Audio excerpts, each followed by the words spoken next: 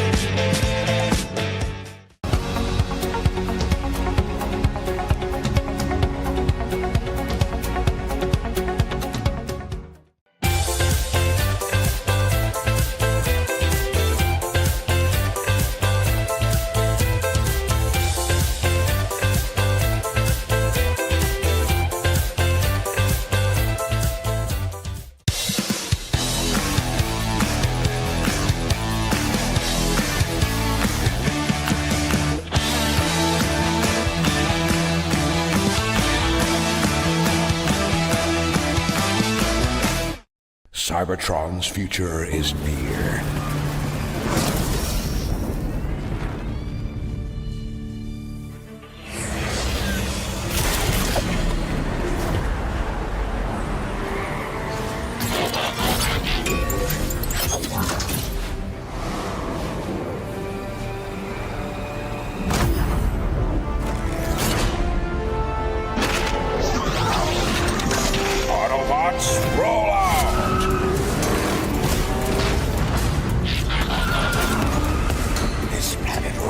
of weakness.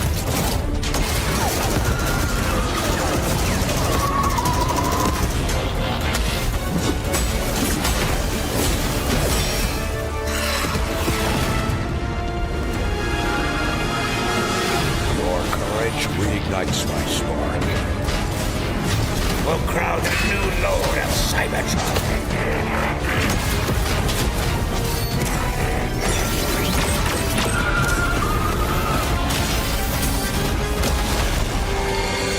Roll for freedom. A victory for all sentient beings.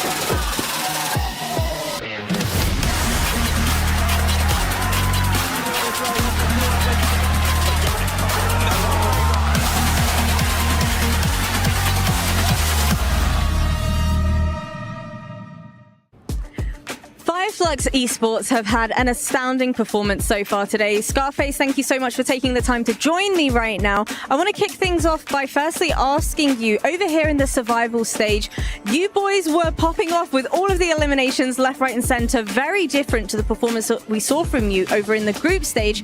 I need to know, was this an intentional plan from the start to play a little bit more aggressive?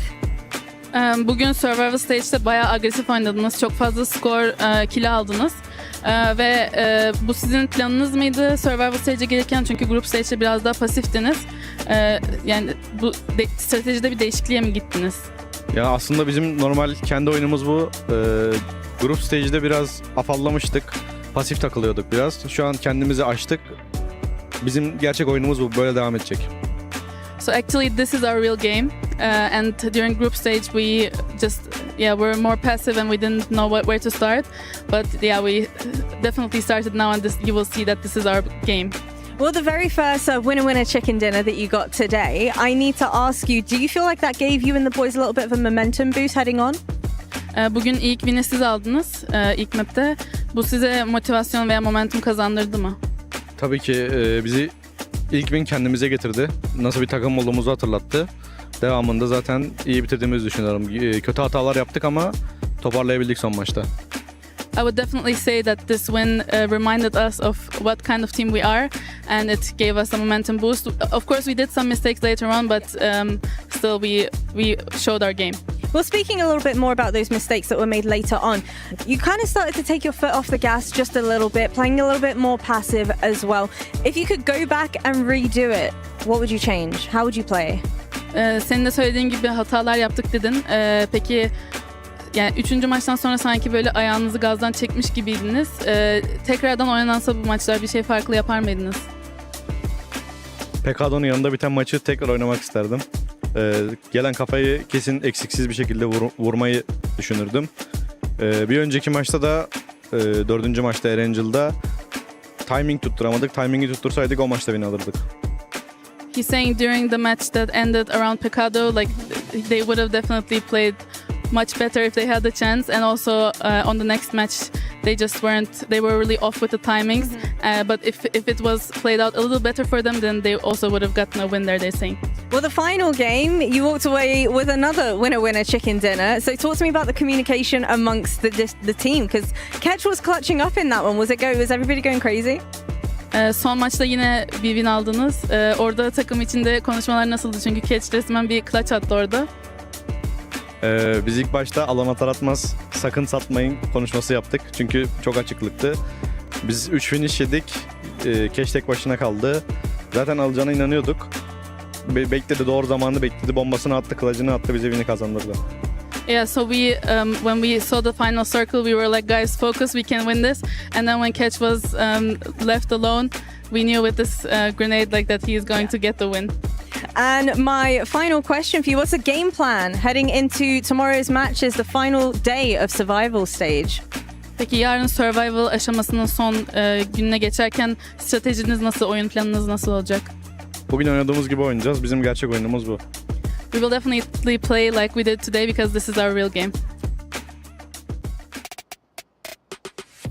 Hot drop? I think so. What we're hot dropping for? PUBG Mobile. PUBG Mobile. That's not loud enough, right? No. Louder? PUBG Mobile! Survival Stage Day 2! Let's get right into it. Woo!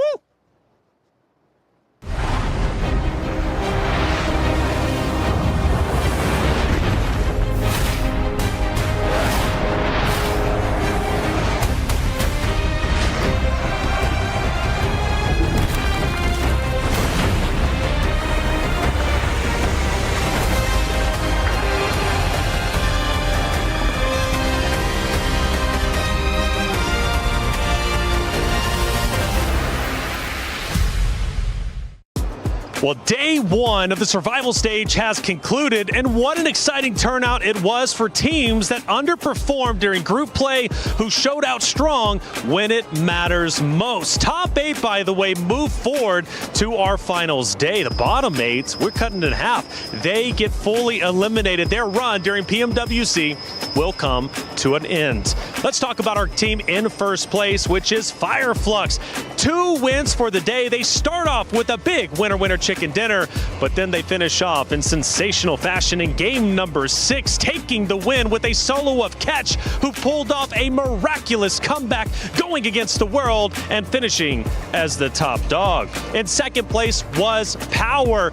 With a great start in game number 2, they get a big win, and we start to realize Power is bringing that power. Totally night and day performance from their group play over into survival stage. They clearly did their homework, and Power is looking to go all the way.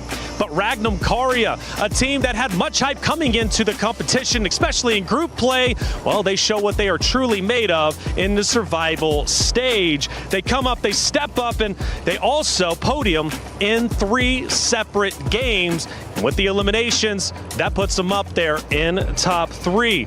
But R8 was the fun one to watch all day long, playing spoiler to so many different rosters, including Team Falcons in back-to-back maps. R8 is a team that refuses to go out without a fight, and in fact, even still in Game 5 Miramar away from Team Power with just 2 players, they took on 2 rosters, and they ended up on top of game number 5. Falcons, a lot was on the line for them, right? A lot of questions of how well they will do going into the survival stage, because group play, they only managed to secure around 20 or so points, desperately missing the threshold of top 8. But for Team Falcons, yes, they did perform, and Narvalo stole the show with a big 1v3 against the roster of Alpha 7, looking to go back-to-back. But let's talk about Alpha 7, because they're currently in 11th place. Their struggles continue from group play into the survival stage. We asked Revo, would the pressure be mounting up? Well, clearly it has been. They are outside of top 8, and they desperately need to claw their way up towards the point threshold. If they can reach top 8, they will go to finals. If they don't, their tournament run will come to an end, and so for their hopes and dreams of going back-to-back will be over with. As well as Vision, who's also been on the struggle bus, currently in 12th place. Look, tomorrow is day 2. There are teams that need to step it up, and there are other rosters who just need to keep doing what they are doing. Let's see what day 2 has for us for the survival stage. Fast and Furious is the name of the day here for Survival Stage Day 2, and it might have FF in the name, but it's all Fireflux at number 1 here, looking to continue to dominate this position. Welcome, ladies and gentlemen. My name is Kalaris, to break down everything that may be going on throughout the day here for the Survival Stage. And joining me to my left-hand side, I have Seven, I have Neptura, I have Max Man. I'm not going to talk to Max, don't really care too much. Well, why you? No, nothing from you. You didn't miss me yesterday. No, you can pick, no. You can pick your pouty face. It's fine. But we've got a lot to talk about here, guys. Of course, survival stage day 2 here, 7. An opportunity for these teams to move through into that grand final or be eliminated, stricken from the roster. That's right. I mean, we had some teams that actually ended up surprising us. They didn't perform that well in group stage, especially towards the top. Power, this is a completely different team, Natur. It absolutely is. It's night and day, and this is the Power we've been wanting to see. We've been following them for a little bit, right? We were watching MENA, PMSL MENA, right? We were trying to see what they had in store. We didn't see that much, and then we continued that trajectory into the group stage as well, so we were kind of like, it's looking a little dicey for this team, but then coming into survival stage, it's been, like I said, night and day. This is a completely different team. I would like to see maybe a little bit more consistency from them, but yesterday was still a really good day for them. Yeah, I mean, Fireflux and Power have been looking great, but Regnum Karya, let's not forget, okay, this is a team that wants to try and win it all, especially for Silas. He wants to do the Grand Slam, winning every global event out here. But you know, I'm very happy about the positive storylines that teams are going to move on to the finals. Yeah. I love seeing teams getting eliminated. It's my favorite thing, so I'm very, very hyped to see who's going to go out. So you're saying that the curse is a bit of a selfish thing more than anything? I see. Right, we've got the Jamil Motorsports arrival for the day here, as all of these teams will be leaving the hotel and making their way to the venue in just a few moments' time. As we mentioned before, Fireflux riding high on this. For some of these teams, like Influence Rage and the Brazilian teams across the board, they're going to have to step up quite a bit here. There was a step up, though. Neptura from good old Falcons, who, relative to the group stage, we weren't super impressed with what they were doing, but now here in the survival, they've come out to play. They have. I really enjoy watching them yesterday because that is exactly what we wanted to see from them. Again, it's the same with Power. They've got a little bit more to go, but actually looking back over those points, they had 4 top 5s out of 6 games. And that sort of thing, that sort of consistency is really what you want to build on. I want to kind of contrast that with Power, as we were saying, right? They got 2 wins yesterday, or 2 top 3s. Was it 2 wins? I think it was 2 wins. Yeah, it was 2 wins. Looking at my notes is a good idea. But the elims were really good, but after those 2 wins, they didn't even have any top 5s or top 10s after that. It was all bottom of the pile. Whereas Falcons, they were able to actually get 4 top 5s out of 6 games. And if Falcons could actually build on that, get those eliminations as well as the placement, for Power, do the same thing, but just be a little bit more consistent, you got 2 very good teams coming out of the board. It's the reason why Falcons picks up a roster like this, right? We take a look at the Gadia top players and see if Falcons is able to make an appearance in all of that. I won't be surprised if they did, considering what we saw from them in the survival stage to get things a roll in 7. Plenty of stuff coming in from the big Power teams. Yeah, and I think I want to kind of break down a little bit more with Power, because we got a chance to talk to Easy, we got a chance to talk to Haji. They were able to tell me they're playing pretty much what I said yesterday. They're playing like they are in PMSL MENA. They're not really being scared. They're being able to control a big chunk of the ground. And the main factor, I feel like, that we were able to see as well,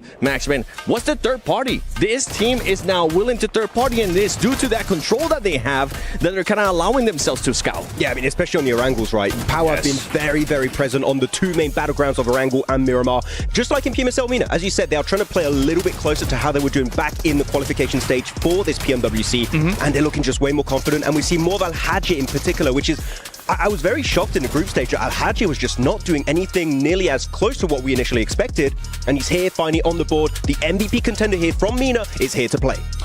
Good stuff, considering that it really is do or die when it comes to the survival stage. Very, very difficult to really go up against some of these teams. I think we had some of our concerns about how they would kind of approach the survival stage after seeing the group stage go down. But let's take a look at the Crunchyroll reactions here from all of our players as well, because there's been a plenty. Emotions are riding high, Neptura. I think it's understandable considering that they're in the danger zone right now. But some of these teams are going to feel very confident coming into day 2, considering, I would say, the lead that they've put up. They need a few more points to get them into that final. Especially when you have your cutoff point is halfway through the lobby. 8 people, 8 teams are going through. So there is a lot of that. Nice. No, there is a lot of that sort of more comfortable feeling coming into day 2 for those teams. If you did have a really good day, like the Falcons, like the Regnum Karyas of the world, like Power as well, you are looking at these teams going, actually, today is not going to be that bad. We just have to not be horrible, and we should be good. Just don't be Alpha 7. Okay, I didn't expect you to hit on that one. Okay, Alpha 7 is going to be in trouble on this segment. I can tell you that much. I mean, you're saying that teams are going to look quite comfortable and happy. I feel like it's going to be really rough today because you've got a few teams already pretty much soft qualified, like your Fireflux, your Power, Dragon Karas. But in the middle of the pack, it is going to be changing all day until we get to like the last 2-3 matches. Then teams might start to get locked in the top 8. Well, let's take a look at the top 8 as well as the overall standings here for the survival stage whilst we continue to talk about this 7, because yes, some teams, as Max says, potentially soft locked as long as they get a little bit here and there, but of course there is an omission here from the top 8 that everybody's looking at, and if they don't make it, oh boy, that causes a whole can of worms to open. I think the teams currently towards the top 4, I feel like have me just set in mind that they're going to be moving on to the grand finals the way that they've been able to play. And even though number 4, Team Falcons, and number 5, Non-Stream Red Force, they're currently tied within points. Non-Stream Red Force just hasn't been able to show me the consistency that I usually want to see out of the teams that have been able to be there towards the top. Hora Esports, though, is going to be a big name for me. I'm really intrigued to see what this team is going to be doing, especially towards the later of the day, because if they do end up possibly being in a good position, could they maybe target somebody? Because I got a chance to talk to Sleepy right before this, and I straight up asked him, are you going to be targeting any teams if you're already pretty much qualifying towards the grand finals? He said, yes, we have one team in mind. He just wouldn't tell me which team, Neptura. Speculation is just abounding over what team that could possibly be. To be honest, it could be any of them, though, because I think the point in game, the point of targeting a team is to garner momentum and just try and get rid of a team very early, get those points on your tally immediately, because then I think in your mindset, when you've already won a match or a fight rather so early in the game, you're able to go into the rest of the game with so much more confidence, so much more momentum. So for me, for Hora, who have been a little lackluster so far, I really do feel like that's the way to go. Here's the problem though, Max. Number 11. Alpha 7, our current returning title defenders here for PMWC. Are they going to make it? I'm going to tell you, in that position, they're looking mighty hot droppable. Is that your theory? Maybe that's the team to eliminate early on. It would be very weird to have a finals without Alpha 7, possibly, right? That would be such a big outlier when it comes to storylines. But Alpha 7... last year, they had such a good year until PMGC. We don't talk about PMGC. Otherwise, PMWC, PMGO, PMSL Americas, they were on absolute fire. And the fact is not just Alpha 7, all of the Brazilian teams aren't performing. Intense Game, Influence Rage, all on that second page, which is a big shocker to me. So, are we going to have a Brazil-ness finals? No Brazilian teams in the finals. That's a word we'll have to think about it, but no Brazilian teams will be weird. You're so eloquent, Max. Let's shift gears here for a second, though, guys, and actually talk about the number 1, right? Obviously here for survival, looking brilliant. Fire Flux here. Talk to me about this position. Let's take a look at those top 4 teams looking brilliant overall. Fireflux, though, in number 1, 7, looking really, really impactful, really strong. From game 1, I want to say, of all of yesterday. I think that set the precedent for the whole day for this team. It's pretty much how they were going to be playing. They played it very careful, very tactical, and very passive, which is a big difference because right from the first day of group stages, something that we've been saying all along is that this whole lobby is very aggressive. This team is not wanting to do that. They have definitely adjusted to that. They're saying, you know what, let's let the other teams fight, and then if we get into a situation where we can actually gatekeep teams, let's actually go ahead and do that. And you can tell right there on the left side is going to be, I believe, the stats from group stage, and then on the right side is going to be what they were able to achieve yesterday, which is just insane. They have already surpassed everything, and I'm hoping that they continue on this track. The big question mark for me for this team, especially today, Neptura, is going to be, can they actually be a little bit more aggressive? Because sometimes they set themselves up to be too passive and allow teams to just push up on them, and then what could have possibly been a win, it ends up hindering them. Especially in a lobby that so far has been so huge on setups and trying to set up specifically in the mid-game, getting as much control as possible, playing that edge. We've seen many of those teams do that, and eventually one of those teams is going to fall. With the performance we've seen from Fireflux so far, I feel like, yes, it's been a huge uptick from what we saw in the group stage, but they don't have that background of aggressiveness, to put that word out there, that actually makes me confident that they're going to be able to fight against those teams that did have a really good stage. It's, again, about that momentum, about that confidence. When you've only had 6 games, as good as those games were, of good games, it's concerning. One thing I did like about the stats there for the head-to-head is they had actually more knocks going into the initial stage of the group stage, but actually a lot more confirms coming through here in the survival stage, which shows to me they maybe don't take as many fights, but the fights they take are a lot more decisive, a lot more snappier. They go for fights very aggressively, and that shows to me that they're a team that have changed their game plan significantly from group to survival stage, and that is a change that, as we saw, was very successful yesterday. I think also they show international quality by being able to bookend the day, right? We win one, okay, we have a little bit of a less impactful midday, but then at the end, right back at it. So they've shown some international class there. Two other teams, though, that have shown that similar international class, Power as well as Falcons here. Going head-to-head, this is presented by Saudi National Bank here for the head-to-head. And obviously, two Titans really of this region, 7, have now found themselves in a spot where Power's outshining Falcons a little bit, not by much, but definitely in terms of those kills, the eliminations, I should say, doing very well for themselves. Yeah, I mean, in regards to damage, elims too, damage received too, Power has just been on point, and it just comes down to what I was saying earlier in regards to just being able to just hold control. Having 1-2-1 splits has been working wonderful for this team. Now, going over to Falcons, something I want to see is better decision making. Even though you do end up with the top 4 finish, this is a team that I'm going to be having going to the grand finals, and the decision was a little bit spotty, even though they had amazing rotations. I feel like we can all agree we saw the best rotation of the tournament yesterday in Erangel. Oh, that Erangel game was just beautiful. The way they moved from the northern side to Rozhok onto Rozhok Hill to take control. They do fumble in the way they do try and engage onto Alpha 7. That was quite unfortunate, but that one play alone showed potential that this team, they're back, they're live, they're ready to make into top 8 and remain in the top 8 after today's 6 matches. Yeah, and I think that is something that I think is the biggest thing they need to improve on, because they do have that foundation of they can get to the top 5. They have incredible rotations. I loved what I saw in Rozhok. However, it's those final few moments when they have to make the last 2 decisions to actually win the game. That's where they end up fumbling. So for today, we need to see that follow through with those really good decision making. Yeah, I think that's astute. I think they obviously are looking at themselves and position themselves today.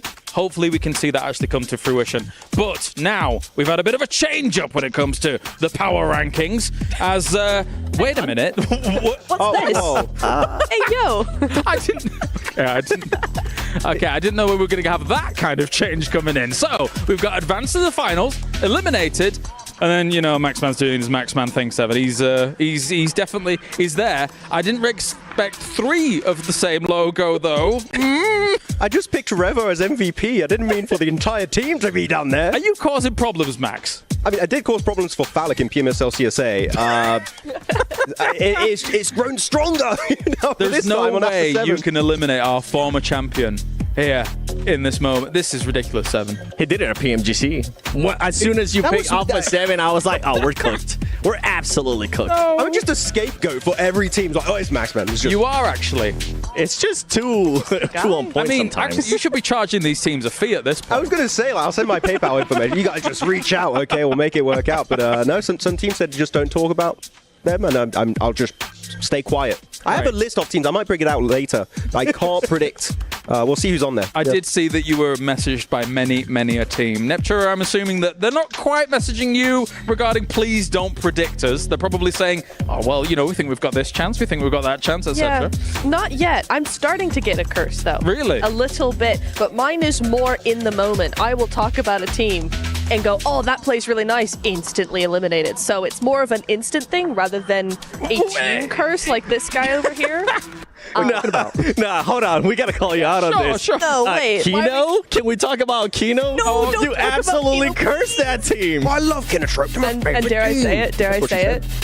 I am the reason that Team Spirit lost PMGC. Yeah. No, that was their own fault. That was their own. Wait, did you also curse Team AXTMG?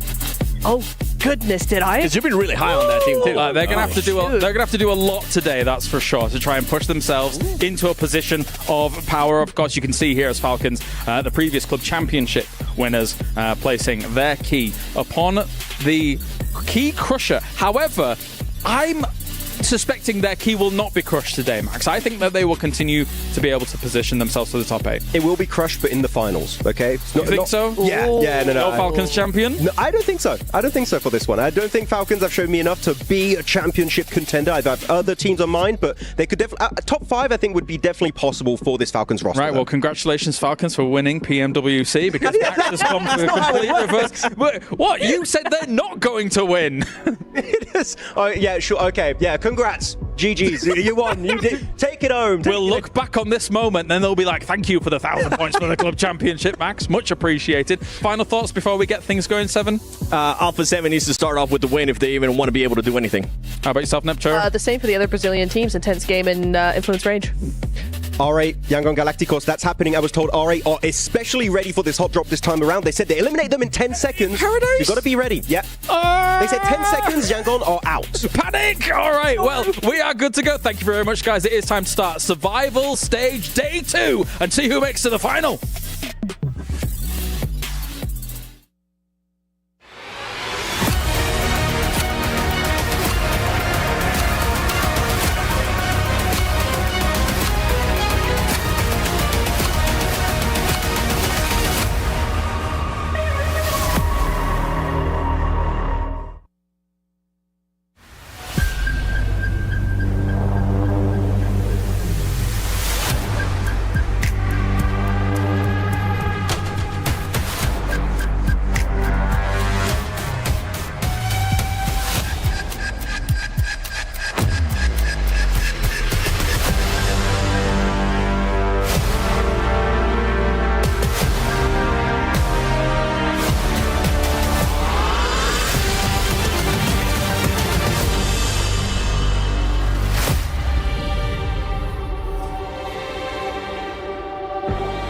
No more safety nets, no more second chances. Today, you perform or you go home. 8 teams will have their keys destroyed in this crusher today, along with their hopes and dreams of staying in this competition. My name is Barney Banks, and I am your host for the PMWC at the 2025 Esports World Cup. And it goes without saying that only the strongest teams here will have the opportunity to lift this stunning trophy. So, make every opportunity count.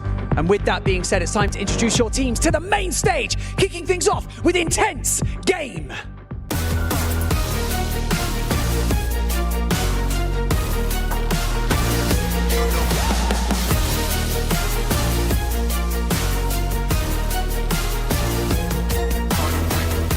Nongshim Red Force.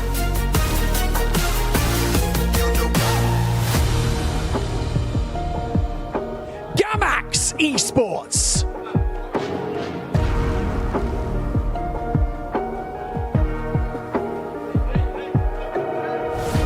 Yangon Galacticos.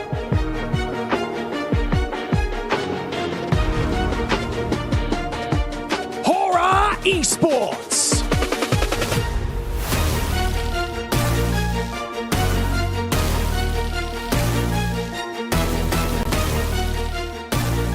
Power Esports.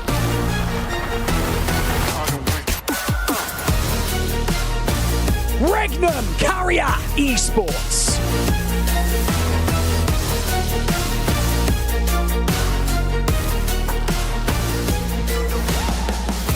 R8 Esports.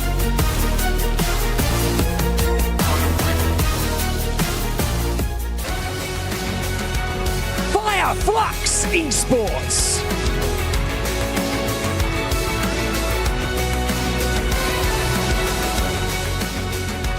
Team Vision.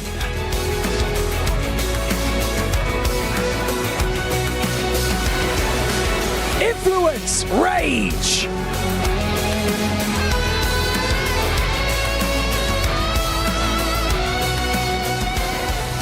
E-Arena.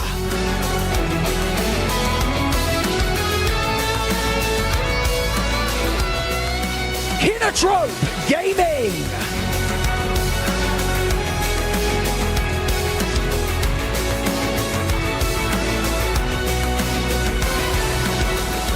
AXTMG.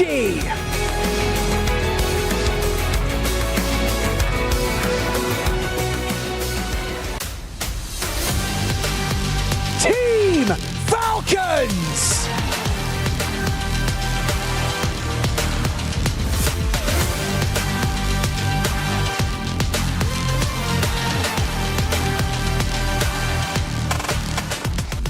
Alpha 7 Esports!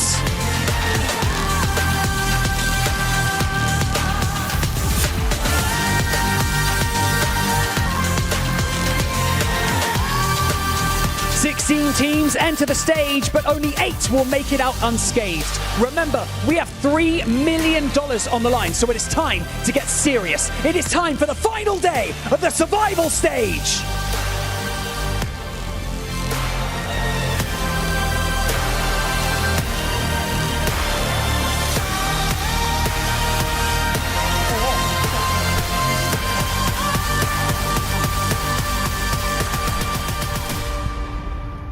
Couldn't have said it better myself, Banks. It is time to get down to business here for the survival stage. One more day will determine whether or not you move through into that grand final. One more day will determine whether or not you are eliminated. So far, so good for Power. They sit well towards the top. However, we've got a lot of teams to talk about going into our first Sandhawk. Neptune, I'm coming to you first things first. Brazil is a region famed for excellent hits here in PUBG Mobile. However, they've not been able to get it done so far here. They just haven't, have they? No. I mean, it's such a shock to everybody worldwide because it's sort of part of the esports thing now. It's like, well, Brazil's just going to be in finals always, all the time, and they're just looking like they're not going to. And usually, they're very aggressive, lots of control. We see them trying to do that with those edge splits as well, right? But it's just not working, and as the meta is to go center, I think a lot of the Brazilian teams have kind of just gone, if you can't join them, beat them on the edge, but the rotations are just too slow, the timing's too slow, and they get picked apart. I mean, we called out Alpha 7, I want to call out Influence Rage. Like, 7, we covered PMGC. Such a great comeback from this team that really nobody expected when you have like Alpha 7 and all these amazing Brazilian teams and star players, and your Influence Rage here at PMWC has just been really struggling to have an impact. Yeah, 7, what do you think about these Brazilian teams? Yeah, 7, tell us. I'm generally surprised, actually. If we go for the Alpha 7, I feel like it set the tone yesterday. As we were talking about Fireflux setting the tone for their day yesterday on the first match for Alpha 7. They had such a great play. They have won from that position before in PMSL Americas too, but it was just silly plays. Them not being able to clear under the bridge, then also forgetting that there was a non-stream Red Force player on the South Island as well, and then just fully sending it without any cover. It's just silly plays by Alpha 7, and that's why I'm saying they need to start off with a win. If not, they could be one of those teams that get hot drop. They're a region alongside a lot of the other ones that we are keeping our eyes on here going into Sandhawk. I want to talk about more, but I'm getting word that the teams are ready to get into our first game. Sandhawk here for day number 2 of the survival stage. Let's head over to the casters for all of the action.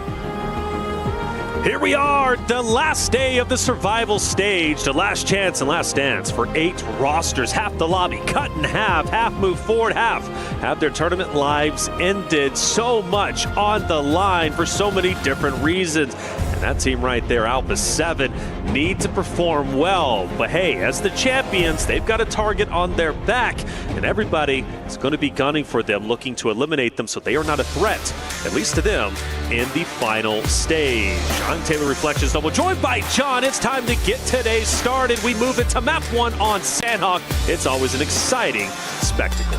Maintain pace at the top of the tables, try and engage those afterburners from the bottom. If you don't make it to the top 8, you're done. You're chucking that golden key into the crusher, and it is going to turn to dust.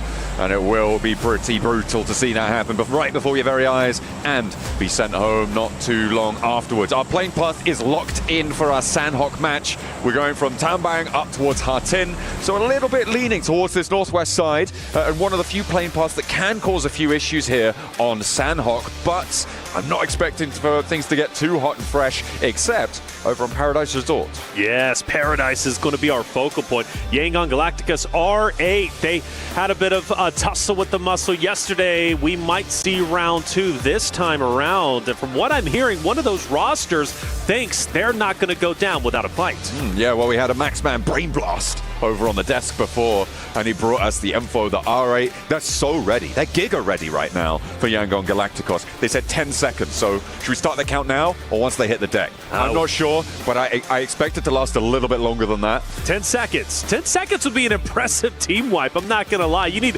everything to go right. I think for at least R8, if they can win it, which I firmly believe they can. Yesterday, they showed us some of the best gameplay so far. And that includes, of course, the performance yesterday, the other day for group play. But they do land over in Paradise. We are going to have that fight. That engagement is about to go down. And it's also Nongshim Red Force over on Ruins who have lost a player to AXTMG, who are now spread around on Tambang. They find an outpost, a really nice pickup. As we do hop in, though, to the scrap.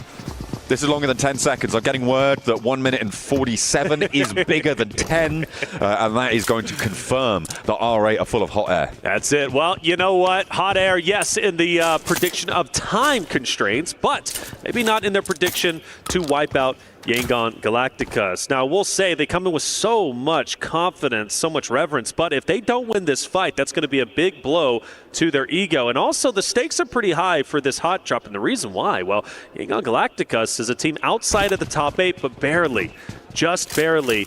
34-35. 1 point puts them back into the top 8. That means they're going into finals, and already Hintertrup is actually getting active, surprisingly. And Yangon Galacticos, with their head on a swivel, are starting to rotate out of Paradise and now focus, at least right now, on the solo of Hintertrup. It feels like the play there for Hintertrup was that they knew there was a hot drop over in Paradise Resort. Yesterday, they wanted to try and poke their noses in, maybe set themselves up for a third party. Unfortunately, Yangon Galacticos, they actually just decide to fully disengage. A nice adaptation coming through from them. An early drop, grab a couple of weapons if you can, move on south. So Hintertrup, their outpost, that gets spotted, and instead they are the focus of the pickup. And that point goes to Yangon Galacticos. In the meantime, this AXTMG Nongshim Red Force fight that has been spread around, not inside the ruins this time, seems to be going fairly poorly for both sides. That's right. Yeah, AXTMG got that first knock and full finish on Nongshim Red Force. They lose one, but Red Force has fought back and managed to take down one from AXTMG. They nearly get a second, and AXTMG says, well, we're dipping out, we're trying to leave, but they actually have to park the bus a little bit. We do have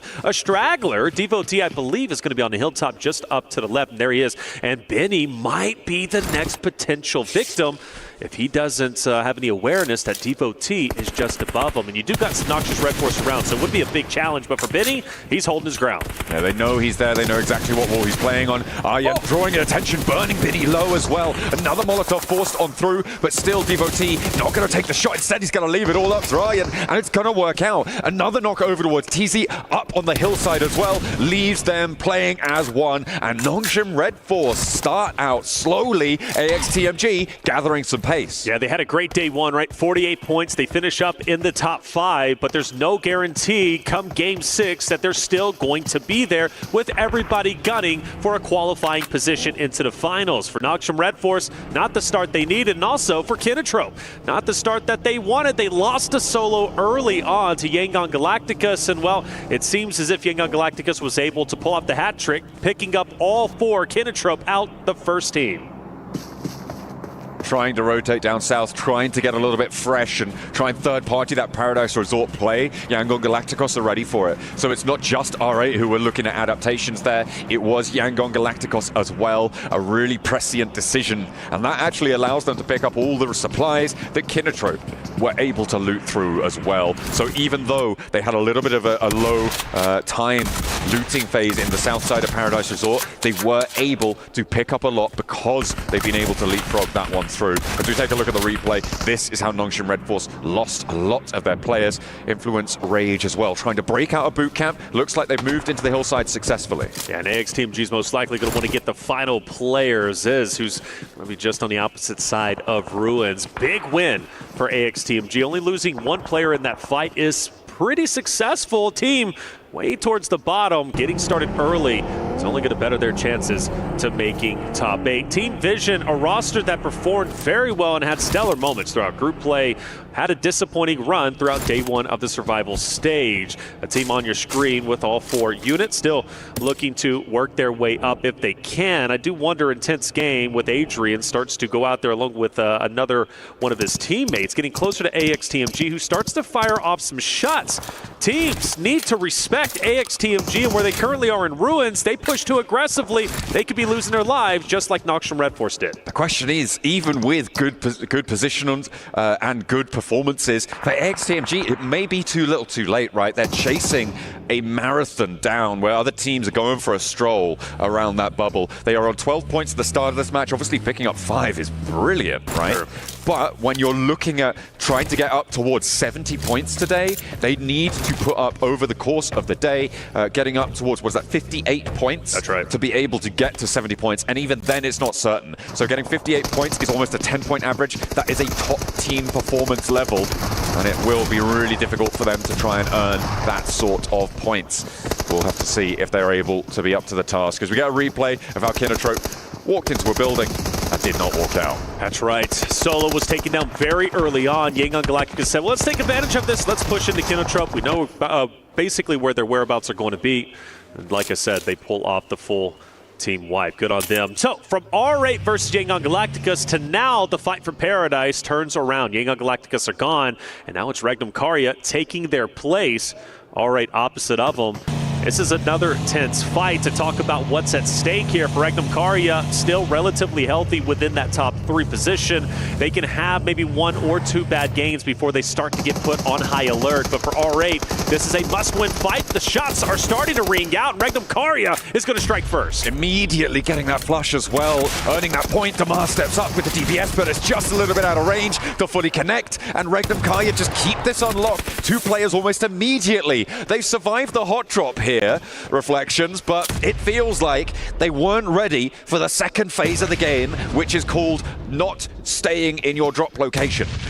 Now it's going to be up to 2 players from R8, and they pretty much have to fight. I mean, yeah, you can leave this, but I don't think they want to. R8 want to establish paradise if they possibly can. Losing this could very well knock them out. I'm almost guaranteed, really, to knock them out of the top 8 contention, making them forced to fight on Arigel and Miramar. Regnum Karya rolled in. They've been on fire throughout day 1 of the survival stage. They clearly are already off to a great start with 2 players down. Prestige, Marth, they are gone, forced to disengage, and now fight the entire lobby as a duo. Now let's take a look at the rest of the lobby as well. The circle has centered up towards the north side of Quarry here, which means that there are teams on either side of the Quarry that are going to be able to be a massive barrier to rotations around this circle. Alpha 7 are actually in a very solid spot on the northeast side of this Quarry to stop teams from moving around that east side. Unfortunately, it's unlikely that they're going to be able to farm too many points for it. Well, they'll maybe get 4 from Gamax unless the Falcons try and roll in behind them from Cave on that east side. It's that west side that's going to get a little bit more fraught, and that is going to be up to Fireflux. It's going to be up to E-Arena to be holding down that west side of that Quarry position. But again, with Alpha 7 being in the position they currently are in the survival stage, a chance to potentially not make it into finals to defend their title, they've got a target on their back. And for Gamax, if they see him, maybe they want to go for the challenge. Hora, you got Fireflux, right? E-Arena, they see Alpha 7, maybe they get a bit more aggressive and put a little bit of extra attention on where they currently are. But I agree with you, John, where Alpha 7 is currently at, I'm feeling quite confident. We look at Falcons, Narvalo with Redox. And Narvalo, that beautiful 1v3 against the roster of Alpha 7 yesterday, put them into the grave in game number 5. But one of the teams that was hurting Falcons the most yesterday was R8. This time around, it doesn't look like they're most likely going to run into each other. Even if they do, Falcons is going to have the numbers, so they might be able to beat their boogeyman. But for Falcons' sake, looking good. You got all the members up. They've got a lot of real estate, not only in front of them, but also behind them, basically unlimited line of sight. So for Falcons, I'm expecting a pretty decent game 1, which is historically what they normally start off with. Well, they'll have to try and keep this one going. They're right on the edge of the south side. They're worried about crossings to their west. They needn't be, but they don't know that, of course. They're worried about teams moving down the west side, rotating in late, coming in from that south edge. There is currently no one playing that area, but they are just being careful. They're crossing their I's and dotting their T's at the moment as it goes. You know, you can flip that one around if you want to, but I prefer this way. Fair enough. All right, dangerously close to Vision. Volt being the scout. Maybe he calls out R8's weak. Maybe Vision chooses to challenge, but for now, that hasn't occurred. Intense game still out in the blue zone. Forced to go down south across Paradise. Maybe Regnum Karya, being the aggressive roster they are, spot them out and potentially go for a challenge, but I expect IG is going to be just fine. We'll have a zone shift relatively soon. And it is going to center up a little bit. Alpha 7 still feeling pretty good. Fireflux dead center. Vision okay. Yangon Galacticus and Regnum Karya starting to get relatively close. So once IG, Power, right, AXTMG, and especially Falcons way down towards the south start to come up, Falcons especially are going to have their hands full with the Arena and Alpha 7. We've got a couple of teams on the linchpin positions here. Power, they're going to have to make a decision as to where to move. So that southwest side, the dynamics of it are really going to change depending on if they go north, if they go in towards the center, if they try and head east and fight E-Arena. We've also got that position on the southeast, and Gamax behind Alpha 7 could change things up. There's also that wild card of the Falcons. Everybody else has fairly linear approaches. It can get a little bit predictable, but those are the places where I think things could really change depending on how they want to approach this one.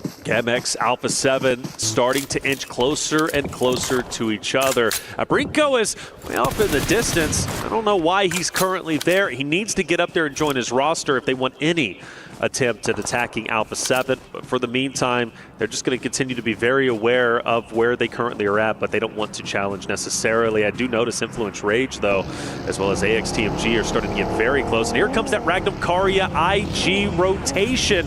IG going straight past Regnum Karya. The question is, where do they stop? Well, Toshpik says enough is enough. I'm ready to fight. Vision not quite having sightlines over towards Regnum Karya. Keeps them safe for the moment. An intense game, actually sending out further towards the north, trying to get an angle onto Regnum Karya's rotate in, but they're not going to quite find it there. They're keeping it on lock and key, but there's the first knock, and Rafa lands the spray down onto Wild. Are they going to commit to go for this res? It looks like they want to, but the nades are going to follow it up. That's going to do a lot of damage. Not quite finding the flush just yet. Knowing Intense game, they want to push this. You notice Silence starting to push forward. He's going to take an advanced spot. Silence, though, caught off guard to the left, takes a bit of damage, and now you've got to back up and join your roster. Well, no, maybe push forward. Silence wants to continue. They know they have an early knock. They have the man advantage.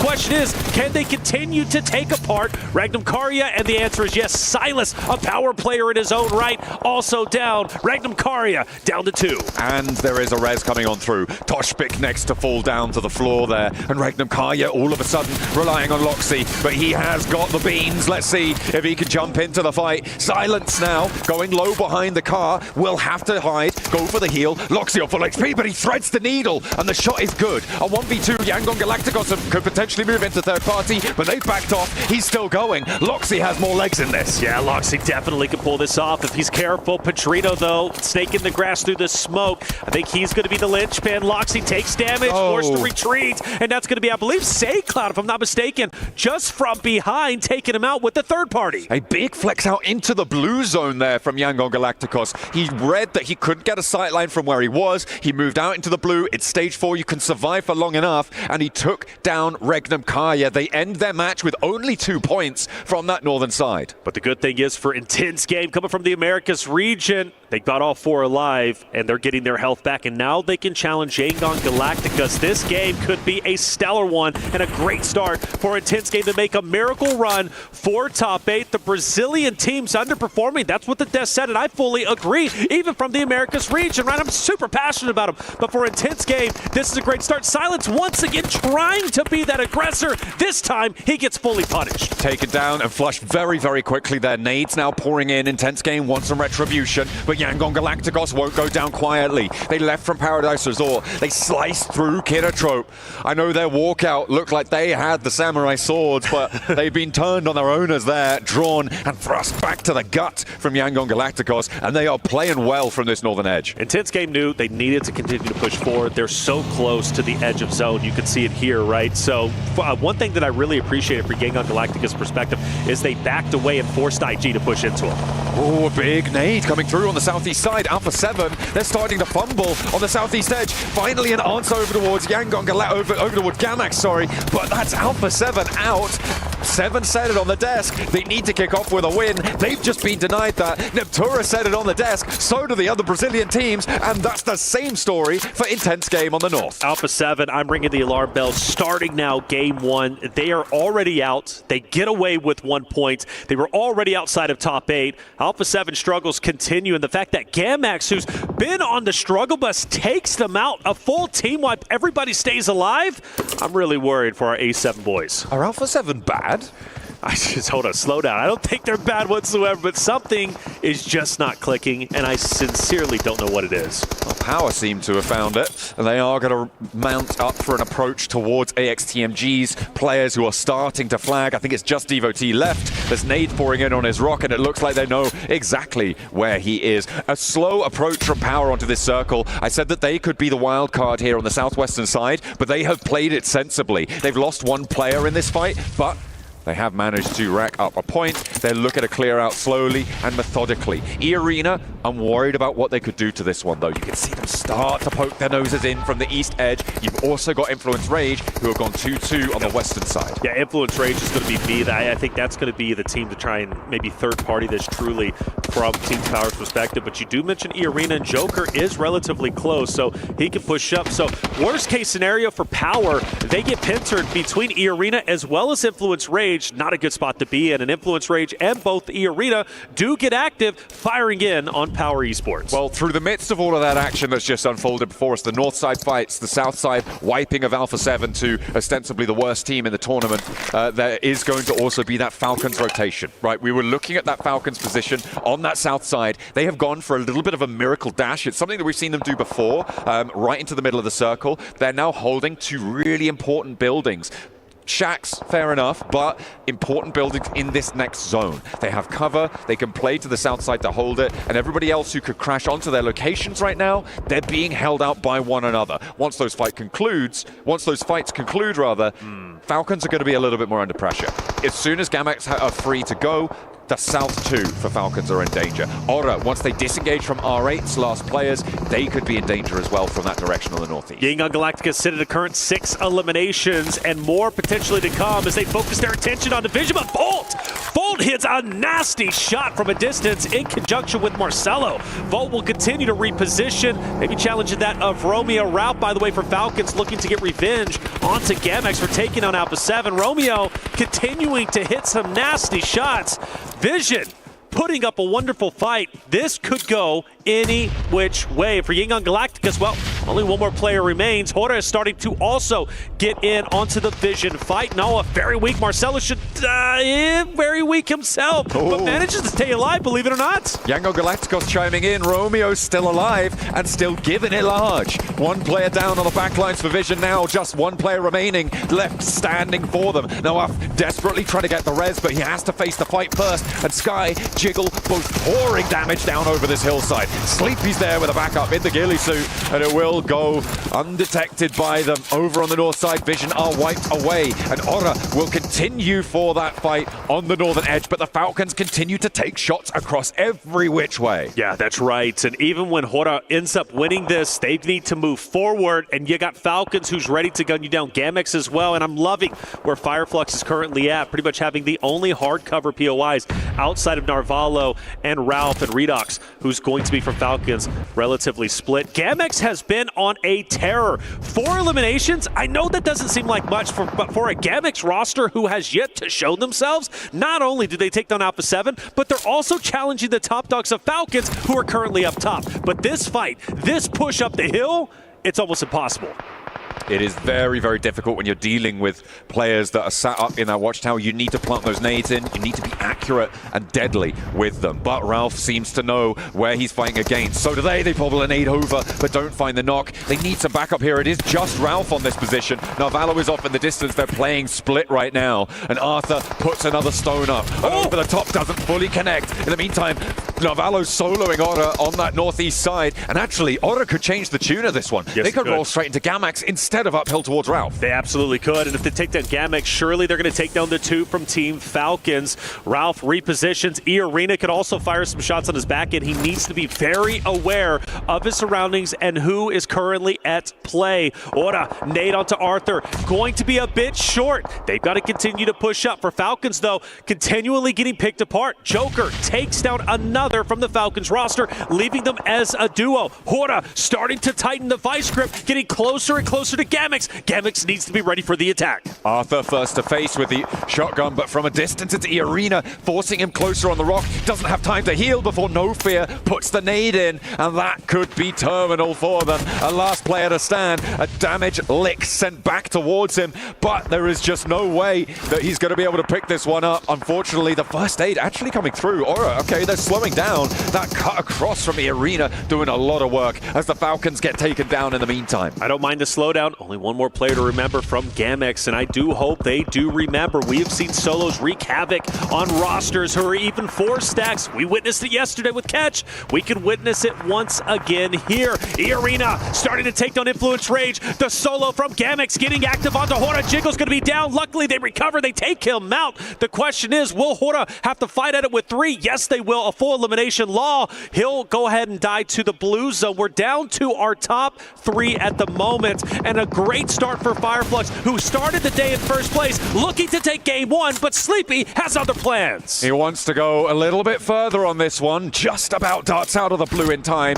to prevent himself from getting knocked. Fireflux back up now. They will be getting to 3, so it is 3 players alive on all of our remaining squads. The circle shifting away from Fireflux, though, makes this really tough. E-Arena sit dominantly on the high ground as well. You can see what a lovely angle Mormon has. So does No Fear over towards Fireflux, and it is really trading off that aggro. Aura, they do lose one to a knock, and E-Arena should have this on lockdown as 2 players now sit right on the back to the blue for Aura. E-Arena could jump all the way up into top 5. Massive gain for them, but E-Arena has also been on fire. They've been playing very well. With them having 3 players and the high ground, Hora has no choice but to use the natural terrain, aka the rocks, and just kind of bunny hop between them. Mormon, who's been the linchpin for this roster, he has been so very impressive, not only in group stages, but also the survival side of things. Sakura taking some damage. Mormon starting to push up, but no drama here. E-Arena takes game number 1 in scintillating sensational fashion, and that should jump them up into top 5. Big news here on this match. Alpha 7 again go down early, intense game. Not a great performance from them. Influence Rage still in 10th place as well. The Brazilian teams are faltering, they are fumbling, and it may be the twilight of the region here at the PMWC. They need to stand up tall because teams like E-Arena, teams like Fireflux, teams like the Falcons and Regnum Kaya will take them on any day of the week. You cannot let off the pace because this is what happens. That's it. Big hits to some top dogs, but for others starting to shine true. Top 8's getting competitive without question. It's still easy to break in. I say easy with an asterisk. Of course, I'm only talking in terms of the amount of points needed to break into top 8 for some of the rosters down below the threshold. But they start to get serious. That's 1 game done and only 5 more games remain. We're going to go to a quick break, but when we come back, game 2, we're heading into Arrogel. Coming your way.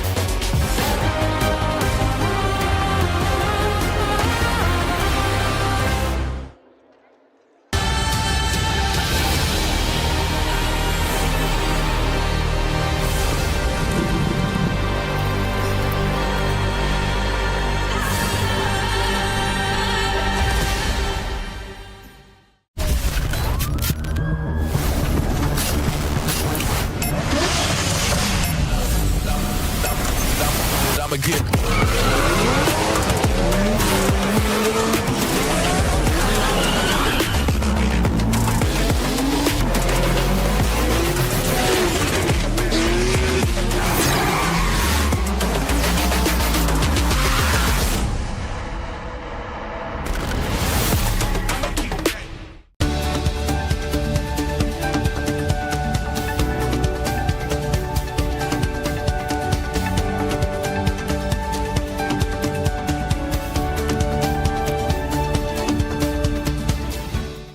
Cybertron's future is near.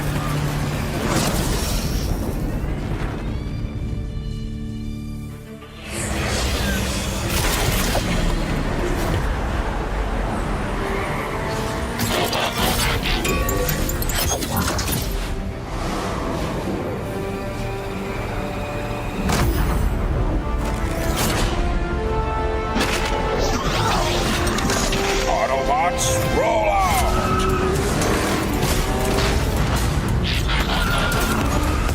This planet reeks of weakness.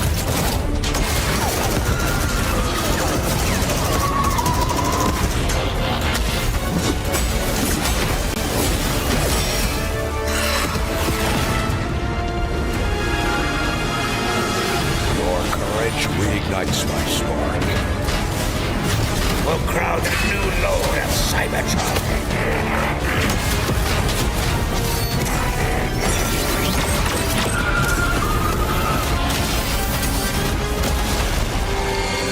Roll for freedom.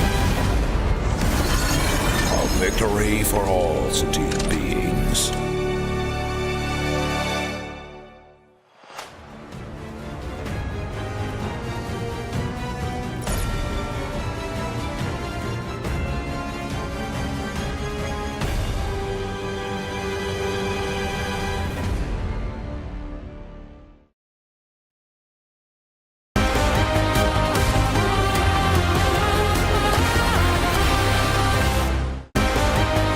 And caught up with none other than the coach from Power Esports, Hexy.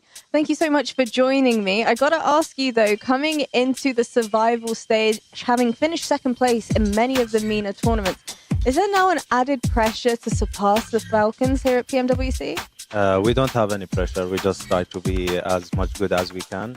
Our point is not getting first, second place. We just play our games and try to be as much consistent as we can. Do you feel like the Falcons are coming into this event looking pretty strong? Yes, they are a good team. We respect them, but we will try our best, to surpass every team. We don't have a specific team to watch. So we just play our games. And talking a little bit more about yesterday's matches here at the survival stage, you walked away with one chicken dinner, which congratulations on that front. However, two of those matches, you were the first team that was eliminated. What do you really think went wrong there? One of the games that were because of hot drop, which depends on 50-50. Either you win, either you lose. And the lack of data that we didn't expect them to on our spot. So they landed and we had a fight, then we got a fair party. So it was a tough game, but we tried to fix that and we already fixed it. You already fixed it. Does that mean heading into the final day of survival stage, you're pretty confident you have a little bit more reliable data to work off of? Yeah, every day we play, we get more data about teams and where they go, how the style they play. Yeah. So our style should be and will be the same. So we just try to avoid on the first game fights.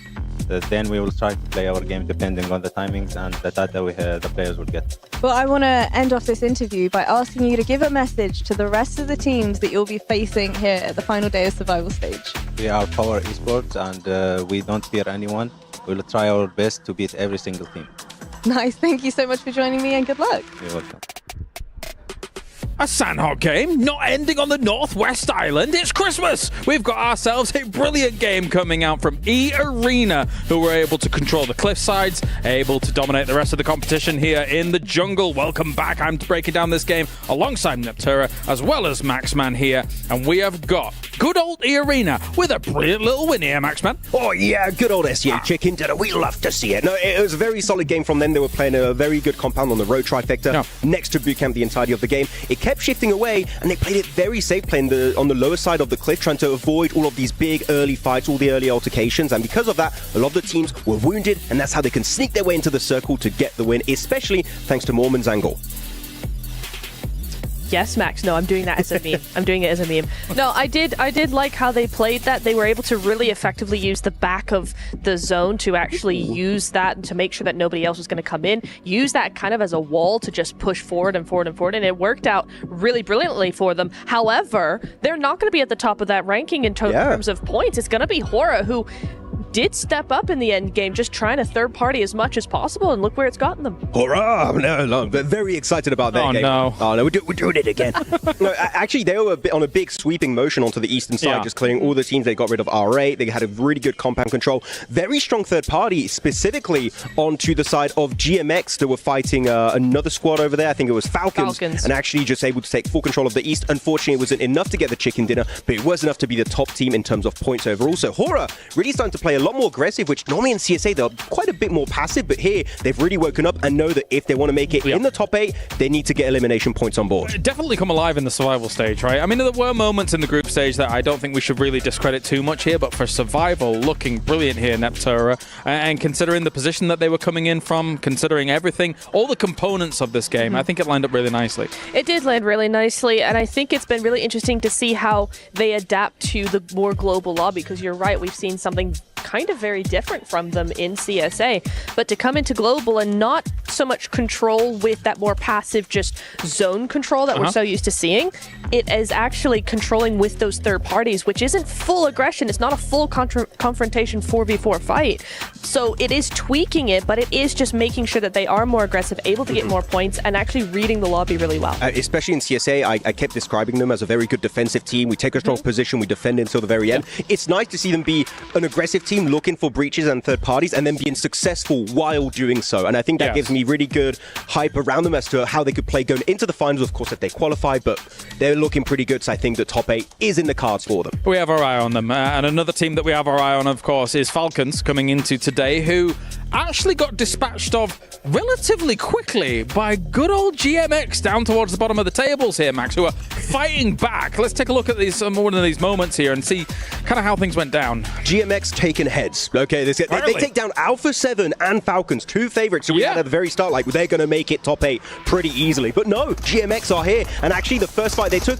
was against none other than Alpha 7. Alpha 7, by the way, did not have a bad game here because they actually had a really good rotate. They go from their 2-2 split, regroup on this compound, but GMX, they find one knock, maybe an angle of Alpha 7 was just not fully covered.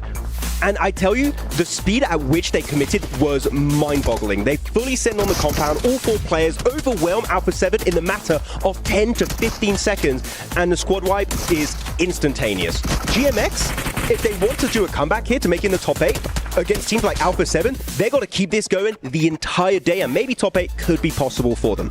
Another team I want to focus on, of course, here is Fireflux. They've done amazingly here in the survival stage, but just slipping a little bit here in the final moments, Neptura. Yeah, I think we thought they were going to win. You were like, yeah, they're Fireflux, they're going to win. But I think at that point, at the point that when they tried to actually do something, it was too late because they had the low ground and that particular ridgeline or hillside was so open. Hora had eyes on them, E-Arena had eyes on them.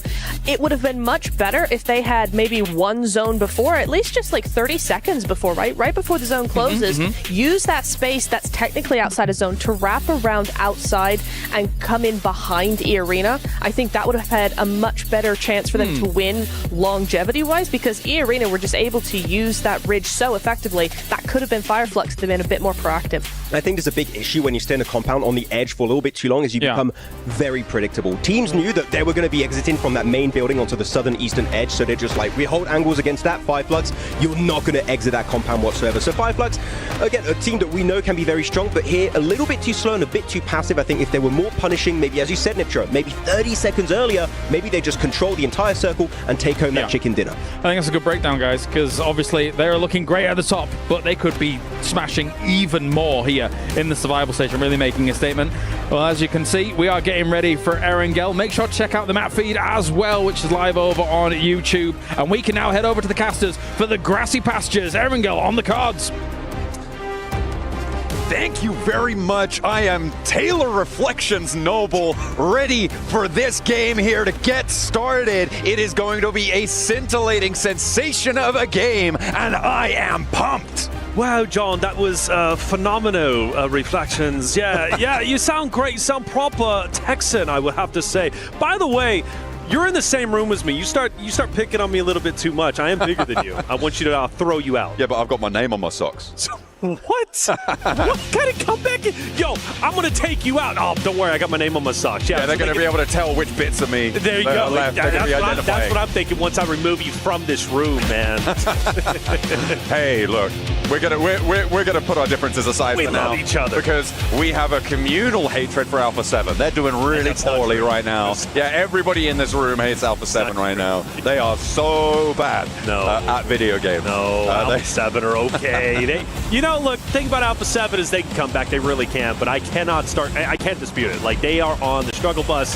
Things are not going okay for them. And I am sincerely starting to get worried. Now, we did notice yesterday Alpha 7 did land Lipoka for the first time in PMWC. That's normally their go-to spot for the Americas region. Of course, here for PMWC, they've been going up towards Georgia Pole. That's been their location. So I wonder if now they're maybe starting to go back to their default spots that put them at PMWC to begin with. With the way Squash and all the co from Alpha 7, I believe they are in fact going to be going to their OG landing spot. So now we're going back to what worked during Americas, what has worked in seasons previously. I like this because Alpha 7 are in trouble. They've been trying new things. Now it's time to go back to what has worked, your bread and butter. I mean, this could also be an artifact of the plane path as well, right? This plane path, very eastern leaning from Stalba down to the middle of Sosnovka military base. It feels like a backup drop for Alpha 7. I wouldn't be too surprised over the next 2 matches to see them go back over there. Oh my gosh. This is a pretty nasty circle. Okay, let's kick things off with an eastern plane path and a hard southwest circle. Wow. This is also nasty because it's on the late end of the plane path. There's a hot drop on a vehicle there. I think that's in Intense Game, who have just lost a player. I believe they've gone down to Ora, if I'm not mistaken, over by Yasnaya on a vehicle hot drop there. Our only casualty so far. Maybe a little bit more as well. As Power drop one out, Evo-T tries to give him the runaround. He says, I'm going to dodge this vehicle. They can't get through the rock. And he's like, yeah, but I've got a gun, mate. He's got a gun, and the gun wins over the night. Power, one of the top slaying teams when it comes to Arigel, at least historically here for our survival stage, elimination-wise, averaging, 7 or a little over 7. They start off with an elim early on. Good for them. Everybody's going to quickly try and rotate over. There's so much water in the current stage 1 that you have to get some real estate as much as you can on mainland. And I love that Falcons Kinotrope are taking early priority. Let's not forget Kinotrope, a team that is looking to work their way up in the top 8. Fully eliminated early on in the initial fight against Yangon Galacticus on Sandhawk Map 1. So they are desperately needing a solid game 2 and onwards. But for Falcons, if they can get center zone, maybe even get on that shoreline, they could have a wonderful game here. We'll have to wait and see. I mean, it is a pretty dramatic circle as in terms of landmass, but what it doesn't do is necessarily put a massive hurry up, because it's on the mainland. These rotational paths will be known, and generally teams will be comfortable getting into this area of the map, right? It's not too different from if it was just a little bit further north and it didn't have as much water on the south edge. The difficulty will start to come on through in towards stage 2, stage 3, after these first rotational plays have been made and moving on through that way. With 2 players going down so far on a hard east plane path, not necessarily unexpected, but the thing I'm looking at right now is Otta and Influence Rage and Yasnaya Polyana. Yeah, they're very, very close to each other. That fight most likely going down. Again, an important one to say the least. For Ora, they are towards the top end of the standings. They naturally want to continue to separate themselves, not only for the money, but also for a guaranteed spot in the finals on our next stage. But for Influence Rage's perspective, I mean, truly at the moment, the crown jewel for Brazil, the crown jewel for the Americas region to break into top 8 and represent Americas in the finals. If it's not for Influence Rage, it's not going to be an intense game. They're a little bit too far down. Alpha 7, so many question marks on them. So Influence Rage, winning a fight against Orta here could be massive and bumping them up the standings. The question is, do either team want to engage? Not at all. Right? It looks like they dropped close and looted away from one another. And in general, I would imagine that is what is on their minds right now. Meanwhile, over on the rest of the map, it's Regnum Kaya crossing the Ganka fields. Falcons, they've sent a scout out ahead, but Regnum Kaya could potentially pinch that away and cut off that supply line behind them. It looks like Falcons are on a 2-2 right now, I think. It could be a 3-1, I'm not entirely sure on our map feed, but either way, Regnum Kaya seem to be descending on that forward position for the Falcons, and that could be nasty, depending on how fast the Falcons can regroup. Yep. They are about 500 meters out for getting fully on the regroup, but Ralph goes down, and Regnum Kaya wastes no time. That's right, Regnum Kaya is starting to get active. I believe it was a 2-2 split. It was Koa with Redux who were on the advanced position, and well, now he's got Narvalo and Co starting to move through, and Wild is most likely going to be shot at relatively soon, you would have to think. From Falcons' perspective, losing one hurts, though. They were not wanting that, but that's kind of reminiscent of what they've been doing. Falcons love sending a scout player up ahead. Sometimes it burns them, sometimes it works out well. How have AXTMG made their way along this coastline? They've rotated through now 3 teams, and it seems like people are just like, yeah, no, that's fine. That's fine. You guys can just keep going. It's all chill. They dropped around Milta, sort of around that sort of area. They've gone through Nongshim. They've gone through Kinotrope. Now they've gone past Vision. And it seems like nobody wants a piece other than on that hot drop that we saw earlier where they lost Evo T. That's right. Falcons start to move their way maybe towards the shoreline themselves, maybe closer and closer to Kinotrope. There's a lot of activity in one area. I mean, you got Intense Game is relatively close, but all eyes on Vision. Now some Red Force moving in, Kinotrope, all within the same vicinity, and it is getting quite active. Redux moves up, and there's going to be a team off to his right that he's going to have to potentially deal with a little bit later on. For Alpha 7, I said it, they like to land Georgia Pool, they go towards Lipovka. Now they've got to make the long rotate down, and they're choosing to take the northern side, which is also quite congested with the arena, R8, Influence Rage, Orta, who are all moving in, and Orta, luckily for them, are the tip of the spear. They're going to be the first team to get inside of the zone, which gives them the flexibility not only for locations, but also potentially gatekeep if they so desire. This is a really ridiculous number of teams actually going for this north side rotate, right? I mean, you know the plane path was deep on that eastern side, sure, but the fact that there's so few teams coming through from Mansion, past School, past Pachinki, is going to change things up. I wonder if anyone's going to draw short and try and camp one of those bridges on the way, farm a couple of points. If I'm R8, I'm thinking about it. Looks like maybe they're going to hop out and slow Alpha 7 down. Rebel just about gets away with it for now. Will they unleash more, or are they going to have to try and turnbull through the fights? He slows down. This could be really dangerous here. No. Takes one. The vehicle's smoking. He's low out in the open field here. This is really dangerous for the Rebel. He needs to be really careful. We're zoomed in over his shoulder. You can see he's keeping it cool. He's keeping it calm. But you can imagine that heart is pumping right now. You know, a lot of times we joke about flipping the cars, bad drivers, so forth, but like, no, that could have been quite devastating. And now into the buggy we go, full health on the vehicle, and they'll continue to separate themselves from R8 and Co. Look, R8, they're not playing around today. They're going to take down Alpha 7 as soon as they can. And let's not forget, for Alpha 7, the pressure is truly on their shoulders, not only in the arena, but also for their region. For them going back to back, they cannot continue to fumble the bag and make mistakes. That crown embellished key is teetering on the edge of the crusher right now. For Alpha 7, they are desperate to get points at this juncture. 8th place is a real distance for them right now. They sit on 27. 8th place with Yangon Galacticos right now is 43. We're expecting it to be pushing up towards 70 at the end of the day. And we'll see how they are able to try and clamber their way on through, but that hope is dwindling fast. A hard west shift here isn't super dramatic. Again, it does cut out those Pachinki fields, but I feel like a lot of teams are going to be more pleased about that than if it had been further east on this circle. That west side coast now is going to start to get a little bit more packed. The area around Quarry can be very treacherous as well. Yeah, Alpha 7 start to move straight into the center. Well, relatively close anyways, just opposite of Orta. and IG as well. And speaking of Aura, just going to be right there neck and neck. And Alpha 7 don't want to pop. Well, they do. I thought they weren't going to pop out and fire some shots, but they want distance. They want Aura to keep on moving.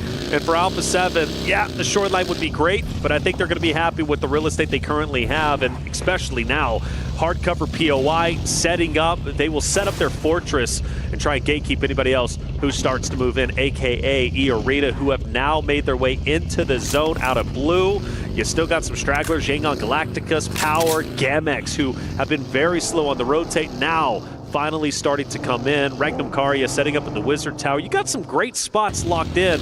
Question is, when the next future zones come, who's going to be benefited? And Alpha 7, no, Mafioso's down here, Arena challenging. They've just immediately taken down Mafioso, who got way too bold on the angle. As a solo, just had no chance of having backup from the rest of his roster. On the far side of the hill, I mean, I'm slamming a massive question mark on that one. Yeah, that's tough. What is going on? Alpha 7, they had such a good spot. Hardcover POI, like they looked great. Why not just stay there? Why scout? It's not necessary, and now you lose a player. You got to go at it with just 3. That hurts me. It really does. Benny laying low. Scarface up ahead. Benny, a talented player in his own right. A guy that wants to truly cement his name in PUBG Mobile history. Had a chance to speak with him, and I love his tenacity. I love his desire to want to be one of the best out there. Noxium Red Force, potentially gatekeeping Power, and Gamex as they start to move in. Fireflux, who are now on 73. Our first team to have crossed that expected threshold, right? They are now over the 70 points that we're expecting them to need to be able to get on towards those finals directly at the end of the day. So from here on out, it is just a question of solidification. If you could jump up over 80 points, you're looking pretty much guaranteed to be in, right? So if they can earn 7 points this match, beautiful stuff.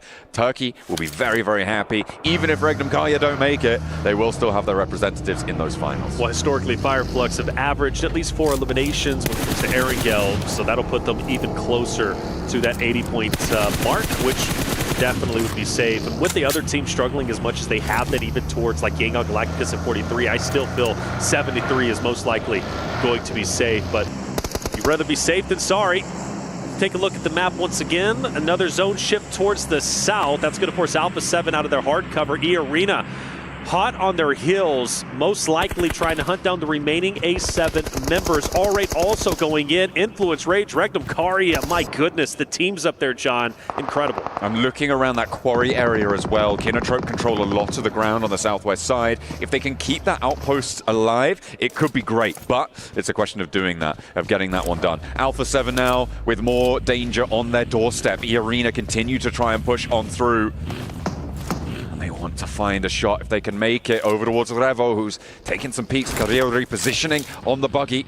And Squash as well, potentially in with a scrap. R8 moving in on the north side as Influence Rage are going to go parallel towards them. Law hops out. He spots the player on the back of the buggy. He's so slow that he can't connect the spray. Law drops the ball in a massive way, and it is ID7 getting real happy with it there for R8 to stay alive. A slow, lazy drift, and it's too much to handle for Law. Yeah, in my opinion, that's uncharacteristic. Law hits his shots. In that moment, he doesn't, and now Lorenzen forced to full send it in. Go for the attack. Take down Damar, which might be possible. Damar's weak. Lorenzen, please do not drop the ball here, much like your teammate did just a second ago. The nade doesn't get the finish, but so does Damar. He, unfortunately, pulls his gun back just in the nick of time to allow Lorenzen to successfully get that E-limb without any drama, doesn't take any damage. Even though Influence Rage loses one, still relatively okay, but they've got Gamex, they've got Power, and they still have E-Arena who are surrounding them. It is difficult on that northern side. It is getting really quite tense here, and Alpha 7, of course, have to move on this circle. They have to push further south. Teams have started to find their locations around the edge of Quarry. Kinotrope have maintained that split, that 3-1, as it stands. That on the lip of Quarry gives you a load of sightlines under your control. E-Arena taking shots across the way from Horror on the western side, who are being a little bit slow on that rotate down south.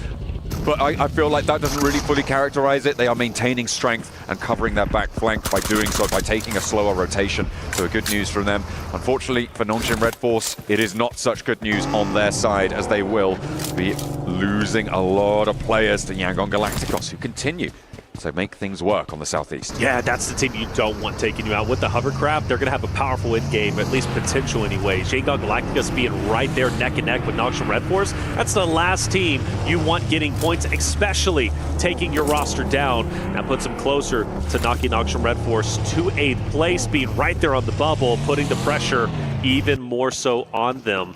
Power, Alahi's going to be on the outside. He unfortunately takes a lot of damage, eventually will fall. Larazan back on your screen, but unfortunately not for long. Power looking to try and keep the pressure up on the northern side. Influence Rage starting to drag their feet a little bit. Alpha 7 as well, poking their noses in. The Revel has flexed out. Remember, they're playing as 3 on the northern edge. Yet to have an impact here. Carrillo gets spotted over on that north side as well. But Diego tries to push out of the blue zone. They've got Medan waiting in the way, in the wings, but the blue zone has too much pressure on them. Sure, they get the knock, but it's traded off, and Power still have a little bit more to do. Unfortunately, Lil Boy pushes them back off the angle and makes their life a little bit harder. And R8 is also firing some shots at Alpha 7 as they're on the rotate. They've got to be careful. They've had such a hard time rotating in, even with the vehicles. They're only down to 2 members. Lil Boy pushing up. Power going for the revive. And Lil Boy is a talented member. He doesn't lose these fights. This 1v2 could very well go his way. Easy. Doesn't have time to pop the med kit. Ragnar takes him down. And like you said, huge. Power wins a successful engagement. They're already top 3. And now they got 2 members to work with. But from one struggle to another, Alpha 7 are pinned down. This is the last player alive now. It's just Revo, and they're on the lip of that quarry position out to the west. And they go down again. A 1-point game. 2 games in a row. It is looking dire now with 4 matches left to play. They're going to need to earn at least 15 points every single match from this point onwards to be in with a chance of qualifying in 8th place. This is a team that people were talking about with a chance to win the whole thing. And you have to look at how it started for them, right? Landing at their default location, okay, great, but then they do not get blessed by zone. They take the long rotate up north, which isn't uncharacteristic from what they were doing during the Americas. But you had that solo who just randomly goes off on his own. He gets picked apart. Now Alpha 7 is down to 3. Then you have another player who starts to rotate out, scan the horizons, he gets taken down, and then all of a sudden now you're getting pinned up by 4 stacks and you just get taken out. I mean, Alpha 7, continually, something is going wrong. I'm super worried for them. I'm ringing the alarm bells. I think they are sincerely in trouble. But there's plenty of rosters still remaining who are not only on the bubble but also trying to maintain their position in top 8. Love where AXTMG are currently at. Infinite line of sights, a power spot to be in. And luckily for them, there's no one around them, but everybody is in front of them so they can continue to pepper anybody that they see. Falcons, they managed to send through to the southwest side at the cost of one of their players. And now they're under pressure as Narvalo gets found out in the open, unaware of the team right next door to them, and will just lose another. So 2 players survive for the Falcons, playing on with Redox and Koa. They lost Ralph early on. Now Narvalo next to follow them. And for Hoda on that southwestern side, they're going to have to try and play on out. They have 5 points already. They are the next team right on the doorstep of getting up to that 70-point boundary. They just need 1 placement or 1 more elim, as well as Power up on 8 elims, 2 points behind that boundary on 70 points. Power only a solo though. It's going to be easy. Opposite of Kinotrope, who's just up to his north, I should say. In the moment, Falcons, Hora, most likely going to run into each other again. As Koa and Redox keeping them in their line of sights. IG most likely going to have an effect at least later on for Falcons, depending on how Hora ends up deciding to push up. Smokes are out. Hora might be making a rotate already, but the important thing, where do we shift the zone? Well, that's great for E-Arena as well as Kinotrope, who are dead center. Kinotrope desperately needing points to elevate themselves up toward top 8. Final needs to join in and do it unscathed. If he can do so, Kinotrope might very well have a deep run in top 3. They've got a lot of cover over towards Kinotrope's outpost. I was looking at that position, and if he didn't move immediately, I was going to call him out. He needed to regroup here. Binny, okay, on the inside for a 2-piece with a pump action around the shack, but there's more to do. He's got a protective barrier around him, though, because he takes down... Wait, was that Binny as well? That was Vinny as well. Oh my goodness me. Yes. This guy wants to be the best. I told you, man. I talked to him. He says, I want to be the best. I want to submit my name. Like no one ever was. Mobile history. Ragnar starting to move up on Hora. Big fight. Toshpik down. No fear. firing shot, but can't connect enough. Another from Magnum Karya will fall, and it might be a clean sweep from Horda's perspective if they can get Sleepy and No Fear back up, but no worries. Sky continues to fight tooth and nail. Magnum Karya still having life. If Sky can't pull off the hat trick, Horda, they're out. Intense game as well on the northern side, could potentially move in and third party this. A flush over towards Sleepy, leaves Sky as a solo. He's disengaging, sending south. There's a solar outpost in Yangon Galacticos for Romeo. You can see he's up in the hovercraft on the top of the hill here. Staying safe, staying calm for now. Just seeing what's going on. It looks like Intense game, fall back away, and maybe the fight peters out, but I think Sky might just be done for here. Romeo, though, starts to light it up on the hillside. Magnum Karya, astounding that they're even alive. 3 members up and in the fight, but you mentioned Romeo, who now has perfect line of sights on everyone from Magnum Karya just in front of them. And you also got IG starting to come behind him. Loxy through the smoke, however, dodges him miraculously, and he has an attempt. He's going for it, but Petrino shuts him down. Will not be able to sidestep and find the follow through there for Magnum Karya. They'll play on as one, and I was waiting for Intense game to get involved. I thought maybe they were going to send out towards the east, but no, the hillsides are just right to be swept on through. And now, with just one player left from Horda, they might turn their attention towards Yangon Galacticos' position further south, but it is all a question of who can get close to Kinotrope. And also for Sky, what he can do as a solo. Behind that of IG, he hasn't been spotted. But luckily for IG, they've got, oh no, they're parking the bus, which means Sky, he could have a devastating effect. Here's Benny with the 3, takes down 2, and well, Mark comes out of nowhere, and Benny says, hey, where you going, buddy? And mows him straight down. I was 100% sure that was an off angle chiming in on that fight. I thought there's no way, right? Like, I think shots were coming in, and he finished them off. He's got to chill out a little bit, but no. He was like 1, 2, 3. He only needed those 3 shells, and he racked up 3 points. That was really impressive from Binny to be able to connect those shots, especially on the moving buggy, under pressure from the high ground as well, out in the shack. And it's rightly so that they're up in now 5th place with those 4 points under their belt, and maybe more to come. However, for Vision, they've got a choice to make, and it may be that they send for the shack that Binny sits inside of. See where the shift is. Honestly, if I'm Sky at the moment, I'm just full sending an IG. Like, I'm trying to do as much damage as possible. And the only reason why is Horda is a bit different, being in 2nd place, already at 70 points. Sky can afford to do this, and I believe they rotate by him, and Sky does manage to fight it out, and he's firing shots. He's connecting a bit. Petrino fell. However, IG managed to recover, and they'll still be a 3-man unit to push deeper into the zone. For Romeo on the hovercraft, he's still scouting the surroundings, seeing what's out there. That hovercraft, maintaining it, so valuable for the end. But with the zone ship Kinotrope, once again, still in a powerful spot, my eyes once again fall to them. A big game here would elevate them up the standings. They're at 22 points. Breaking in the top 8 is very doable, and they can honestly get very close with the win in Game 2. Really good information gathering there from Vision. They saw Intense game leaving from that location, which opens up the position now that Marcelo and Nawaf have moved into. Before Intense game and all the teams on the western side move, you cannot play the western side of the quarry like this, but as soon as they see that maneuver happen, they are in there. And that is a really smart rotation coming through from Vision. I like to see it. We'll see if they can go further. Romeo taking a little bit of damage. Rafa also shooting the hovercraft to get it relatively low in health. I thought it was on fire, but I can't fully tell from that angle. Adrian with the off angle. Renat, though, sees it. Ready to take him out.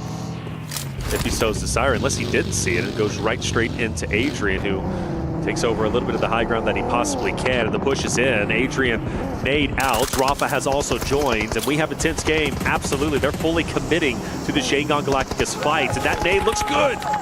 Just about dodging the damage around the cliff.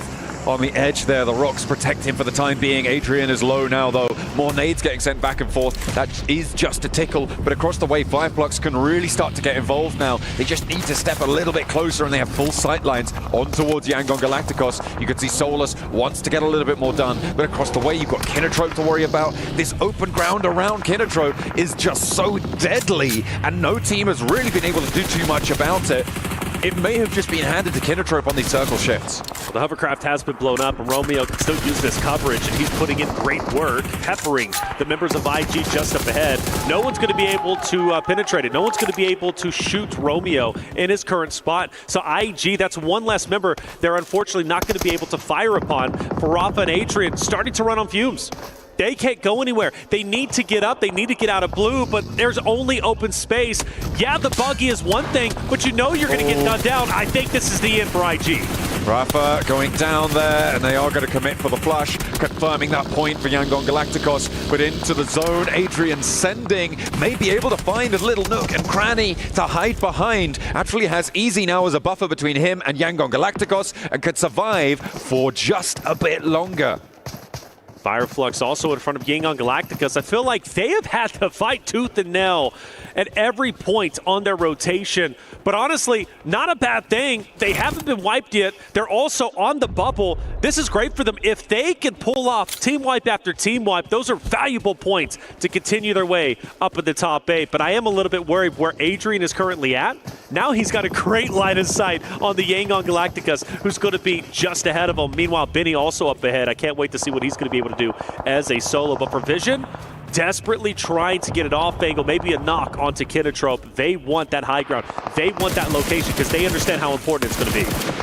Kinotrope again just been decimating these teams around them. Unfortunately, they haven't earned too many points for it. So this is the question that you have to ask towards Kinotrope. What sort of value can they extract from this location? Because they have been nigh on unassailable in this spot for so long. But with 25 minutes on the clock, those remaining player counts are going to start to drop. Yeah, I think they're going to about to pick up at least 4 or 5, depending on what Marcelo does from Team Vision. They've been slowly making their way up. That drop on Tamra is going to hurt, however. And you mentioned the value. I thought they were going to pick up plenty of elims, but now they're getting picked apart. And you also have E-Arena, who might choose to dip their toe in this fight as well for the third party. But you also got Yangon Galacticos desperately trying to move forward, and Team Vision focused fully on them. Where's the buggy going, though? That was a bit of a risky play. Yangon Galactica have been mowing players out of buggies, out of vehicles, but luckily reposition ends up paying off. They are going to keep things together. I feel like Team Vision have been playing this one really well. They held that push from behind against AXTMG. They open up with a pick towards Kinotrope, which does take them out of the power play quite a little bit. Finally, Binny does go down. He did do a lot of damage, though, during that match. Ladder's up to 7th place, and a credit to him. Credit to his team as well. This is the last player from Intense Game who's managed to sneak their way in. It's on to Team Vision, really, to make a move here, and onto Yangon Galacticos as well. But they're staring each other down across this valley. Yangon Galacticos are pinned up. I don't foresee them getting out of this spot. Whether it's the last remaining member of IG with Adrian, maybe Fireflux off to the left. You got Vision firing shots onto him. Kinotrope are also throwing their hat in the ring. It would be a miracle if Smile Mernat can move up, but that's going to be a great knock, but it's only going to do at least so much. As remaining members should be finished. Great for Plur, but Plur falls. And Vision, where do they go? Do they want to continue to pin Yangon Galacticos or move up? Well, they're moving up. They want to capitalize off the knock and the full finish. They can do both as well if they can do that fast enough, which they do. They're able to find that. Adrian down the hill. They know that Yangon Galacticos are very unlikely to poke their heads in now. With just one player remaining, it's too much of a risk. The nade downhill, he hops in the buggy, but it's actually the backlines there coming on through. No, hang on a minute. It was the spray down onto the player hopping in there, and they will find the last player. Fireflux flexing out. It feels like this should be another Fireflux win as they start to extend their control from the eastern side. E-Arena trying to push up from Quarry, but you could see what Scarface could do to them. There is very few worlds in which they successfully make their way up to the top of this. Oh, but that nade hurt a little bit. I don't know, maybe a couple more of those. You take Scarface out, that opens up the door to continue your progression up the hill.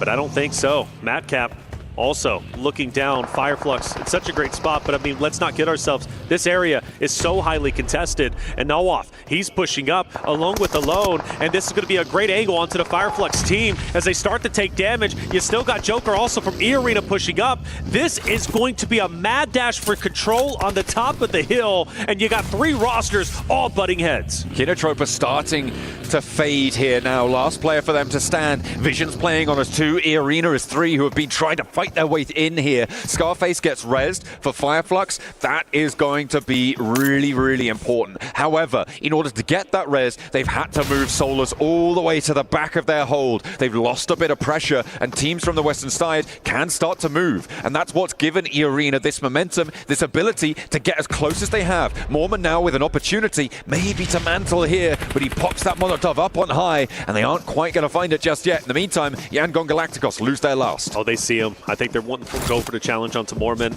They don't want to overexpose themselves. You got to find a fine balance here. Too aggressive in terms of the recklessness. But if you do it just right, you could dismantle a roster.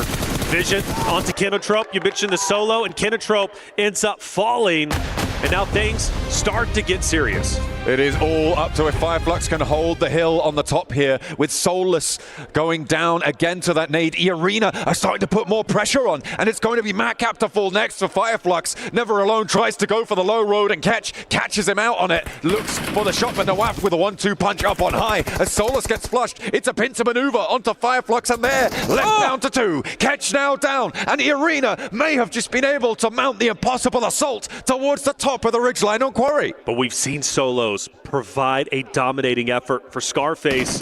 One player down low, he's been spotted, however, so the cat's going to be out of the bag, at least from Vision's perspective. Now the question is, does Mormon Joker Sakura from E-Arena know where Scarface is currently at? It should very well be a dominating win from E-Arena where they currently are, but Scarface can dismantle this push, can dismantle the hopes and dreams of E-Arena from taking the victory, and the shots are fired and Mormon is down. Scarface catches the backline for E-Arena, and he's looking for more. He's looking healthy. He got a helmet refresh there, a fresh level 2 over onto Scarface. He knows Never Alone's down the hill, and he jumps straight into Vision. Now in a 2 versus 2 though, Vision can do a little bit more. They've got a little bit more firepower here. Nawaf on the face. Oh, he turns his attention away just at the wrong time, but a nade from the sidelines keeps him alive. That's it. Team Vision desperately trying to fight, and they do get a knock. This could be a takeover attempt from Team Vision. Sakura firing shots, but it's not enough. Is Vision pulling it off? Can they do it? Or will Sakura lock it in for the back-to-back for Arena to start the day? And it will be Arena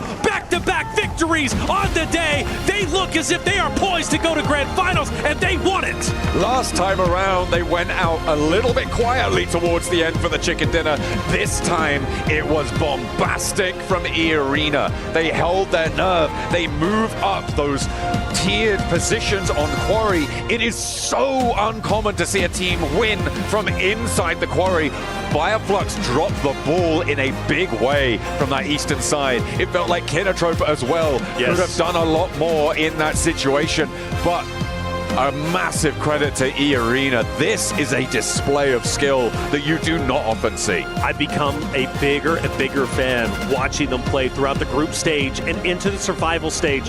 The way they hold on to a power position is impressive and truly phenomenal. E-Arena, a team that I very well think going into the finals, once they make it, can make a huge impact, potentially take this entire thing. Don't point the camera at these guys. Oh, come on. A little shrug from Alpha 7 to close us down for the second match of the day. Our first Erangel is out of the way. It was E-Arena to take a big chicken dinner. Fairly low elim count, but still important where it matters. We'll head to a break. We'll be right back with match number 3 of today.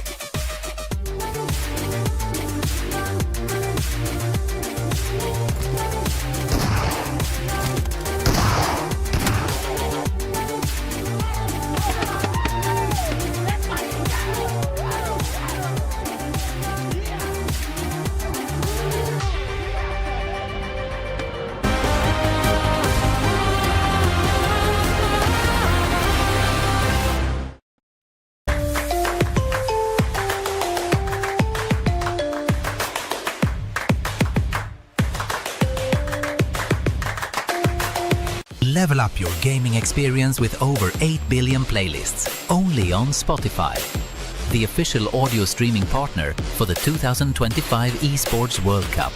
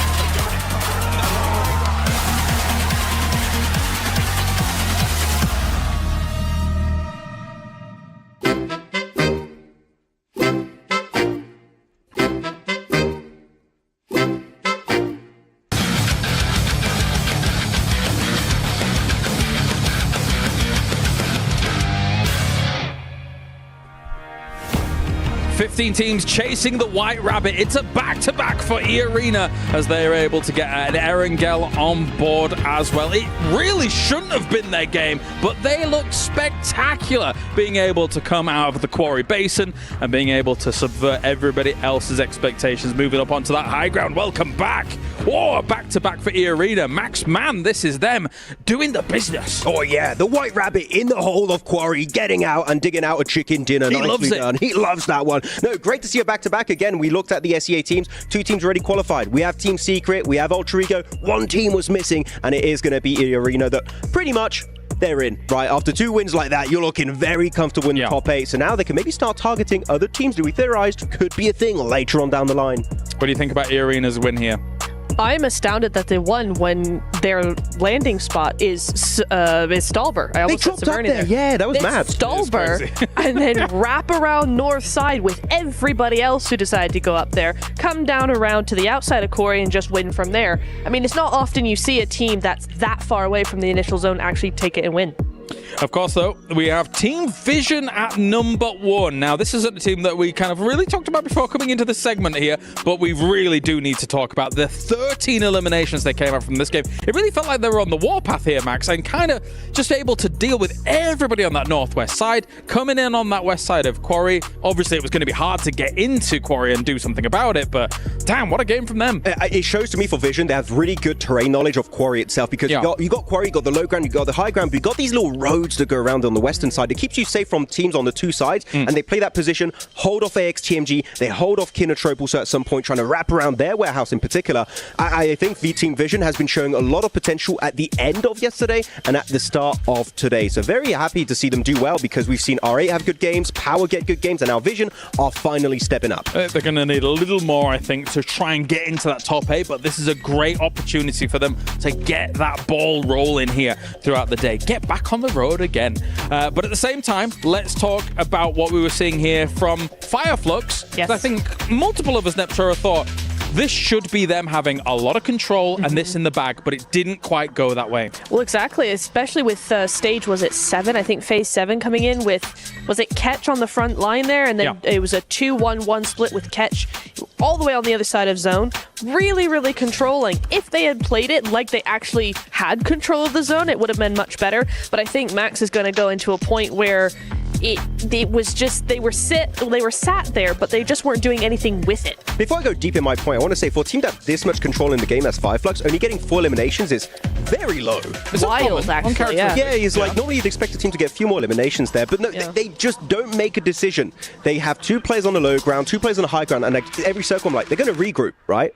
Still don't regroup. They're going to regroup, right? Still don't. And it keeps going until the very end of the game. And eventually I see a very clear weakness, which is Scarface, which is playing very passive, keeping tabs on E-Arena specifically, down into Quarry, like making sure they don't go uphill and take away their position. And I like it. Scarface is playing pretty passive. He's not putting himself in danger until he overpeaks. He gets headshot by E-Arena. And then the entirety of the squad, like, this is our one opportunity at glory. Let's send it uphill, take away the high ground, and get the win. So E-Arena found a clear weakness, used it to their advantage to get the chicken dinner. I agree with you to a certain point, Max. I'm so sorry. I have to disagree with you again. I know. It's very risky, I know, but I do agree that it's a risky play. I'm not going to say, oh no, they should have played 2-2 split, low ground, high ground. It's fine. No, it's very risky, but I see what they were doing, and I think it's the one thing that actually allowed them to have so much control in the later zones. If they hadn't done that, I think they would have gotten stacked, they would have gotten overrun, they would have struggled to move and to breathe, I think. So in stage 4-5, I think that it was really good for them to do that. I do agree that they should have absolutely started grouping up a lot more than they did once Ketch was out on a limb on the other side of the smaller zone. I think they just left a good thing, a risky but good thing, way too long, and they just got stagnant. That's what I was worried about if they had regrouped earlier in the game. Do you think the same thing? Do you think a remedy would have been having 2 where Scarface was as opposed to 2 down where the South Forest is? Do you think then that kind of aids that control of like people coming out of quarry? It's an option. I don't know. It is an option, but I think I would have preferred something that you said actually behind the scenes was he keeps peeking too much. And I think I would have kept the positioning but had him just not do as much as he did, just be like an info thing only. If he had to back up a team, then do that, or a player, then do that. But I think he was just doing too much on his own at that point. He went rabbit hunting and the rabbit got him at the end. It was very unfortunate. That's one scary rabbit right there. It's a big rabbit. Yeah. I mean, Mormon, the rabbit is called Mormon. You run away. You don't want to fight Mormon. Don't want any of that. I do think still it was a very good showcase of what Fireflux can do. Maybe a bit hesitant at times, but overall I think they'll look back on this game like, what can we do better and hopefully improve for our next 4 matches. A lot of matches still on board. Yeah. Still rough to see who's going to be making in top 8. All these teams are going to need the holy hand grenades to try and deal with what E-Arena is bringing right now. 2 wins to start off the survival stage as they find themselves now in 4th place. A huge leap on up. And now look who is in the danger zone, Max. Uh-oh, Team Falcons. You don't want to see Team Falcons at the bottom of the first page. That is, they've been slipping. Again, holding their splits a little bit too long, losing players. That's the good old Falcons typical. But I kind of want to look at the points here because you talked about the point threshold to get in top 8 and to be comfortable to make it into finals, Niptura. I would say around 70, 75 points is the threshold. Some teams are already looking very close. I think the amount of slots available now is maybe like 4 teams can still push in top 8? Maybe? Maybe. Possibly. All right, this is panic time. Alpha 7 is 4th from the bottom. This is panic time. They have to do something if they want even a chance to defend themselves here. But of course, you guys at home can get involved with everything that's going on as well with the PUBG Mobile Air Carnival. Drop Carnival and it's now live here this weekend from August 1st to the 3rd. Log in to summon your surprise airdrops and collect 2025 airdrop vouchers to enter prize draws for official merchandise, smartphones, BD Partner Awards, permanent in-game items, and more. Every participant is guaranteed to win. Additionally, jump in the game now to vote for your favorite airdrop partner. Again, not Max.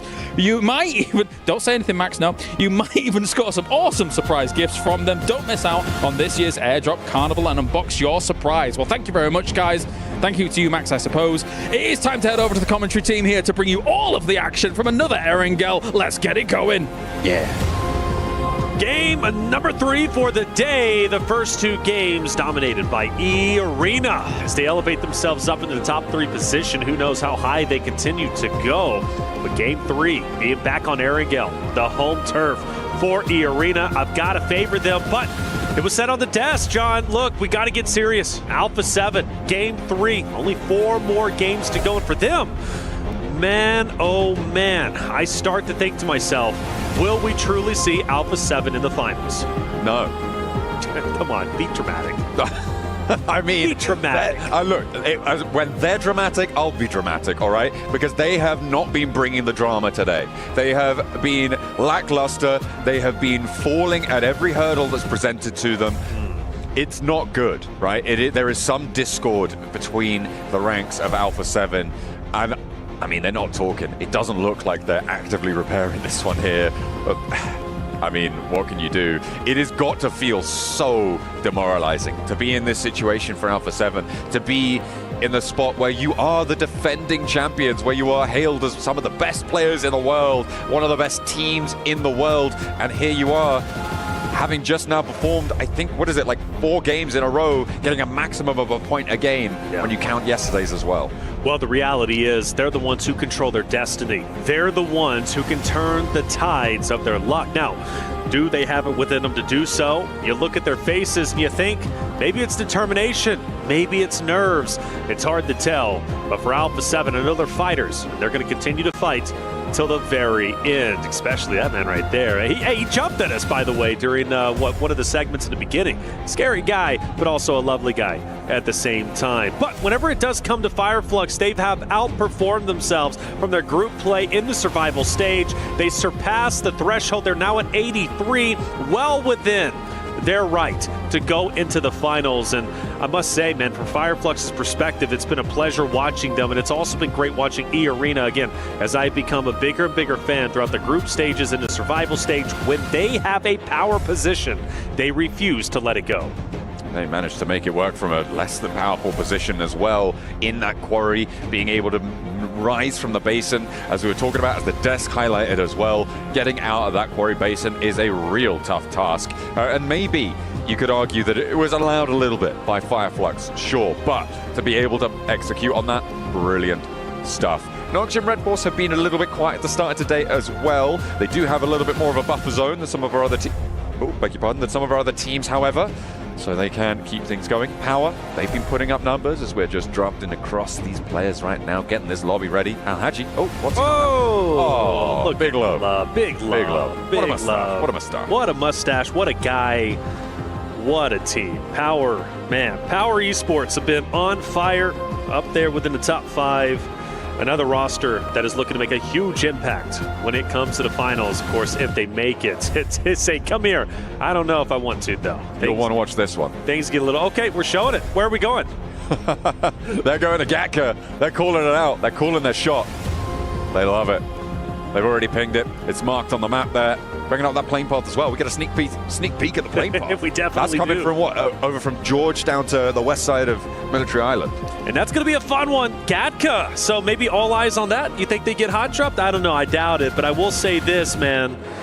It's going to be a fun one. And for other rosters like Alpha 7 and the ones that are down below, honestly, even throw Vision, right, in that respect, they're going to have to step it up because we only have a limited number of games left. Game number 3, we're hopping into Erangel. The last one was fun. This one should be even better.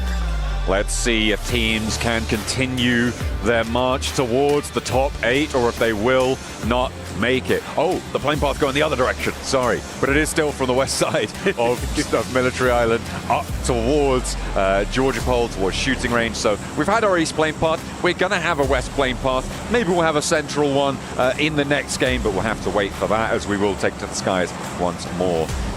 I feel like the cheese decal on the plane is really taking me out of it sometimes. I like it. I think it's cool, man. Have fun with it, get creative, but it's like you are going in with the intensity of like what you're thinking like Fireflux is currently at, wanting to dominate their opponents, and then they hop onto a cheese plate. It's a duality for sure. What's that smell? Is it Alpha 7's performance? Oh no, it's just the play. Or it's you. Hey, look, it's hot out here. It's sweaty. Now you smell great, man. Let's get it going. Let's get it going, baby. It's going to be a lot of fun. I'll put that on my CV now. Without a doubt. When people contact me for jobs, I'm going to be like, Reflections said, I smell great. You smell great. They're going to be like, who is Reflections? What are you talking about?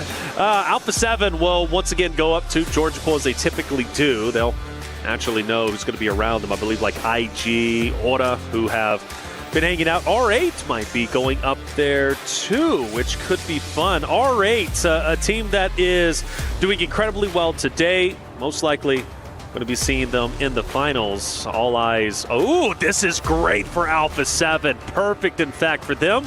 They don't need to rotate. They can loot up as much as they possibly want. One of their big things, though, is having stragglers go out and scout who are getting targeted, leaving them with 3, and then leaving them with a duo.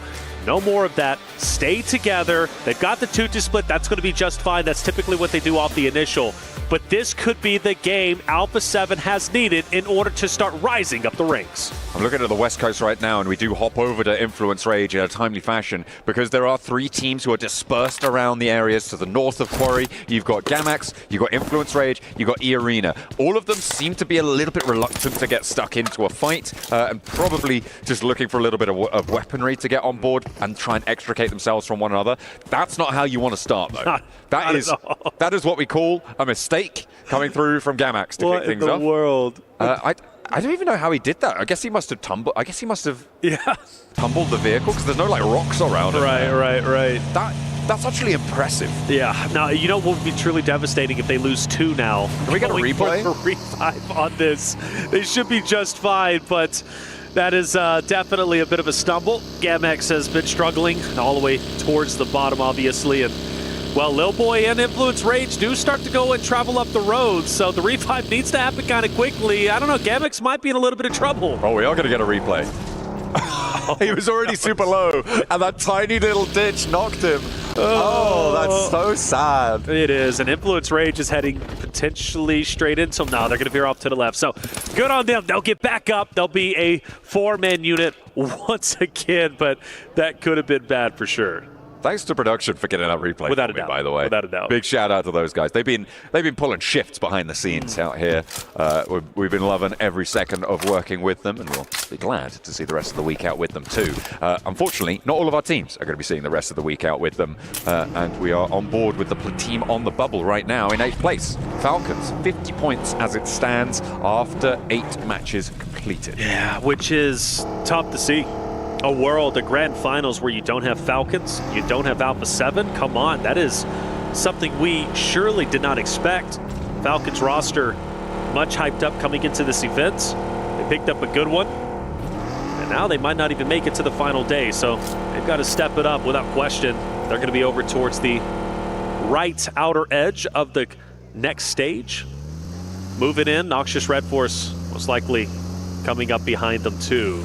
Something to look out for. Influence Rage starts to get dangerously close up to IG, a team that is on the bubble right behind Falcons. The roster, so we were just mentioning, potentially not making it into the final day. Meanwhile, Provision, they're on the hunt, and they're hunting down Power. Ooh, Easy hops back in the vehicle. They aren't going to slow down too much. Instead, they turn around, and the rest of the team comes through. Now, all 4 players from Vision going to try and get into pursuit. A little hop over the terrain, and more shots coming through from the hollow sight. At Mini 14, pumping damage into Easy, but again, he protects himself. He keeps safe and falls back with the rest of Power. So staying alive there could be all important, and maybe all important for Vision, because they're in 10th place right now. They're chasing. Without a doubt, right? Very close to catching up and breaking into top 8.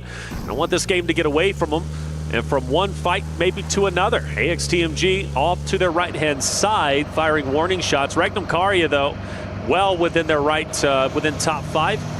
Looking very, very good at the moment. They start to rotate in as well as it starts to get active up towards IG Alpha 7's region.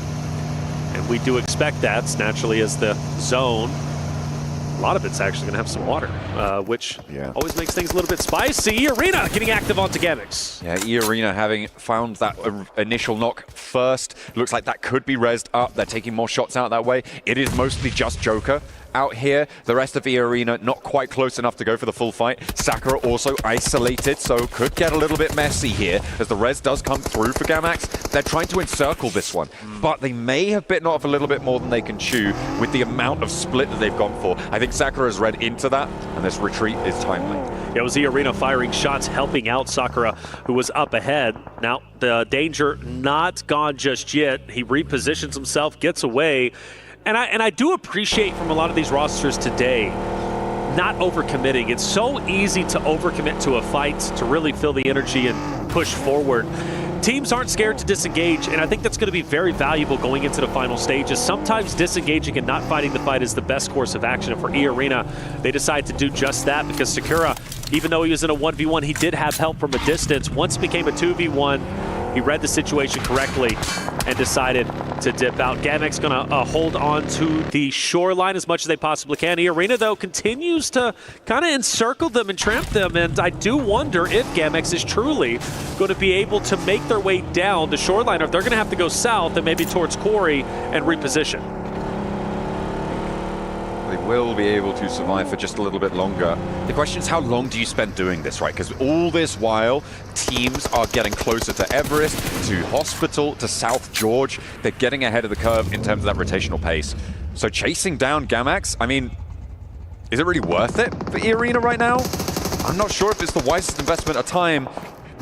If they get one Elim, okay, they have managed to find that knock. I imagine they're going to turn around now and start to head into the circle.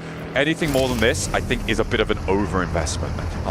They might just try and prove me wrong. You know, I think it's just a matter of respect. I mean, Gamix, let's face it, they've been getting pushed. When teams see them, they push into Gamix. They take advantage of the situation. Focus now onto Kinetro. Finale is down, unfortunately. Plur has to be the gatekeeper now to try and protect his position. But Scarface is coming up from the backhand side. Ketch tried to do exactly that too, but he gets taken down. Fireflux with the recovery should get the pickup, but Scarface, I believe, is going to be the linchpin, if I'm not mistaken.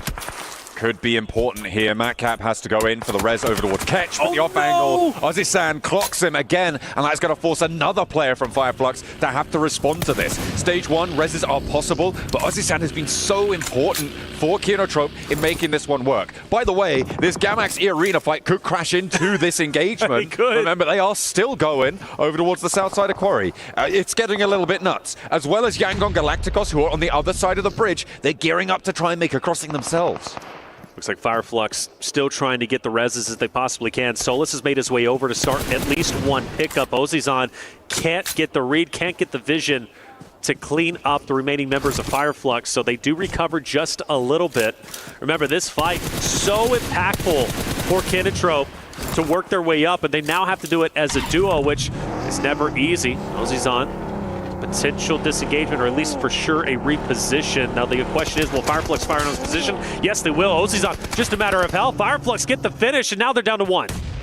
Oh, looking for Ozzy-san taking care of that off angle. Really good news for them. Fireflux trying to piece themselves back together here. Looks like they may be able to do just that, but what can Yangon Galacticos do about it? A nade for Matcap launched on over. That should be good. No, he's caught running away, and instead it's the bullets to finish him off. Now, Fireflux, can they disengage? Can they get back to this one? Ketch needs to get a heal off. You imagine that he's got the time to do so, but can Yangon Galacticos push in? No, they're going east. Yeah. They're fully disengaged from this. By the way, E-Arena are now fighting in Primos with Gamax on the southwest side. This is nuts, isn't it? And Gamax just down to a solo. Mind you, the solo left was the one who got the pickup on the downed player. And you think about how Gamax started this with a downed player out of nowhere, hitting the divot with just a sliver of health. And E-Arena so punishing, looking to put Gamax into the grave very early on. The overcommitment, but I mean, for E-Arena, very healthy points, 67. They put themselves up within top 3. Yes, it is an overcommitment, but I think for them, they're fine with this. No worries whatsoever. I mean, they can play small ball PUBG Mobile, right? They can go for these small point games. You get a team wipe that is 4 points added to your tally, and at this stage, that's enough to see you completely safe. They have now hit that 70-point threshold that we've been talking about so much in terms of where we expect that 8th place to end up. So getting up and over this early on is great news. We see a replay of the engagements, of the pickups that they were able to find. Tiny K rolling up, get that reload in. Little punch out. No. Leaves him punch drunk, and Arthur's down for the count. Well, with that clip, we can see it's a little bit personal. If not, they're having fun, but I know Gamax isn't. Gamax is definitely not. Solo still last up. I'm actually shocked. I'm floored that E-Arena is staying around this solo. Meanwhile, you do have a couple of other engagements taking place, and well, naturally for E-Arena, they finally get the finish. They go to the box, and they're all shooting the body. Why is this so personal? What storyline did we miss? I don't know, man. Go off, I guess. There's no smiles either. Like, oh, there we go. Okay, little smile. I was like, wow, they are genuinely upset. You know what is important about what E-Arena have done here? Sure, they make a decision that we can call into question, but the more important thing is that they were a West Coast team. There is currently a team on the West Coast of the next circle that would have been in a fight with E-Arena, potentially Gamax as well, that is very important. Of course, I'm talking about none other than Alpha 7. They sit on the west edge of this circle. That would have been a contested spot had it not been for E-Arena going for a position like this. Well, if Alpha 7 can get a big game here, I'm placing that blame squarely at the feet of E-Arena. That's fair. That's a great call-out. And for Alpha 7, maybe singing the praises of E-Arena being totally over-aggressive on the Gamax side. Zone, very small now. Plenty of teams still on the outskirts. Horta has a bit of a split, a 2-2 split at the moment. You've got R8, who's also surrounding them. AXTMG just on the outskirts. Power have a great spot, however, in the middle. And Power already having a wonderful day, obviously coming off of at least a good finish in that game number 2. And I believe here they are going to be the team to watch out for who might be able to make a deep run, which would be wonderful for them. They're just a little bit below that threshold, still in a very healthy spot for Power. Here we go. Look at that. You got the shot there live from Riyadh. That is Al Haji's father there. Okay. Watching live from in the venue. He is locked in right now. And Power being in an important position, rightly so. He has the support of his family behind him, and hopefully the Power family can play off one another beautifully. And I saw him in the backlines too, maybe with some comms. Hey, we need to do this, pick it up, right? He was being active during the team huddle in between games. So shout out to the dads. We love family support systems when it comes to esports. It's so impactful, and I tell you what, you can truly make a big, big impact in your kid's life, in your competitor's life, in your family's life by giving them support in esports, and that's a beautiful thing, especially he's able to get all the way out here to Riyadh to support his son. That was my dad's birthday yesterday as well. So, yeah, you know, we're all about celebrating dad. Without a doubt. Without a doubt. Happy birthday to my dad for yesterday. Probably should have done that yesterday. Actually, but yeah. You know what? But you know what? You got it in now. Yeah. Happy birthday to Kalaris for a few days ago. Yes, We've got yes. coming up probably. Right. All of that. That's right. Well, he's not my dad. Kalaris is not my father. Thank you for clarifying. Just to call that one out. There you go, Claire. If you didn't know, Claris, you're not John's father. I know what he's like. Out of the bag. He'll yeah. Anyway. You're wild guy. I love it, though. E-Arena opposite of Fireflux and a bit of a headbutt potential. I look at Catch right next to Mormon. They're side by side as they go in. And R8's not too far away either, although I do foresee them going a little bit further in. But yeah, fights off. Macap's going to be the first one down. 30K to follow. Mormon shots out. Catch melting E-Arena, but only for a little bit. Sakura, a little matter of health as he pushes up. Fireflux still with the advantage, you'd have to assume, with the solo. And that's going to be, now R8's into the mix, so all three teams do, in fact, end up colliding.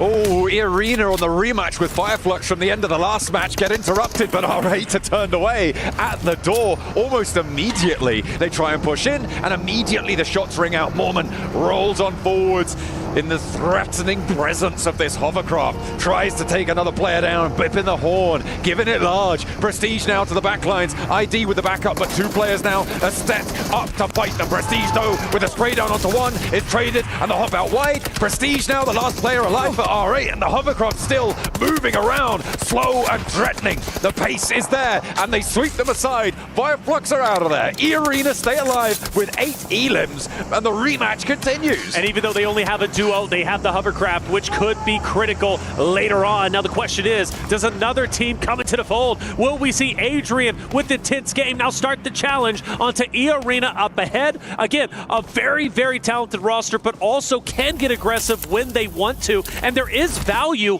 in pushing E-Arena in this moment. Intense Game desperately need points. They need to elevate themselves up towards top 8. It's getting serious for them. Getting aggressive might be the way. But for Influence Rage, Vision now want to fight themselves. Vision have really started to suffer in this engagement. Influence Rage holding down Gatka. Doing pretty well. But they have got Little Boy down on the floor here and are likely to get that one flushed away. Nothing really to do there. And in come Power. They might look to third party this. There's not too much that anyone can do about it. Playing this southeast building is going to play very, very well for them. You've got to imagine that the supplies are running low across the way. You can see the underarms coming on through. Al Haji cooking it. Trying to chef it up perfectly.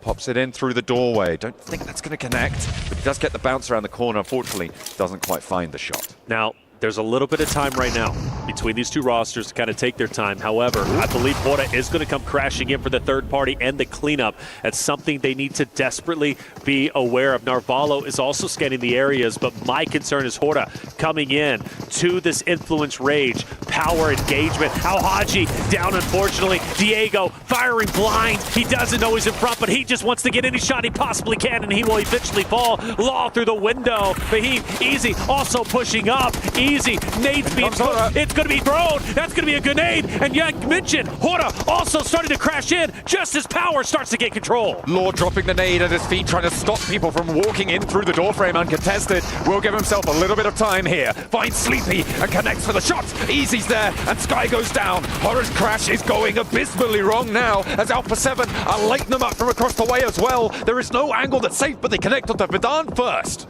And if Alpha 7 somehow comes out of this fight, even from a distance, with the victory, this could be huge for them because they control a significant portion of the map. Narvalo has been hanging out towards the northern side of this entire engagement, and therefore Falcons potentially making a play call for Redux to come over and also fire down on Power, on Aura, on Influence Rage, who's currently embroiled in a desperate fight for Power. But Power are still alive as 4. They are all up and live and kicking. They've got a lot of pressure into this area. You can't imagine that the Falcons are going to be able to do too much against them. On the inside, it is only small teams to try and go for this. A long nade comes through from No Fear, though, over towards Easy, and that is a little bit split from the rest of Power. Getting this cross successfully could be dangerous. The Falcons regroup. In the meantime, you can see Narvalo and Redox both moving back over to the north side of those chopsticks. They're going to have to try and fight off against Rectum Kaya now.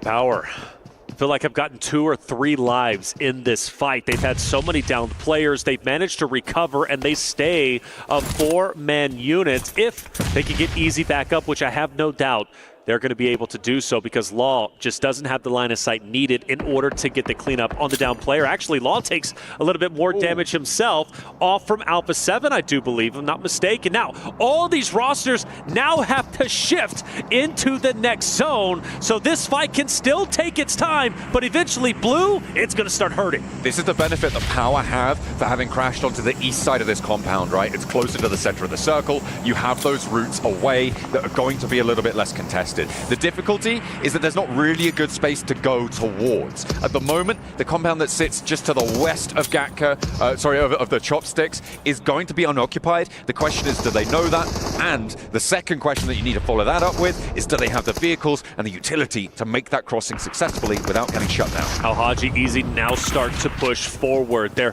closing the vice grip onto Law. This nade could be big. He throws it out. Law can't reposition at the moment. Alhaji, another nade, not wanting to overcommit. They don't want to get up close and personal in the CQC fight. Law has finally fallen. Now you can start to push up. Focus on Jiggle. Focus on No Fear from Hora. Influence Ranger now out of there. You know there's only one more team you have to deal with.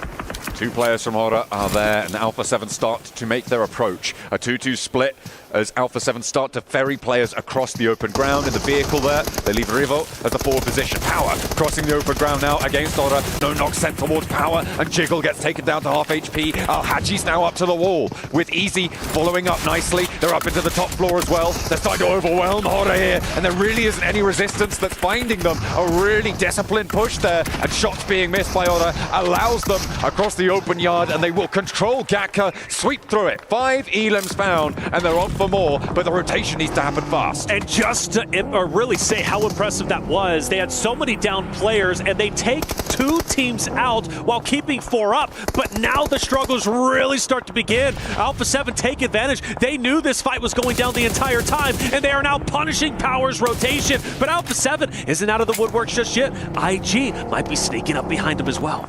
Can they ruin it for their countrymen? Intense game. Nope, they've been spotted. Nongshim Red Force going to clock silence out in the open there. Rafa forward behind the smoke, and Alpha 7 are going to lose one as well. That is Power extracting a little bit of revenge onto Alpha 7. They have managed to get more than 1 point, so maybe they could turn things around here. Mafioso still is resible, and with 2 players from Intense Game down, that is that northern side assuaged, but they still need to get closer to this next zone. Alpha 7, can they recover? They've lost their down player, which honestly is pretty good. I think they would have committed to most likely trying to get Mafioso up, which would have overexposed themselves to more shots, and we could have witnessed a collapse. I'd rather them go at this as a 3-man unit than a 4-man, but still overexposed out in the open, forced to try and challenge Power. That nade will split the difference between the 2, give a little bit of damage to Easy, but not much. Power can still desperately hurt Alpha 7 in this moment. Ooh, Vidan found by that nade. Career finally connects with it. Revo steps forward for some information, but there's an answer. Easy again with that spray down, but more nades invested, and Alpha 7 do win the fight here. With 3 players alive, they're playing on the northwestern side. They'll have to go further, but there is a compound that sits ahead of them. Those buildings they can survive in.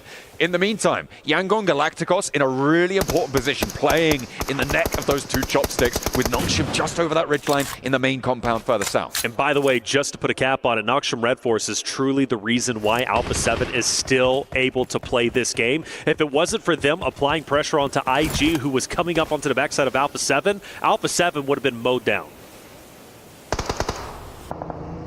I'm looking at the Falcons in that eastern chopstick. I'm looking at Regnum Kaya in that western chopstick. Both of them would love for Yangon Galacticos to get a little bit of pressure sent their way, but at the moment, there's no crashes really to be found. You can see Alpha 7, they're worried about this compound, that drop of the smoke that's covering off the windows for the northern building, and they're going to try and move on up. They will find it unoccupied right now. They're waiting for those spray downs to come, but they're not going to happen, not from that direction anyway.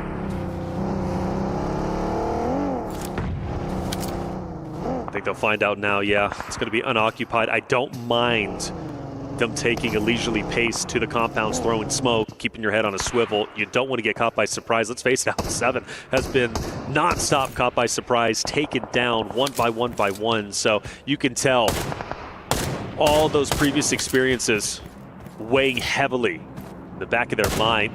AXTMG starts to move in. Ralph from Falcons wants to get these shots connected if he possibly can.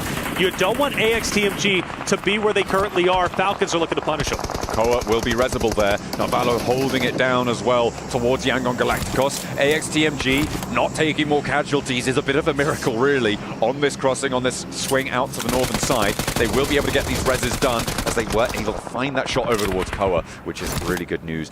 Intense gain do fall as well, and now Alpha 7 are up to 5 elims. Remember, this is all the Arena's fault. Their Alpha 7 are alive. Well, Arena as well as, like I said, Noxium Red Force helping them out just a little bit. So you got two teams who unintentionally ended up helping Alpha 7 in their desperation attempt to make it to the grand finals. YG up ahead. Falcons starting to move up. Regnum Karya still within the chopsticks, as you mentioned, trying to continue this battle. They've been having to try and fight one fight up top, fight the fight down below. YG, though, also has to worry about Noxium Red Force, who's going to be just behind them. And Say Cloud has managed to make his way up. But Falcons, is it realistic that they can even leave this spot? Because as soon as they apex the top of this ravine, they're getting mowed down. It's difficult, right? You need to be sure that you have a path forwards. Getting access to the buildings that Yangon Galacticos play in would be beautiful. AXTMG going down is actually a massive bonus for them as well, because it means that now they only have to worry about their western flank. They will no longer be overexposed when they go for these peaks, and they have a little bit more leeway. The circle goes away from the chopsticks, so this fight now will have to take place. But the same is true on the other spur of the chopsticks. With Regnum Kaya needing to push in from that northern side, they have to make a move, and Yangon Galacticos don't want to be anywhere near this. Yangon Galacticos shooting at Noxium Red Force up ahead. Regnum Karya are also moving in, potentially to crash into Yangon Galacticos. Falcons is going to take advantage of this, and I think it's about to culminate into a massive square-off between three rosters. Yangon Galacticos will get an early down. Noxium Red Force has started to attack, and Falcons are also getting active in the attack. Regnum Kaya also chiming in there from the opposite angle, and they catch Yangon Galacticos going for a really strange retreat there, I have to say. They didn't really have the cover to go for it, not yet, and they do manage to stay alive as 3, sure, so maybe they're just playing for placements, but at their current standing on the table, they are in 8th place. They don't want to let these games get away from them when they have a dead central position. A nice spray down from Silas connects through the smoke. That should be resible. They have got the cover to do so, but that means Regnum Kaya can move into the main basin at the base of the chopsticks. Yo, I love the aggression from Silas. Nade cooked, but they get away just in the nick of time. Silas has to make a decision. Push up, back up with my team.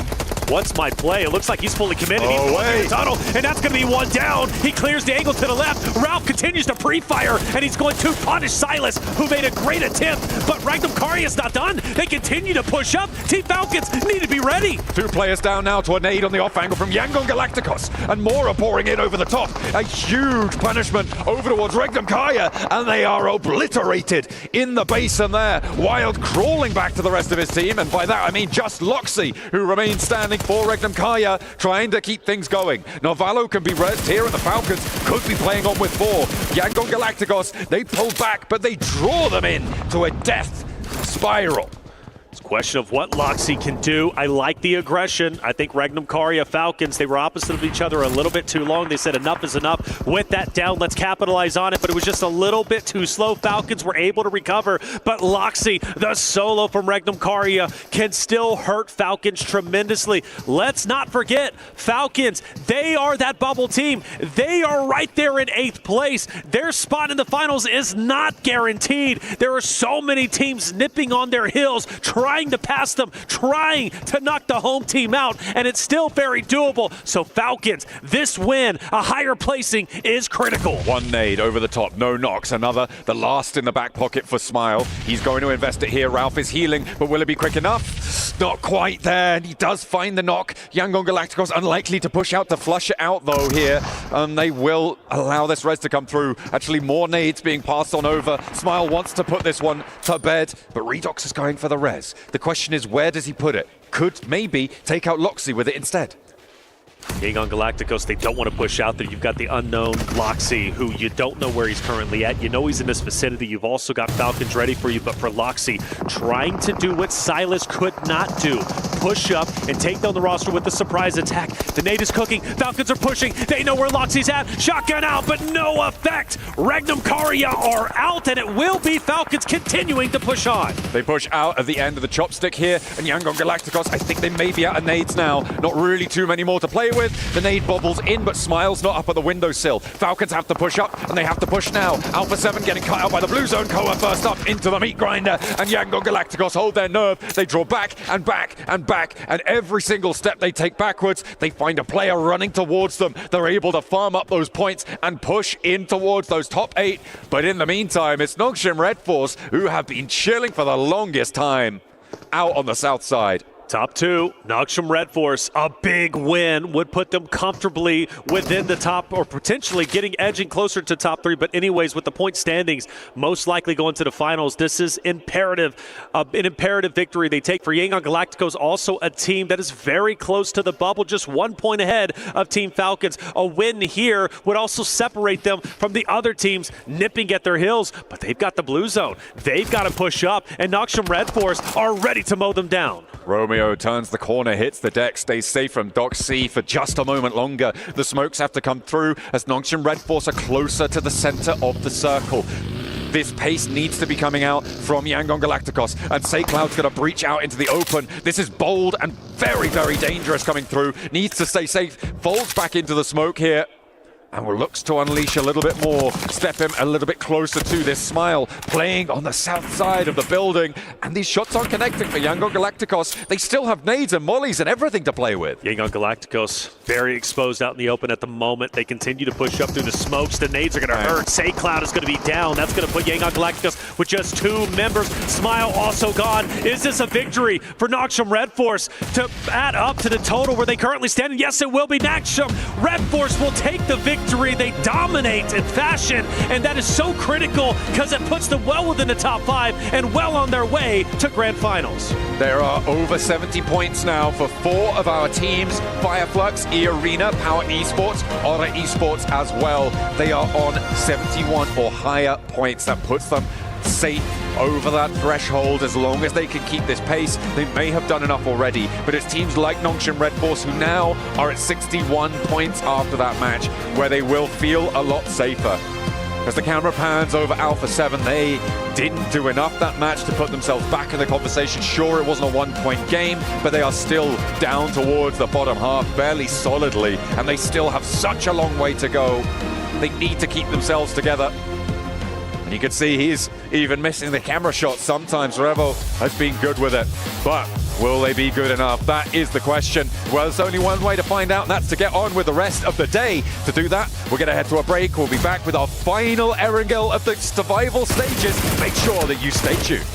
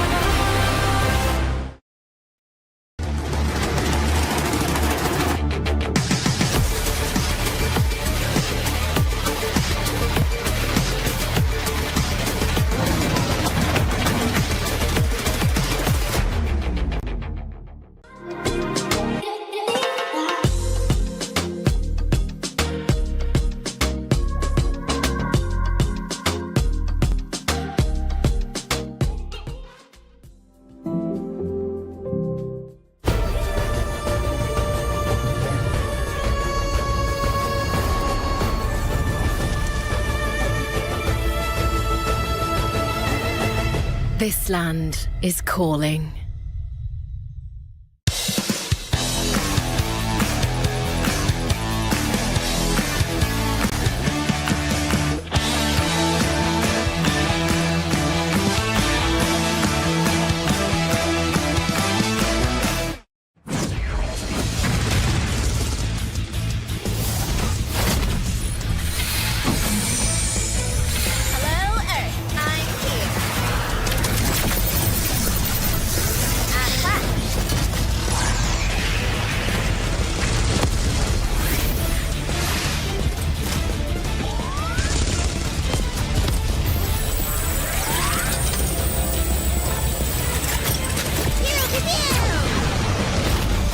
New Pulsar Legionnaire available now. First outfit with special head animations and voice lines. The Pulsar Legionnaire set comes with its own super cute voice lines that can be toggled on or off.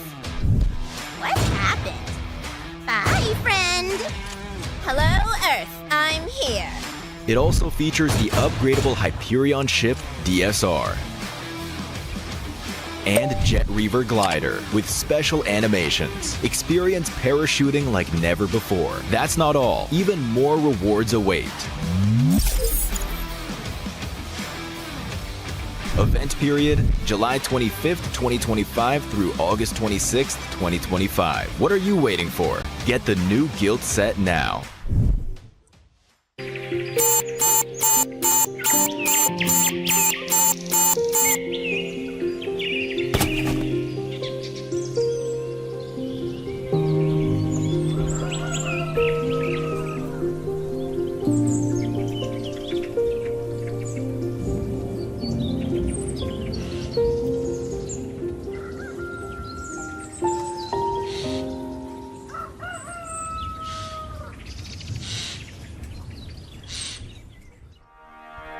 Well, it felt very calm in that compound for Nongshim Red Forces. They were sleeping, waiting for the rest of the lobby to come to them. And they do what Korea does best. They sit in that compound. They're able to get the victory. Good stuff for them here on Erangel, near the chopsticks, near Gatka, doing the business. We've got 7, as well as Neptura to talk about this one. Neptura, this was Nongshim doing what they do great, which is waiting for the rest of the lobby to come their way and capitalize on it. Sometimes that's all you need to do. Yeah. It really is.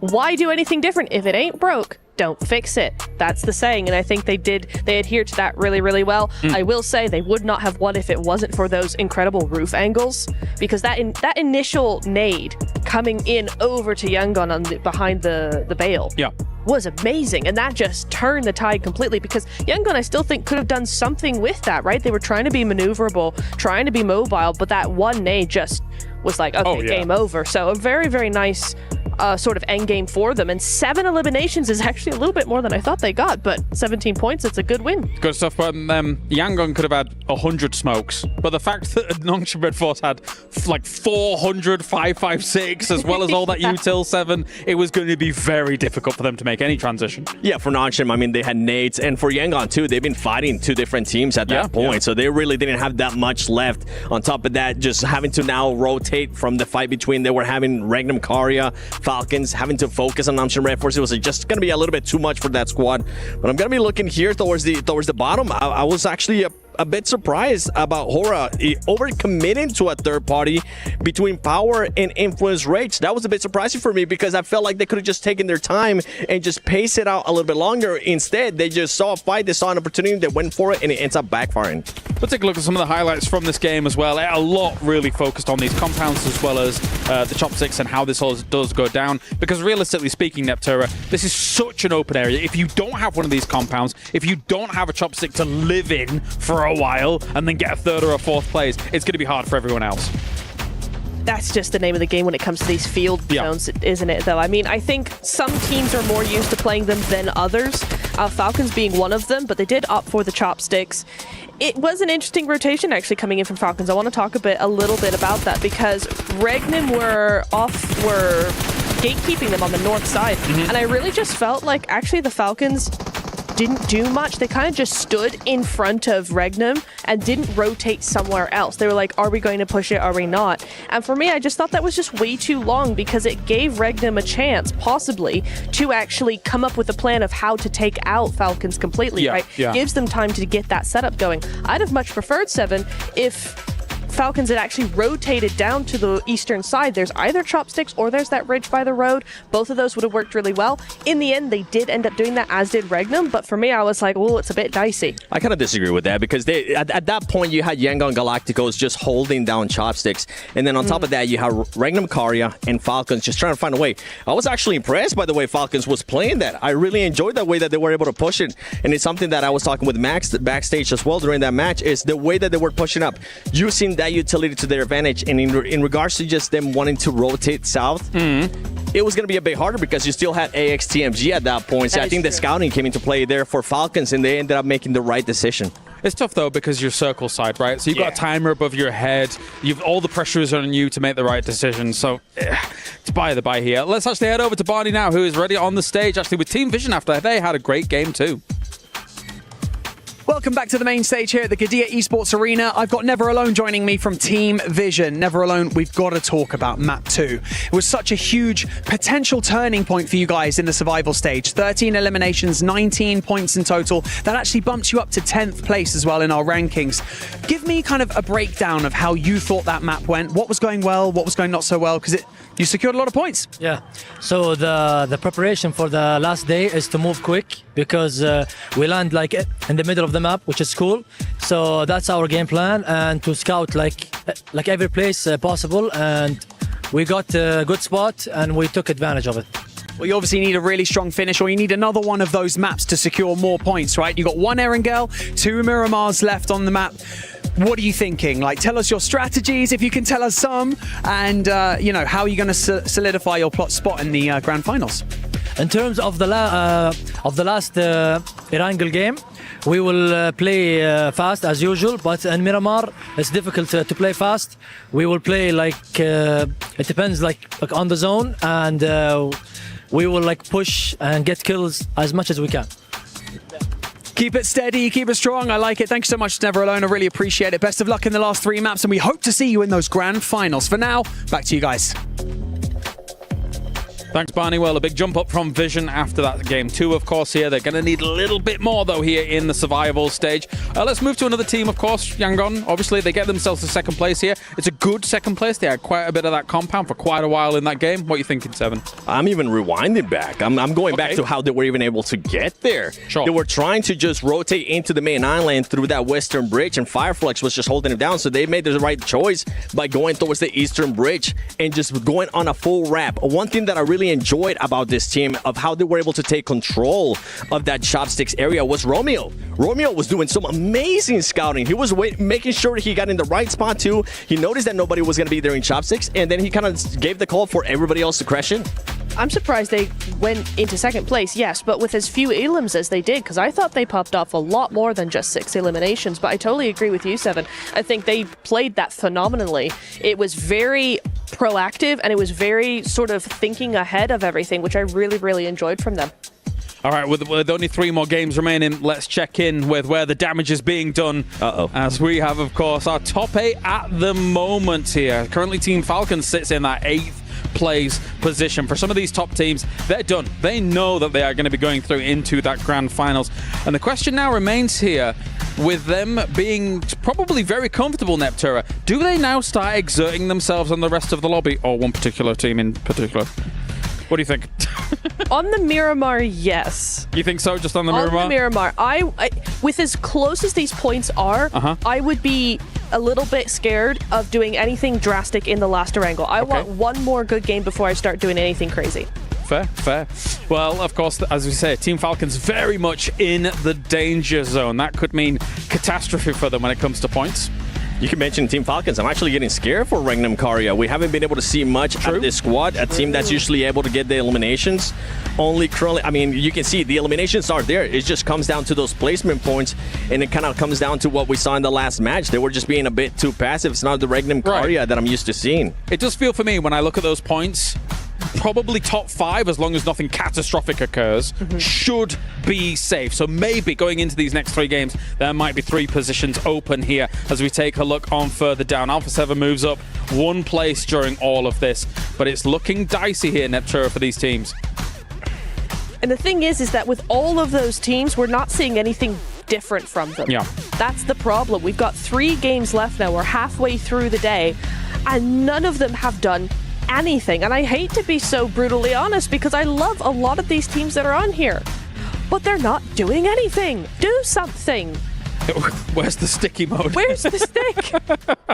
Honestly. Yeah, they're going to have to do quite a bit to try and jump on up right here, because I think obviously teams like Falcons are going to try and defend their position and see how everything goes. For now, thank you very much, guys. It is time to head over to the main stage where Barney and Veracity are ready to go for a halftime. Veracity. Okay.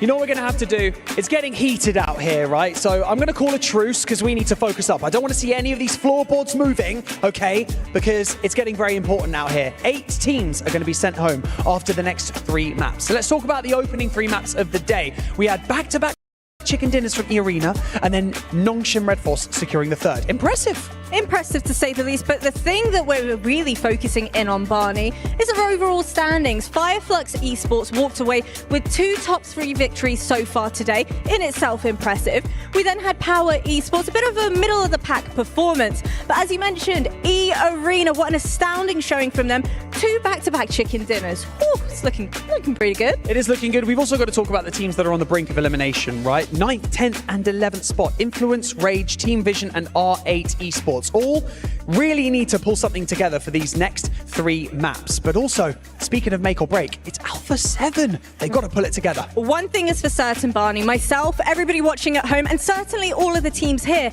had a giant target on their back of Alpha 7, but unfortunately they've not been able to really give us what we were hoping for. Only time will tell whether or not they'll be able to pull it out the bag this time around for match number 4. It is now or never. It is do or die. Let's get the show on the road. Thank you very much, Jasmine, and of course the wonderful Barney Banks down on the stage. It is myself, Jackie, joined by the one, the only Blancamus Prime. How you doing, bro? It's me, Blancamus Prime. I'm in my prime time here to watch these players shine. That's a rhyme. Yeah, we're on the grind. And there will need to be some point-based crimes out there on the battleground today, of course, as we are getting close towards the curtain call for the survival stage. And man, it has been intense already today. We've seen some players that look incredibly frustrated, some squads that are looking to excel, and it all really comes down to these final 3 games of day 2 of the survival stage, here live from Riyadh, Saudi Arabia. Yeah, there's a perfect metaphor right there for the Falcons as well. It's like, for the 3 players, and Ralph, Redux, and Koa, they're all playing the game on the phone. Not Valo. He's knocked. Yeah. Specking. The Observer. They've got to fix that. Yeah. I think he does give his life for the cause a lot of times, though. So yeah, that's fair. Yeah. That's fair. And hey, look, he's practicing, though.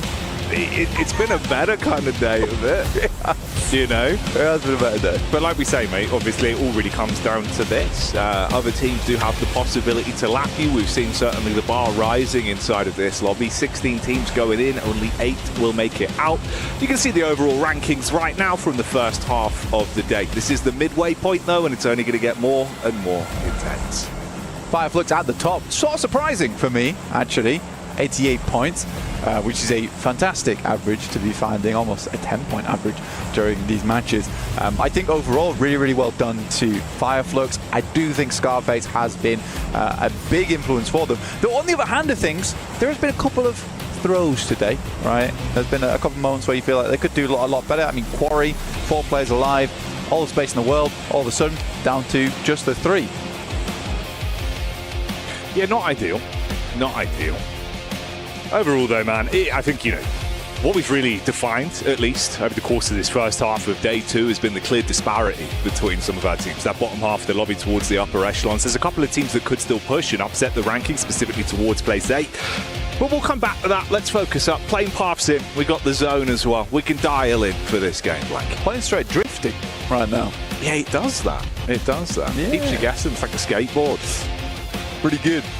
It's going for the old 500x grind on the path. But we're heading over towards the east side.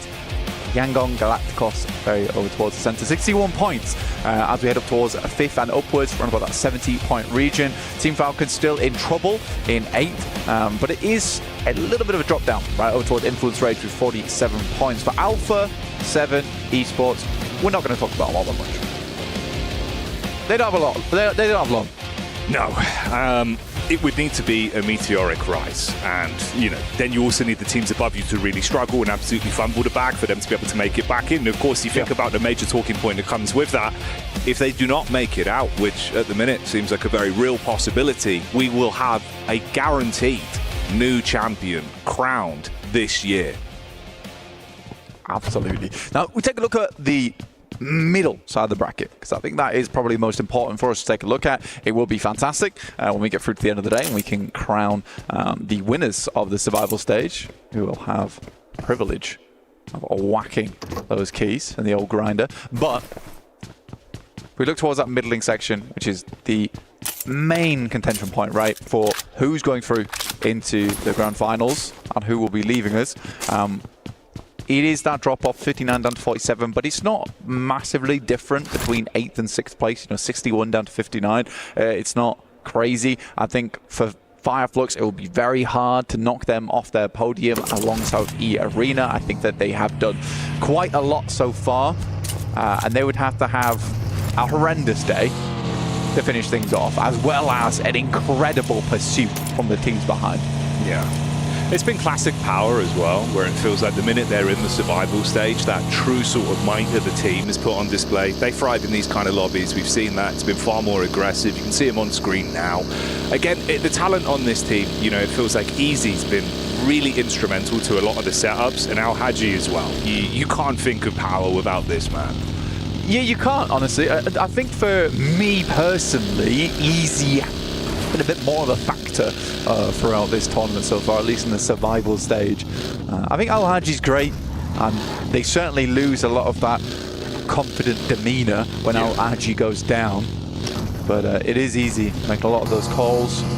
He's the one who seems the most animated when it comes to watching them over on their desk,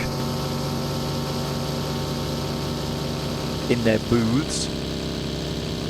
He's just looked very crisp with the gun skill as well, which goes the extra mile, mate, in these kind of lobbies. Oh, hang on a minute. Already some action coming our way. Close quarters engagement with Silas starting it off on the peak up. Bullet from the back line, though. So Vision giving as good as they get and trying to at least turn them back around. Forced to bail out on that one with the initial crash, not kicking off the way they wanted it to. If they got that opening knock, maybe it would have been a different story. Instead, you deviate from the back, play off the cover. Good decision from Regnum Kaya. I think when you get towards the end of the day here and you realize you're on the cusp, right? You're almost falling off that edge there. I think that's the smart decision to make. You don't want to go down too early in this one. I think they could have maybe pushed the issue if they were feeling a bit more comfortable towards the top side of the lobby. But here, I would say that's the right move. You're getting shot from an angle you have no clue where that angle is either. So you just make the quick getaway, especially getting tapped for 70 damage as well. So well played, the Vault. Definitely sends them back off that position with a triumphant shot.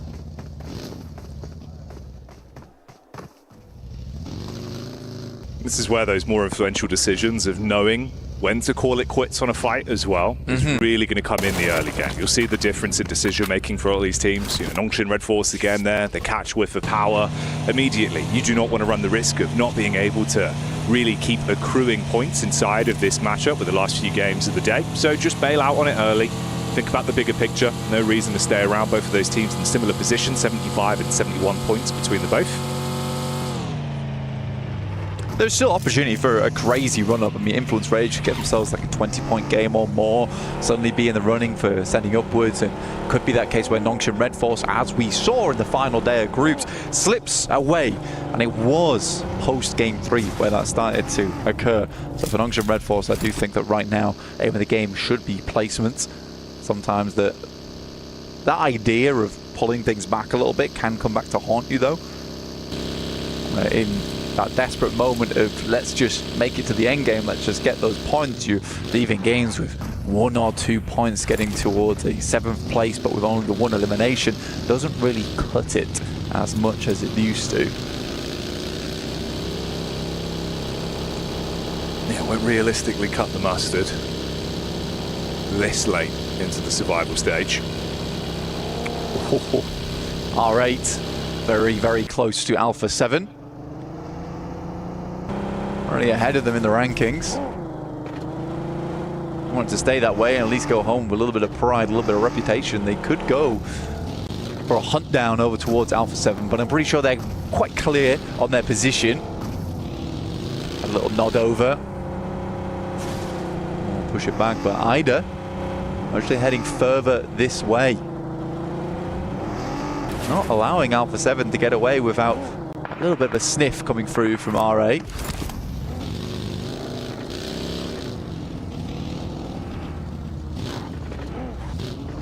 There's a quick pit stop with some bullets back over from Revo, at least to establish some fire their way. And of course, they can move off on this one. Again, these opening moments is going to be a little bit more timid. Don't want to run those risks of going down early, so no overcommit. Get the Falcons POV as well. A team that currently is in 8th place, but of course, like we've alluded to, it's not that different. The points above and below could be lapped. They've got to play consistent from this point forward still.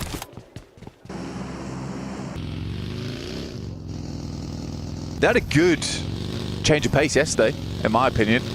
Towards the end of the day, making much more aggressive rotations. I was a bit disappointed earlier today looking at the Sandhawk. Up until the moment when they made a pretty bold rotate through. I wish those rotates would come a little bit sooner, or at least give themselves a springboard closer to those areas earlier in the game, but they are being much more confident to make those plays. Now I'm hoping that now you're getting closer and closer and you see that finish line on the horizon. That doesn't worry them too much. Right now they are passing by Nongshim Red Force, at least the back line of them. Kino Troop not too far behind either. You got intense game over towards that south side as you saw, and we head over towards the eastern area of the map. Intense game. Potentially they might actually run in to the Yangon Galacticos squad. Yangon, that I will say, I think again today it's been a better sort of decision making with the pace. They've been playing a little bit quicker, not really pulling their punches so much. Feels like their team's got a ton of talent. Like we were seeing it in some of the fights they were getting stuck into yesterday, right? You know, they were able to actually go head to head with some of the better teams in the lobby. And they're in a good spot, man. If they keep this up again, you know, we were seeing there is certainly a lot of potential. They could make it out, keep this run alive. Distance firefight on this one's with the Falcons catching vision back over towards Kina Trope. That was the late flank in that you brought up. A couple bullets fired out that way.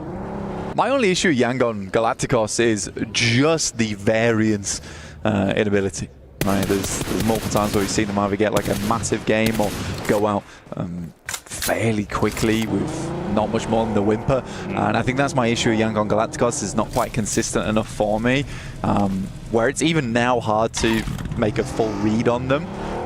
But you're right in the sense that there is potential there, right? The ceiling on that team's quite high.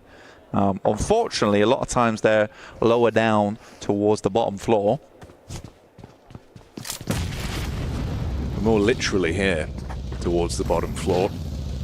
Clearing out towards the bunker side, Sky's POV, Horror Esports. Again, a team that you could probably paint with a bit of a similar brush there. Feels like there is a ton of talent. Obviously, they've been really warming up again as well. Tied right now, 71 points between them and Nongshim Red Force. That's been good. Oh, yeah. I think we had like a lot of, in fact, I think most of the teams that went through to the finals absolutely deserved it. I do think, obviously, the big question marks for a lot of people were Falcons and Alpha 7, but I personally don't think they played well enough in those group stages to even have a chance to get towards the grand finals, personally. I think both teams absolutely do belong here in the survival stage to reprove their worth. If anything, I think Falcons are almost appreciative of the extra time they get to figure out what their playstyle is going to be going forward. We even heard Revo talking about it, saying that, you know, something's got to change. Something has to change. We've got to figure it out. I think for Falcons, there are clear areas that could do with improvement. For Alpha 7, on the other hand, it's a bit of a puzzle. A bit more of a puzzle of what's going wrong on that team. Yeah, he keeps you guessing an awful lot more in reality. But hey, like we said, you know, we'll sort of keep up to date with how it's going for them over the course of these last 3 games, but at the minute, they're in very dire straits. On the bridge crossing down towards Yangon Galacticus, we did see a fight from the backline there from E-Arena that have been looking absolutely stalwart in today's gameplay once again. Great rotations, taking chicken dinners, heads-up calls. It's looked fantastic to watch. Magnum Caria once again making their appearance on the broadcast here, down towards R8, of course. Set up in the tree line, quick vision over. Toxic looking for the shots. Meanwhile, backstab there onto the Falcons. It's a bit of a hybrid fight. 3 teams going up against each other. Power Falcons and intense game. Yeah, Falcons just losing one right off the bat. I mean, they're able to find one Elim back their way. The Fireflux playing, I would call kind of 2022 European gameplay here, which is just very central every single game. We're not being punished too much for it. We moved over to more of a edge style in the past, but that's ever changing, is that meta of how teams want to expand out towards the outer edges or keep it cut over towards the center. And it's really just picking your moments of when you want to go for that one. For right now, Fireflux has had some fairly good rotations to get here, fairly clean. Some good homework's been coming through on their end too, in terms of picking those rotations and when they can go for them. For the Falcons, on the other hand, it is just a case of going for those rotations and making the clear decision from everyone on that team to follow on it. Falcons down to 3 now. This would be a good game to get further up those steps inside of the leaderboard. See themselves a bit more safe going forward. Gamax currently over towards the eastern side of this circle, but still fairly central. But down towards Milt is where I'm most worried for a lot of teams. Crunching through that area of the map, not always easy. E-Arena currently right on the back lines of it though. Likely one of the first teams to find troubles getting out from here, especially because Yangon Galacticos know their location, and Alpha 7's expecting a team to make that wrap through the fields on the eastern side. Yeah, they had the double hovercraft when they were able to bonnet away the solo player from Yangon Galacticos. Since then, one of them was blown up. Still got some vehicles to work with, though, and have been advancing further forward. Squash is the one just peeking out the top floor window, trying to get a read in the lay of the land as they make their move over. Nongshin Red Force down in the compound here as well. Quick peek up towards the ridge side. Doxy, seeing if he can spot them out. Regnum Kai is a team that I'm definitely looking at. 7th place, but I think they're a team that should be going through, or should be at least hoping to make it through. I don't think it's a bad team whatsoever. Loxy, Wild, Silas, all very strong in their own right. Toshpik's had a good addition to the squad. And it's been close each time, right? Even in those group stages, it was close. They got knocked out in the final game when they were playing at I think it was 7th place. And it was Thunder Talks and was it DRX or... which team was it that managed to get ahead of them? Either way, it was EDA. Yes. EDA, there we go.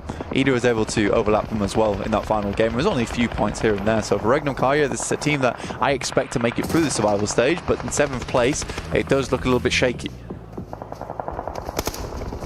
Yeah, we get the push in here from Kinotrope. Ooh, shots to the back line. Good from Ketch for the opening damage. Scarface is up close to clean up as well, so the Bizon's put to good use.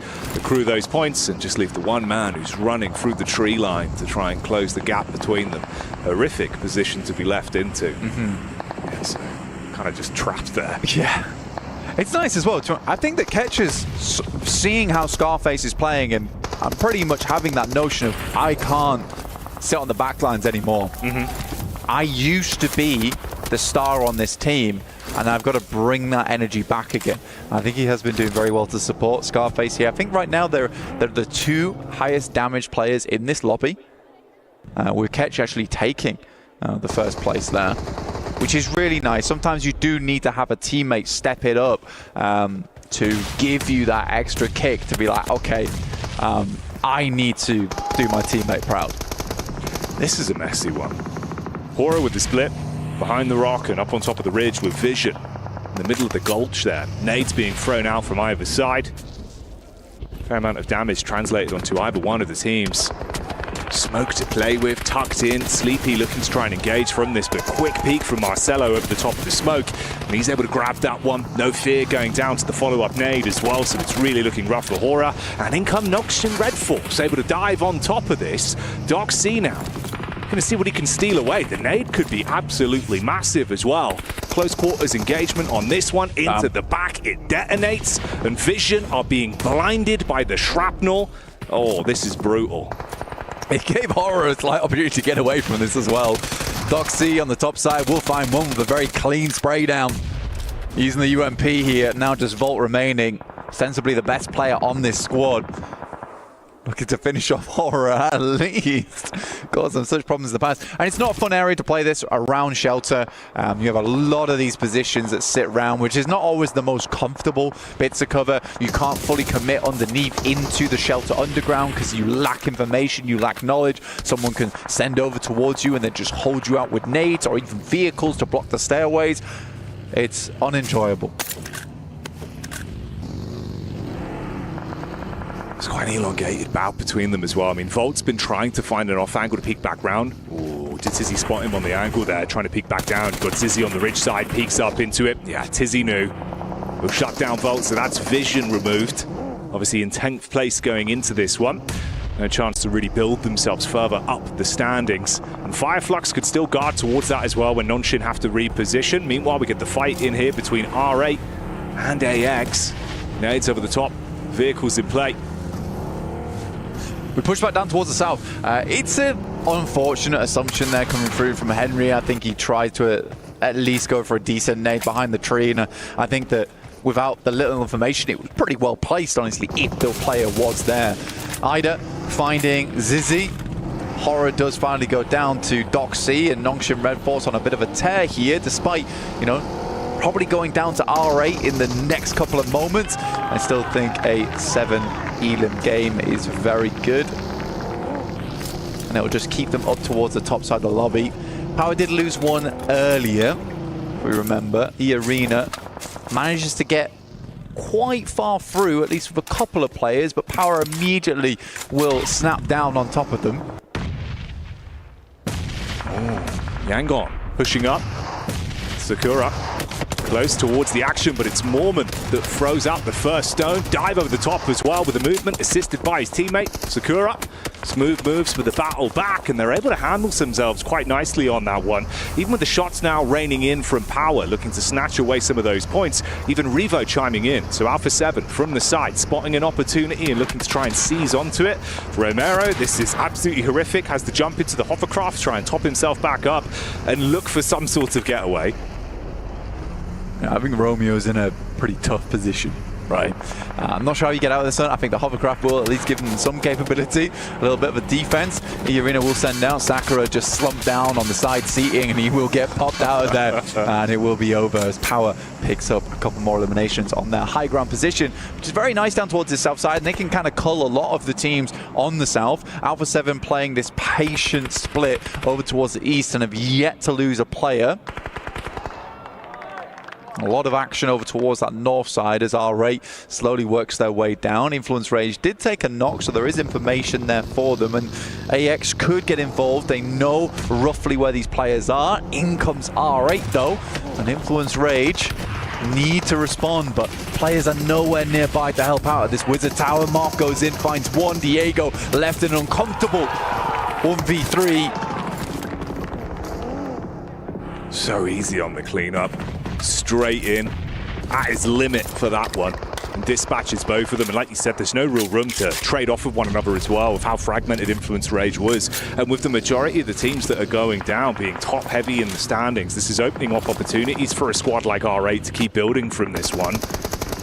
So being able to at least find what they need in the moment, but Ida from the sideline gets hit by AX that are now pushing up onto it. Laura's in as well, taking a face now with their attention turned. The bonnet of Arian, that's going to connect back onto R8. Yeah, at least like that from AX, who decided to get involved on that. They saw the fighting happening. Fireflux have made their way over towards this western side and looking to sweep on through. Ketch already finding the first over towards Lorizin on the Molotov. Now looking for a little bit more here. They're continuing to rack up those points and see themselves further solidified over towards that first place spot. Currently running with 93 points to the 79 from E Arena on this game. Gamax Judo finding Carrillo. This is happening multiple times.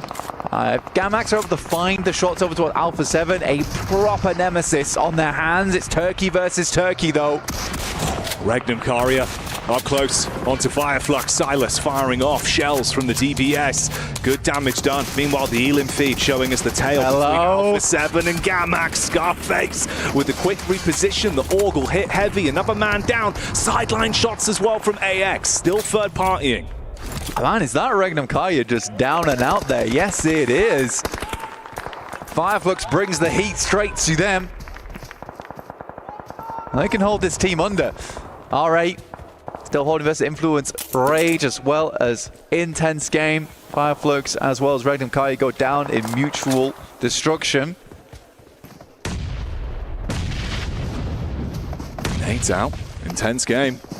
Almost on target there. Little bit of chip damage, but not enough to blow them away. A little bit of cover to work with on this ridge side with a slight lip. Ooh, good tag, peeks up off the back of it. Prestige sees them sprinting in.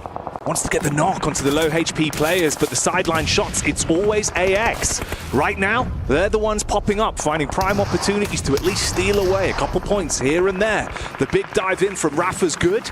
R8 are finished off because of it, but AX are still in position to make it even more uncomfortable. That's another knockback over. Rafa gets one before he falls. I mean, AX has been doing great work from this north side, just watching down this way. They've been ever present, ever watching over towards them. Now Valo with a dangerous peek coming through here. Falcons do move up underneath Power, using them as almost bodyguards. This slight ridgeline that runs through it looks good. Romeo sends on over. We'll find one of the players from Alpha 7, but it's just a knock that's easily res back up again. And right now they claim a lot of space, but in comes the Falcons. Off the back of a knock as well. This looks not so great for Alpha 7. Oh, you've got to be quick to handle this one. Up close and personal, Koa biting at them. He's able to find the first dive over the top as well. Follow-up shots coming through. Backstab from Ragnar as Power able to find some damage. Close range molly thrown in as well. Trying to commit onto those knock players, but they don't want to over-egg it. You've got Carrillo further up the ridge side. No, what are you doing? Looking to assist. The team nade thrown in. It's uncomfortable, and Koa is on his last legs because of it. Man, Narvalo, what was that, dude? Now, this could be a nice bouncer coming through from Ralph, but he sends it too far over and the crazy golf maneuver's not happening. Another airburst, and surprisingly, Alpha 7's managed to get their players back up again. There's a big one from Koa. Once again, this guy is just carrying the team. Single-handedly, Koa is making the difference for the Falcons right now, through thick and thin, even when it's his own team, making it uncomfortable. They do at least dive in. All of the knocks confirmed. You've only got the one man up on the ridge side for Alpha 7 looking to at least try and hold them back. But Falcons do win out on that one. They turn their attention round towards Power that are starting to rotate. That's madness. Koa's basically in a 1v2 team situation there. Playing against his own teammates and Alpha 7. Unbelievable stuff. But what a nade. Very, very nice. I mean, Ralph at least opens up the way for the crazy golf maneuver off the back of the tree.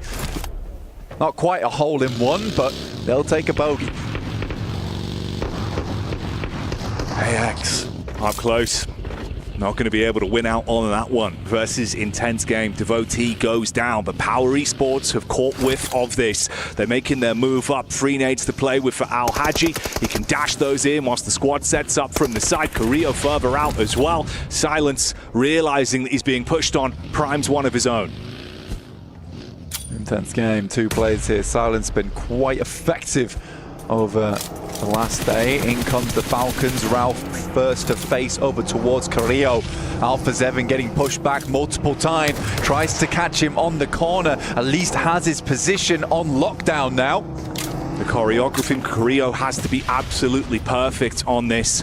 Narvalo with a UMP, bait out shot on the corner, seeing if they're going to commit to the wide swing round. They've still got nades. That could be the difference. Al-Haji, though, realizing this is a prime time opportunity to backstab onto the Falcons. He pulls up to the party, up close and personal. Carrillo goes down. Goodbye, Alpha 7, as Narvalo makes the move. Nade in as well. Pedrino from Intense Game starting to barrage bullets down. Al-Haji commits with a burst. Falcons blown away.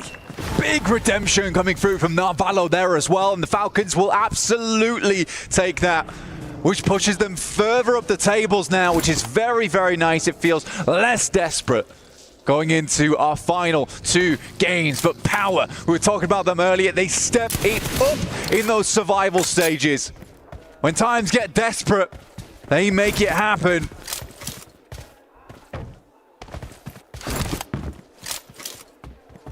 And with the communication looking so clean on this one, the rotates have been good, the engagements have always been in their favor.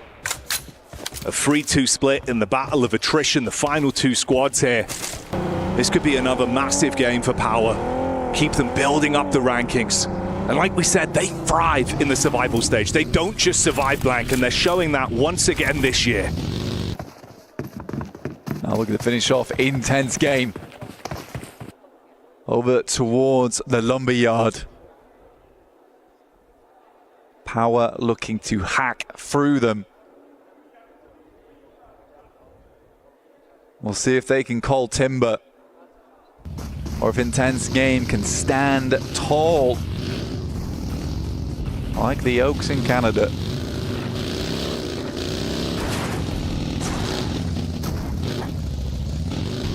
Call them the Redwoods. You will be red with anger if they're able to close the gap. That's what they're setting up for. Attention from Silence onto Al-Haji. Tucks himself in behind the tree. Nade primed out, low on health for Dan. Able to at least get right where he needs to be. Put that DPS in lethal range. See if he can get this connection. Fragment the players. Intense Game would be able to be shot from the sideline, debating whether or not he wants to engage. Onto his teammate of Pedrino, though, from further away. Battling over the top side. Ooh. Silence drops in. The shot fires out. Ears ringing for Fahiden. He tucks in. He's running. Not ready. The backstab's there. He's able to grab one. Pedrino with the response. It's good. Al-Haji will find him though. Pedrino versus Al-Haji, and one more. Will be an incredible 1v2, but it's not going to be easy. Al-Haji up towards the rocks. And that's Power. Take themselves a chicken dinner, looking more like Bear Grylls in these final moments. True survivors here on our stage. Intense Game weren't quite able to hold it out. A tree with more bark than it had bites. Unfortunately there in the end, but it's Falcons who get themselves a nice couple of points there, removing Alpha 7 and dooming them further down the tables. That one was an awkward fight to remember, but it's anything but uncomfortable for Power. Al-Happy makes another appearance, and of course he's looking animated. The entire team having a very different aura around them than what we saw in the group stage. Far better to witness, but the other side of the coin, of course, is Alpha 7. The frustration's been there, even in moments where it feels like they can almost make it work. Falcons having some internal turmoil. But hey, man, it's better than it could have been. It is. I mean, to be fair to Narvalo, I think he certainly redeems himself versus Carrillo there towards the end game. But in the meantime, we're going to head over towards a short break before we're joined back again on the desk.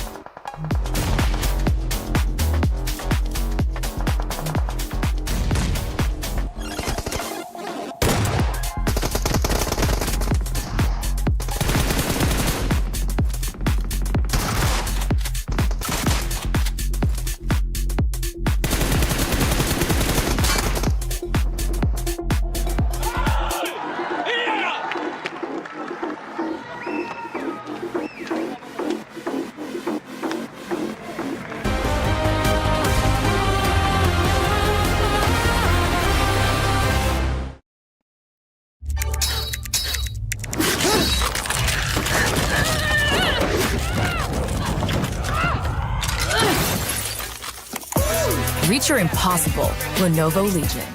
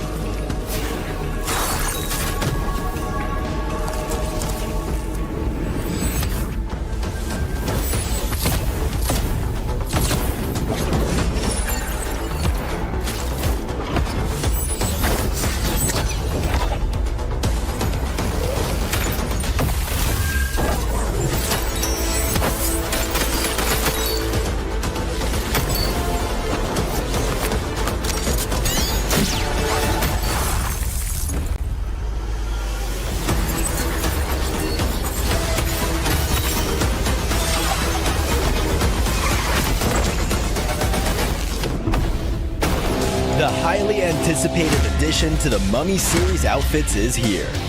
Paired with the new Ice Tomb Glider, the Polar Spectrophage set is just what you need to freeze your enemies. Or send them ablaze with the Inferno Fiend set's new upgradable Chain Inferno Uzi. All the Mummy outfits are back.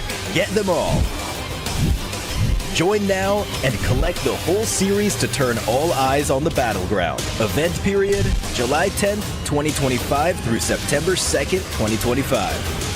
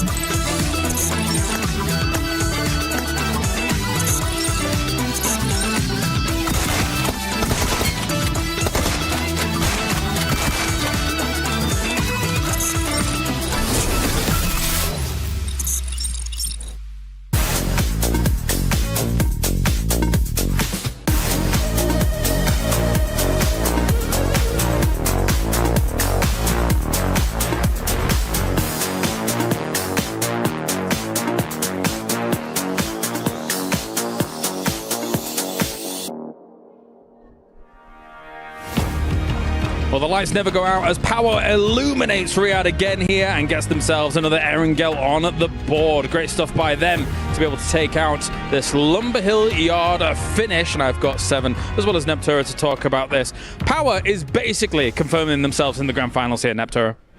They really are. I mean, they're doing what we've seen time and time again from them. I really like that this is a formula that is working, and so they're just using it. Picking apart a few teams over on the edge side in the mid-game, just kind of creating a little bit of space, waiting, holding back, and then when somebody's busy, just come in and control the whole circle. It works. It's a strategy that's working for them, and they're really using it to their advantage. I mean, 18 points on the board. Like you said, I think we're kind of looking at them being a finalist team here. I agree with that. I think for this team, I mean, they had the compound for the longest time too, which kind of allowed them for everybody else just to fight it. 18 points is what you want to see. I'm a little bit scared though from some of the teams that we're not seeing towards this first page, which is going to be Regnum Karya. That's a team that earlier when we saw the overall, they just were very close to that 8th place. Same with Team Falcons. I feel like this was a much better game out of this team, and I really enjoyed how quickly they were able to react to Alpha 7's push to the last player of Jungle Galacticos, but I did not enjoy that fight. Well, we'll get to that. Let's take a look at our 9th through 16th as well here for some of these teams. Teams like Arena, for example, I think that they know that they've pretty much done what they need to do. But again, a little bit uncharacteristic for Random Carrier to... I felt like they had a good day one here, Neptura, but nothing's really materialized. I thought it was going to materialize in this game, actually, considering the position in the circle alongside the hillside here, but also not much really working for them. I think it really just goes to show you that even if you have the position, if you don't do anything with it, nothing's going to really happen. Oh, agreed, yeah. And so it's like, I almost feel like they kind of think they've already made it, and so it's like, oh, we're just going to have a quiet day, and it's like, no. well, you got a lot of teams right next to you that think they haven't made it and are going to work very, very hard. So I would like to see a little bit more from them, but maybe, you know, coming into that Miramar, they're more confident on Miramar. We could see a big thing from them. For Regnum Karya, they ended in a fight with two different teams. They ended up against Fireflux, and then they just became overpowered by R8. R8 playing that wonderfully, which I'm hoping that it kind of continues because I'm intrigued to see where R8 is going to end up being on the leaderboard. Definitely so. As we take a look at some of the highlights from all of this, you can see some shots going towards Falcons towards the end. Falcons, of course, did survive for quite a long time in this game. However, we will watch back a very important fight, which feels like... do we even really start talking about it? Because it feels like both teams, Falcons and Alpha 7, are kind of in panic mode at the moment. Some of that fight between those two teams was a bit of a catastrophe. It's just clown music in my head just over that whole fight. Like, and I say that very lovingly as a huge fan of Falcons. Why?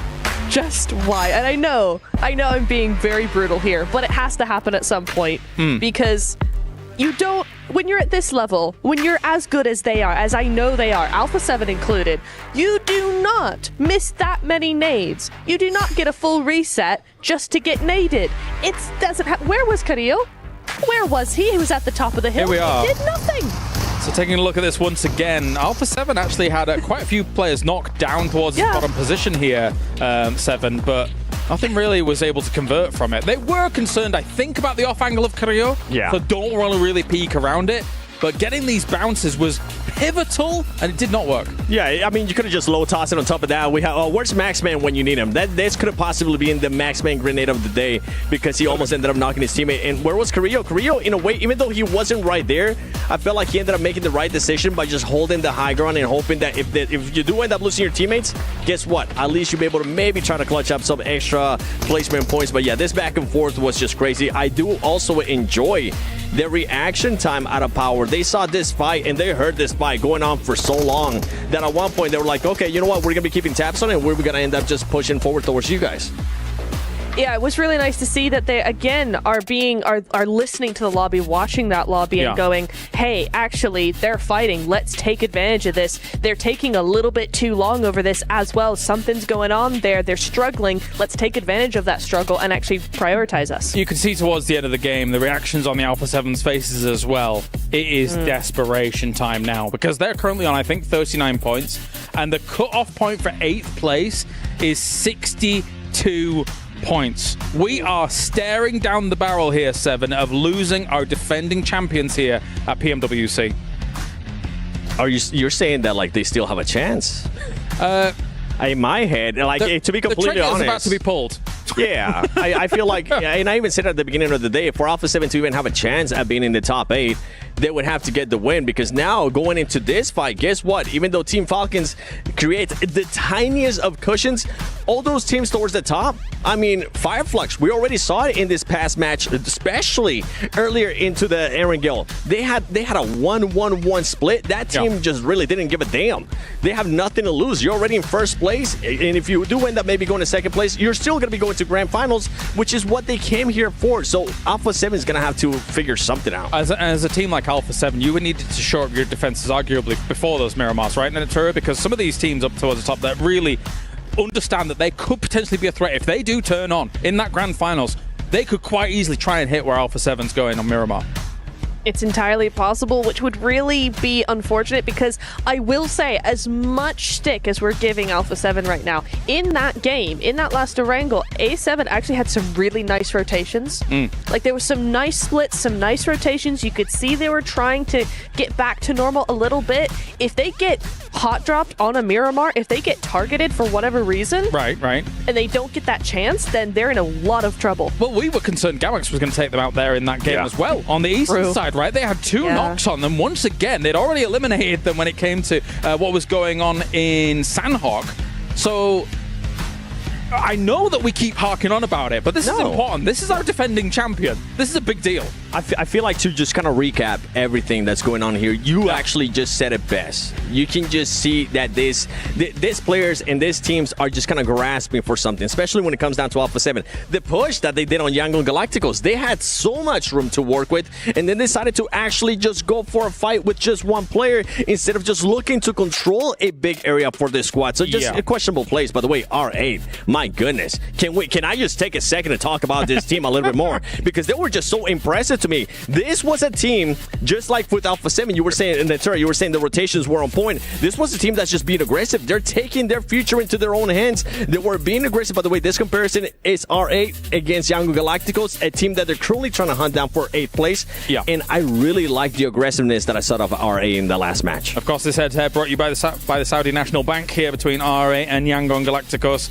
I'm been impressed at how some of these teams have been able to try and ramp things up, but it's still do or die for both of them when it comes to that barrier position. And of course, you guys can be involved over at home as well whilst watching everything that's going on here at the PUBG Mobile World Cup. The PUBG Mobile Airdrop Carnival is now live in-game this weekend from August 1st to the 3rd. Log in and summon surprise airdrops and collect 2025 airdrop vouchers to enter prize draws for official merchandise, smartphones, BD partner awards, permanent in-game items and more. Every participant is guaranteed to win, so get it going, guys, out there. Additionally, if you jump into the game now, you can vote for your favorite airdrop partner. You might even score some awesome surprise gifts from them, so don't delay, get that going. And Neptura now with Miramar on the cards. What are you looking out for? Regnum Karya to actually do something a little bit more. I think Miramar's their map. They're going to do something. They have to. They have to show up their defenses, right? They do. Yeah. They really, really do. How about yourself, Seven? I'm going to be looking at the squad that we were just looking at. I'm going to be looking at Influence Rage. Influence Rage coming into yesterday. I mean, after yesterday, I should say, the best maps that they ended up playing was those Miramars. That's when they were actually able to get 7th place, 2nd place with 7 eliminations. They need to back that up today. And today, they've done just enough to maintain themselves. They're close to that top 8. I have to pose the question, what are we going to see here on the desert? Thank you very much, guys. Now we head over to the casters for the penultimate match. One final opportunity with only Miramar on the line here to see if you can qualify to the grand final. Power there, saying simmer down, simmer down. Let it build, Blank, let it build. And let's see what the results will start to look like, of course. 2 games remain at the end of the survival stage. If you want to stay up to date with all the action, why not head over to the official map feed as well? That's now live on PUBG Mobile Esports on YouTube, so you can follow the action and stay up to date as it goes down to the nail-biting conclusion, Blank, and that's what we're going to be in store for. To be some loco gameplay coming through. Oh yeah, from some of these teams to get towards the top, but it will have to be a madness. Some of these squads towards our top side in the top 8 will have to have a bit of a fail if they want to drop down here too much. We do have teams who are confirming themselves towards that top side, like what Nongshim Red Force did in that last game, able to get a lot of eliminations. They're not looking for those placement points. They're looking to just push those boundaries where they can. Power looks fantastic right now, and even Fireflux is looking a little bit worried that they might catch them on this next playing path that's coming through here over on Miramar. Slight change of pace here. Some teams are slightly better at this map than others. In the past, Alpha 7 has absolutely been phenomenal on Miramar. Yeah, they'll have to do that twice, actually. Sort of Never Alone smiling there. Seems like the energy's good in the camp, but will the results be even better for them? They've had some near misses, some uncomfortable games where it felt like a what if. They could have squeezed more out of it today, Blank, but I think that really has been the issue. And each time it's resulted in it not being enough for them. 11th place, just mere points ahead of Alpha 7, the defending champions, of course, of last year's title. They took home the trophy and all the glory, but it's not happening here.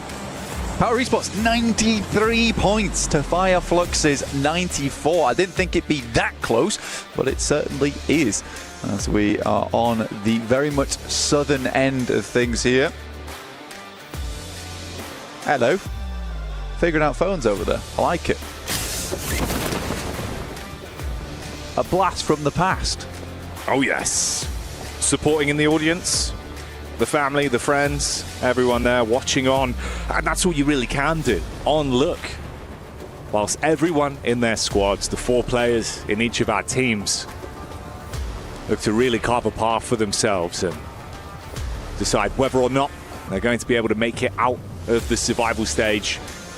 Only 8 of the squads left. Check that. Al-Haji actually takes first place spot in terms of highest damage. Ahead above Scarface and Ketch. Starting to live with his dream. It's kind of nice that the duality there going on, where it's easy. He's been putting in a lot of work, and so is Scarface, and then that real firepower on the team coming through from Ketch and Al-Haji have both stepped up in the meantime. It's nice being able to rely on your teammates, knowing they have your back even when you're not feeling it, and suddenly the beast from within can be revealed at very, very important times as well here in the survival stage. But it's a big leap right now up towards second and first place. So right now it is just kind of the battle between Power Esports as well as Fireflux to have that very fun opportunity when we get towards the end. For Esports, in the air. Getting into position. It's not been an easy start to this game on the playing path.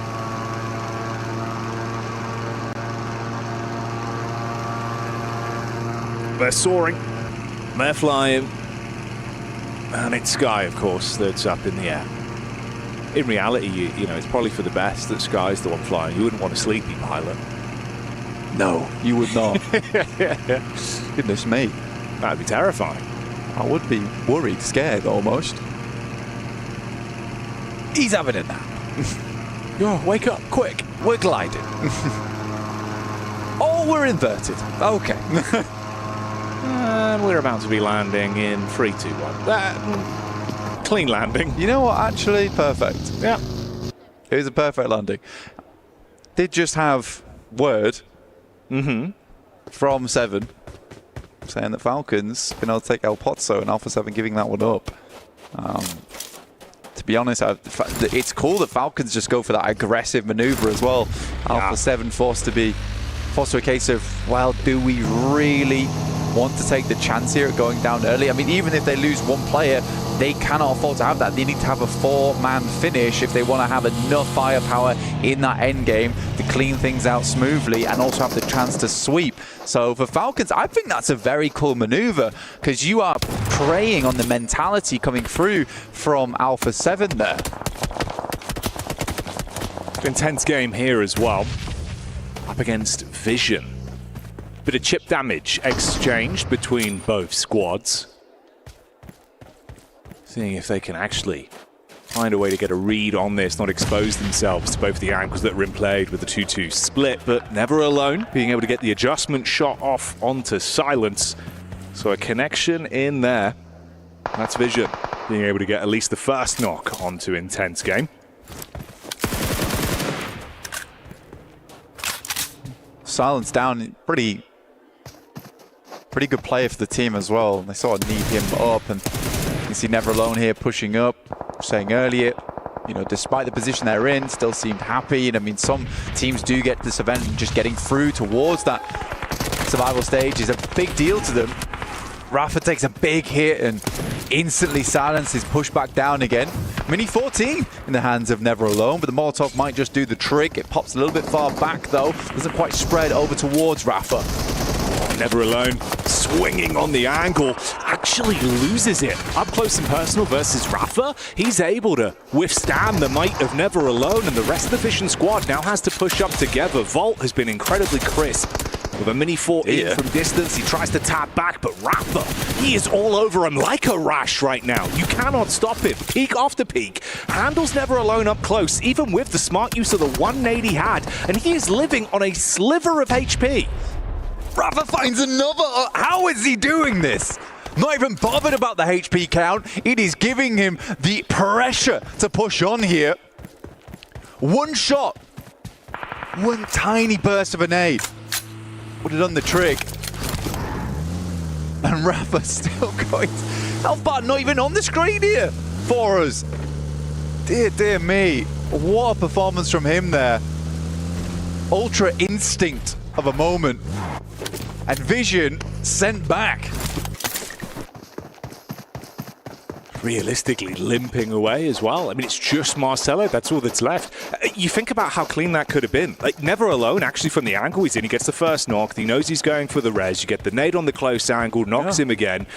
That 1v1 would have made the difference, them being able to clean up relatively easy, with the then push coming in from the side with Volt and Co to clean up, split the attention. The fact he has done that single-handedly, hell of an adrenaline rush there from Rafa. Oh, man, hooked up to the life support machine, but not done yet.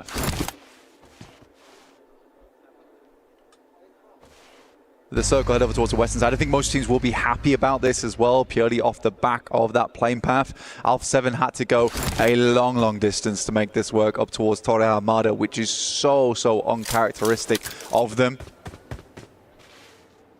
They'll be coming in late towards the circle. Not only that, they'll have to figure out different rotational paths. I mean, they've been playing the game for years upon years, so they should know this map like the back of their hand regardless. It's just a case of a lot of that research into rotations and how they affect their usual ones. Won't quite cut it.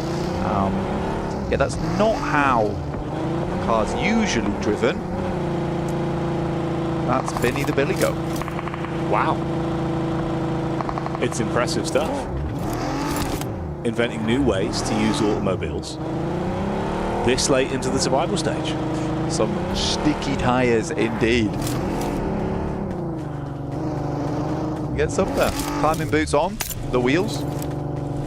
And now has a good location to work with. You can see just how central Nongshim Red Force are around Picado on this top side. I think this is a lovely position to set up. We have seen quite a few times though, Jackie, in the past, teams and players setting up on these spots, getting taken down early, and then you have that issue where you lose a player, you don't have anyone to res them, and then suddenly your position becomes quite compromised. So you have to be careful on that spot, on that position.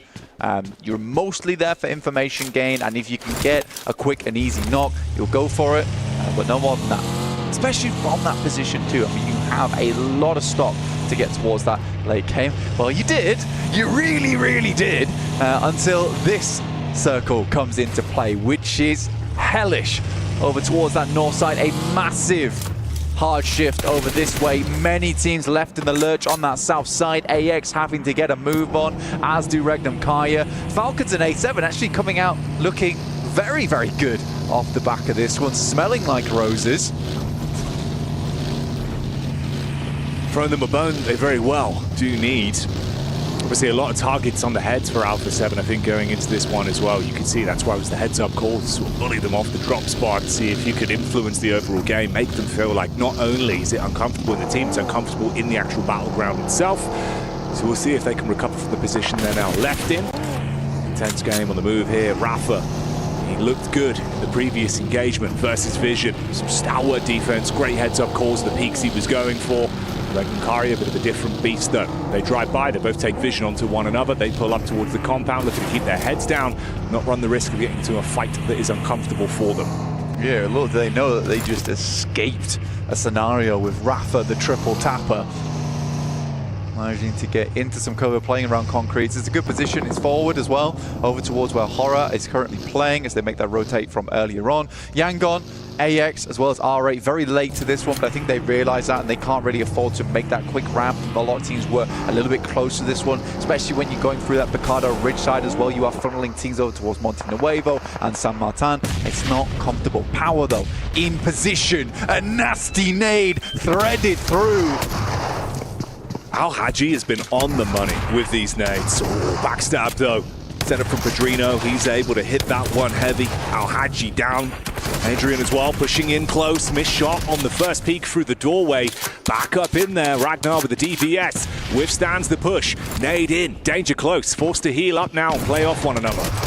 Fireflux off in the distance. Pedrino goes down stairs and will pick himself up. A lot of elims off the back of that. It was a clean engagement, a great backstab, an assassination of a play, but the Fireflux team is heading inward. Pedrino finds an early knock over towards Ketch, looking to hold this one down. They don't have Rafa up.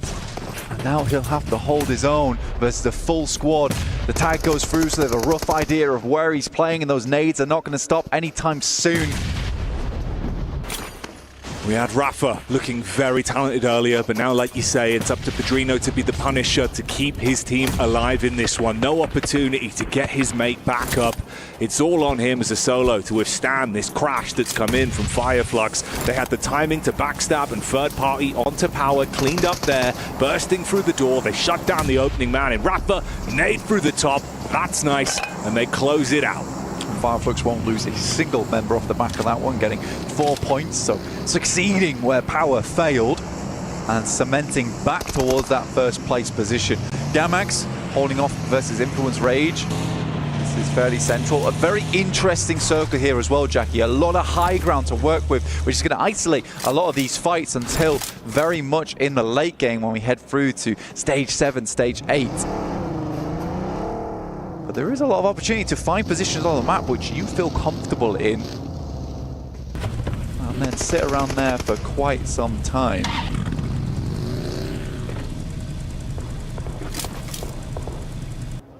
Laser focus from the Gamax squad. You can see the comms there coming out. Fajita talking to the team. It's Regnum Karia just down towards the bridge side as well on the hill there, listening out, seeing if an opportunity will be presented from this. Yeah. It's not a bad spot either towards this ditch. Having 4 vehicles is a massive boon to them. What they can do with this one as well is stay out of sight, out of mind, but be extremely central as well. So they can make the decision on the next circle of where they'd want to go. It should keep them in, it's just in terms of positioning. This is very much just a pause on their gameplay. And they'll listen to the sweet pause beats whilst the rest of these teams have a roam around.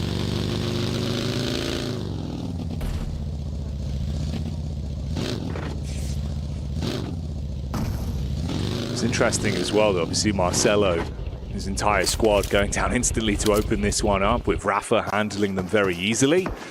He's been able to keep himself alive and just out of dodge, barely in the back line behind Fireflux.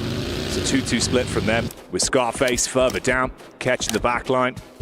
Always feels like he's so useful from distance as well. It's his preference being able to support the team, set him up. Scarface, he loves to get aggro. It's kind of funny, right, in the way that that's happened, where Scarface in the past has been absolutely the long-range specialist for the team, but we're seeing a lot more where Scarface is moving over towards that front line and Ketch is playing the back line for them. So it's a complete role reversal into this one. But it's also nice to see that they're comfortable to switch those roles frequently, because that does hamper you. You know, you lose Scarface, what are you going to do? Yeah. Suddenly you lose a long-range player. So having both your main fraggers on that team be interchangeable, that's an indispensable characteristic for a squad. Yeah, having that level of dynamic gameplay that can keep squads guessing gives you the extra oomph you need, especially in these kind of lobbies that are global like this. Can't afford to be one note in reality. Much prefer that double quaver, quick off the beat. That's not going to be the case for a lot of teams here. It's going to be a slow rollout.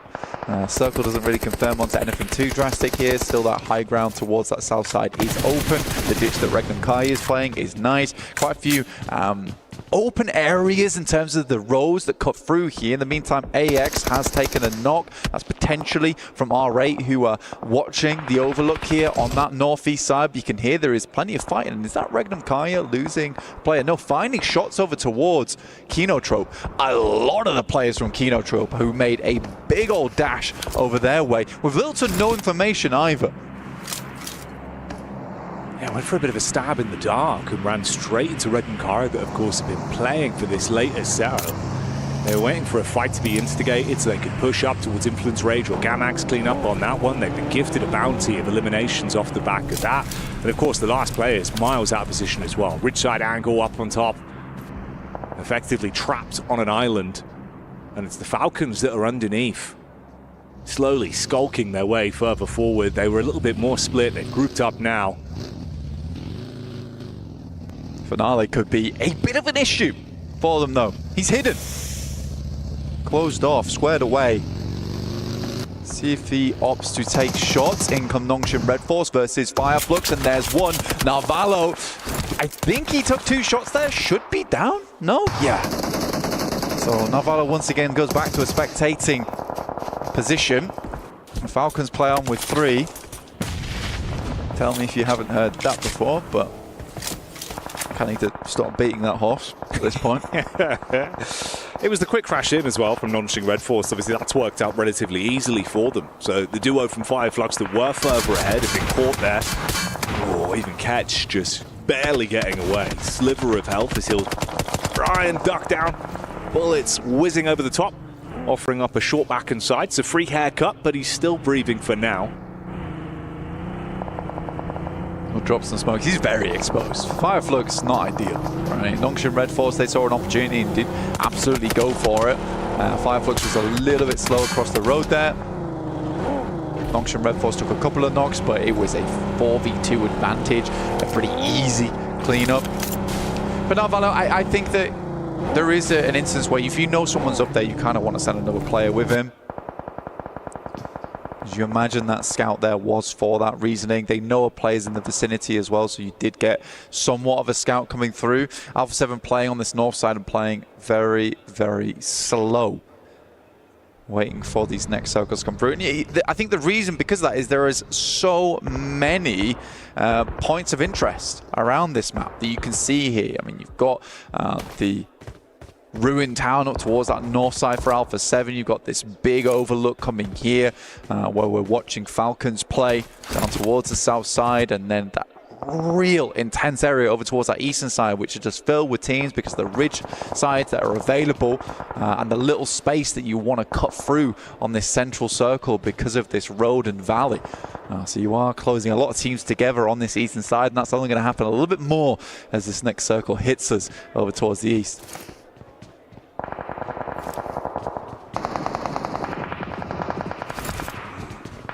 AX there, thrown into the battle versus Gamax, obviously sharing those close compounds for quite some time. You can see Nongshim Red Force as well, committing to find follow-ups on the Fireflux. Handling them easily. Solus was the first to fall. Follow-up onto Ketch, so both down and out. The team is removed, so the squad unable to accrue much more from that one. 4 elim game for them, bring them up to 98 points overall, and the battle continues with Yangon Galacticos being cleaned up, split between 2 squads. AX as well. Really in position here where E-Arena are going to be looking to go from strength to strength, and this could give them some good momentum in the standings if they can find the play off this one. But E-Arena already on 3 elims playing on this eastern side. It's going to be a bit of a brutal rollout for them to get over towards AX, but they are hurting. They're definitely hurting. They've sent a bit of damage over their way. Looks like the resources are a little bit rough. Joker looking to send another nade over towards the top side there. Did find Ariane. A bit more damage poured in, and R8 looking to backstab on the eastern side. Regnum Kai has played a blinder on that ditch, by the way. That is some good knowledge of the map and where they wanted to go early. They held out Kenotrope when they tried to make a big crash over their way, and they have just been sitting pretty since. Yeah, it's worked out very well for them. A team that we know can offer so much in a lobby like this. Oh, and for AX, it's not only from the front with E-Arena casting out nades, to, of course, the backstab from R8 that now look to swoop in off the damage done with those nades landing right on target, hopping out the vehicles. Joker further down, belly on the ground as well to assist. Still nades in the back pockets thrown in. AX must be so uncomfortable. You are just pinned in here. Henry with the smoke, at least trying to buy time as they get close. You've got the shoddy to work with. The entire team just looking fragmented. It's only Henry that remains. Quick bandage to try and top himself up. Yeah, has the pump, which is not great for multiple targets at a time, especially when you've got no cover to hide around on that delay between the shots.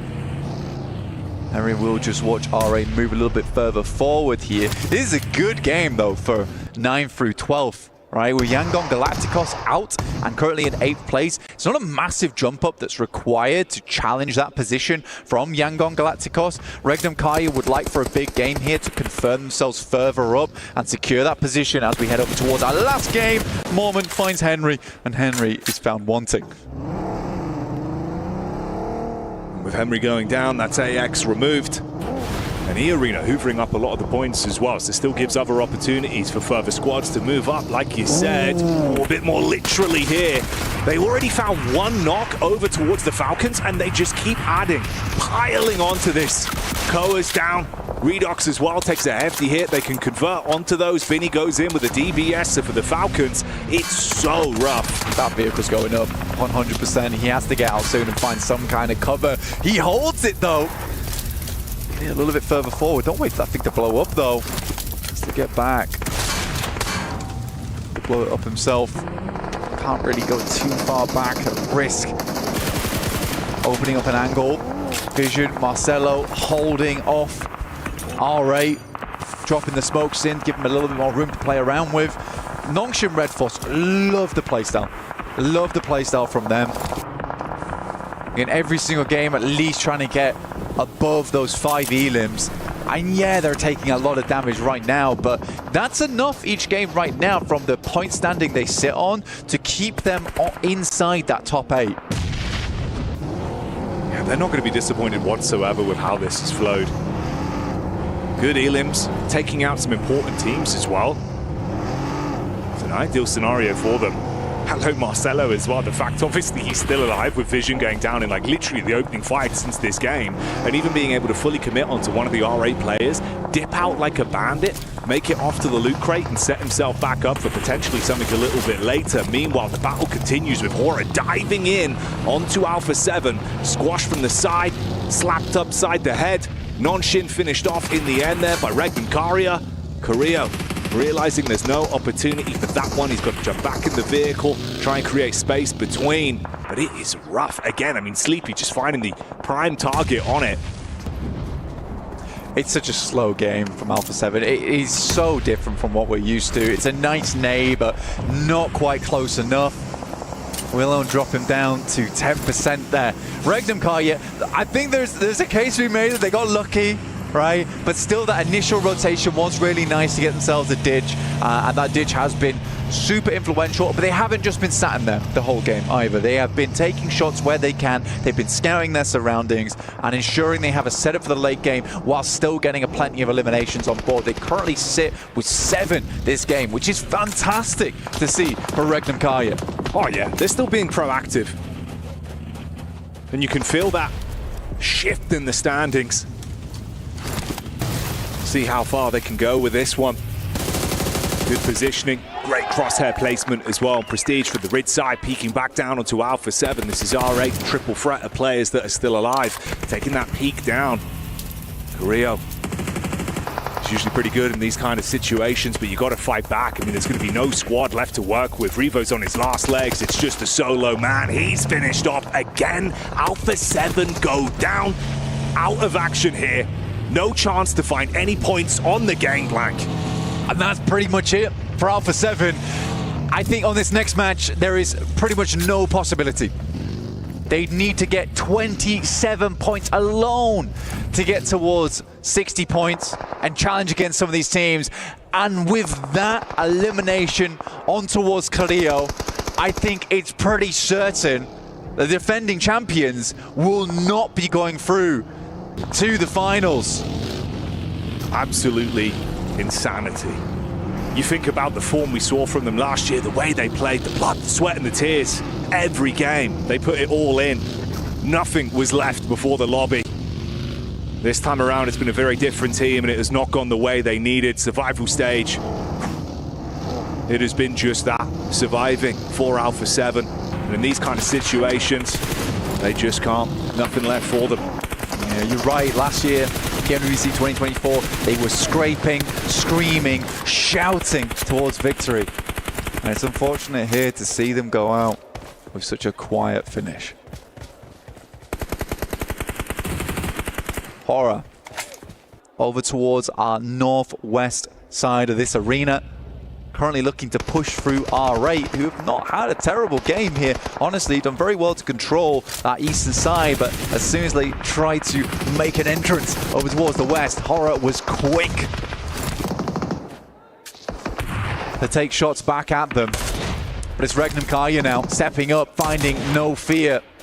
Silas with 40 bullets remaining on this Mini 14. They have been here for a long, long time, no chance at extra resource, and they've had to been very, very good when it comes to that resource management in general. Here comes Jiggle. Jiggle and Prestige being the two that were looking to push up somewhat. Spot over onto him, so that finishes off R8. Influence Rage have been able to sit pretty for so long as well inside of this compound, but the nade-in's good. Meanwhile, the healing feed keeps on going. Horror losing so much to Regnum Karia. Wow, they are on a heater right now, Blank. Yeah, Wild will go down, but Toshpik returns fire over towards Sleepy. Horror, who has been such a criminal force on the north side, has been arrested by Regnum Kaya, and not only that, run down over towards Sleepy to add insult to injury. Regnum Kaya will be the lone team on the northwest side. It's E-Arena now versus Influence Rage, battling it out, currently in 10th place, trying to set themselves up for a late game, and they need this match here, Jackie. It was a misplaced nade as well that resulted in some downtime inside of the fight. They had to get each other back up with E-Arena running into some danger close action. Joker looking to get up close and personal though with the shotty in hand, and Regnum Karia realizing this is the opportunity to scout out. Silas moves into position whilst the fight continues, spams into the smoke, lowers it, gets one from the sideline. We say goodbye to Joker as they commit onto that. Mormon as well falls to Diego. Regnum Kaya looking to shut this one down quick though. Little boy on that top side of the concrete, and he will be solid. Finds the first initial knock over towards Silas. Will flush him out. Looks for more on the drop down. Gets two. An Influence Rage up to 5 heliums. If they can get the chicken dinner, it will be a massive, massive start to their run at the end of the day to potentially take over Yangon Galacticos. But will Regnum Kaya even care? Lil Boy being the big man on that one. Makes all the right plays at the perfect time. Loxy with the rock face to work with, tucked in, looking for the elevated peak from the top. You can start to slow down the pace now. It was chaotic among the three. But with the 2 squads remaining, knowing how important this is for either side, Influence Rage do not want to throw their opportunities away. Scout out from Lorizin. Loxy locked on target. Clean connection shuts down one. Tospic baiting them out to face. Little Boy goes in for the fight. The nade, the only thing to keep them in this one. One sent out, Little Boy extremely low, will be taken down. Diego on the backside, that's at least a nade to keep this one going. Wild walks up, and it will be an easy finish from the ditch. They were down low, but they end up on high for Regnum Kaya, and that game will secure their position in the top 8. For Influence Rage, they were so close yet so far. Getting that 10 point in that game would have made their game so much easier going into our final match on Miramar. But they have much, much further to go now. Fought hard, but that's a memory that could come back to haunt you, potentially leaving your fate up to other teams now, whereas Regnum Karia, they set it for themselves. Massive game. Great positioning, but still, like we said, even though you had such a good angle, they were being able to be proactive on so many different fights, just hoovering up points after points, and then going on to close it out with a chicken dinner. That's a great game. I think they finished on around about 15 elims, so themselves a 25-pointer on that match is unreal stuff. Fireflux goes down early, gets a few points, but as does Power. We'll see how this all ends up in the final match on Miramar. But in the meantime, we've got to head to a break. We'll see you soon.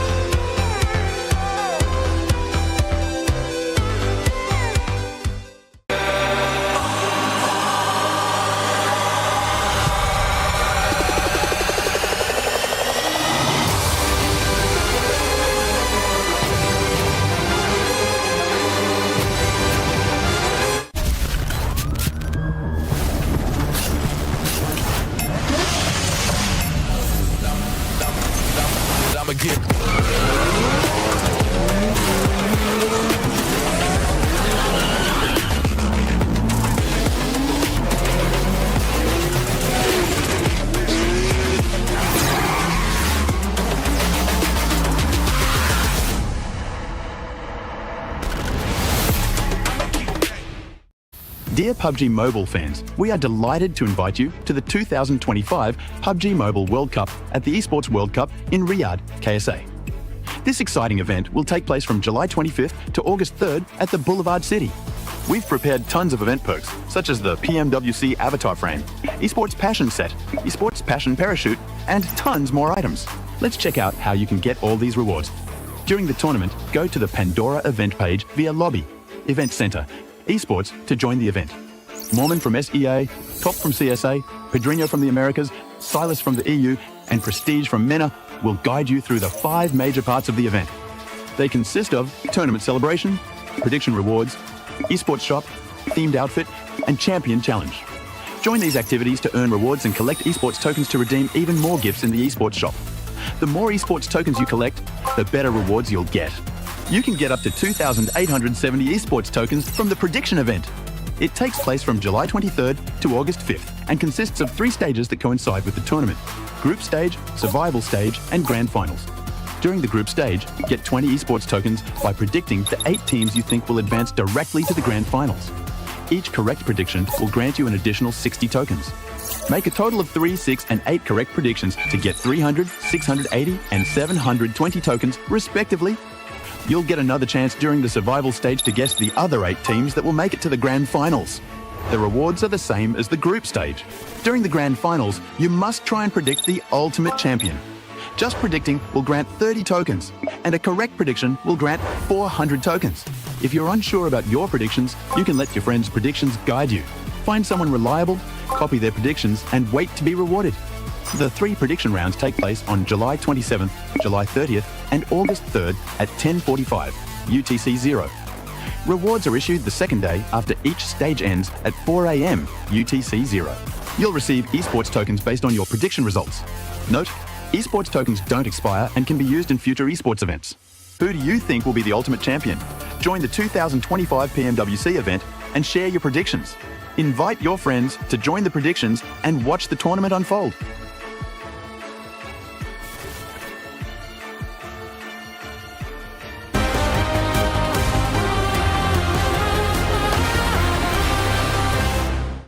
What pushed? Stój. I'm nading him. Different team. Oh, no. He's on the left. Nate! Just nades. I don't have heals. Nading above. I'm nading more left. Down left, watch out. Down Someone left. behind us. They're pulling up behind us. You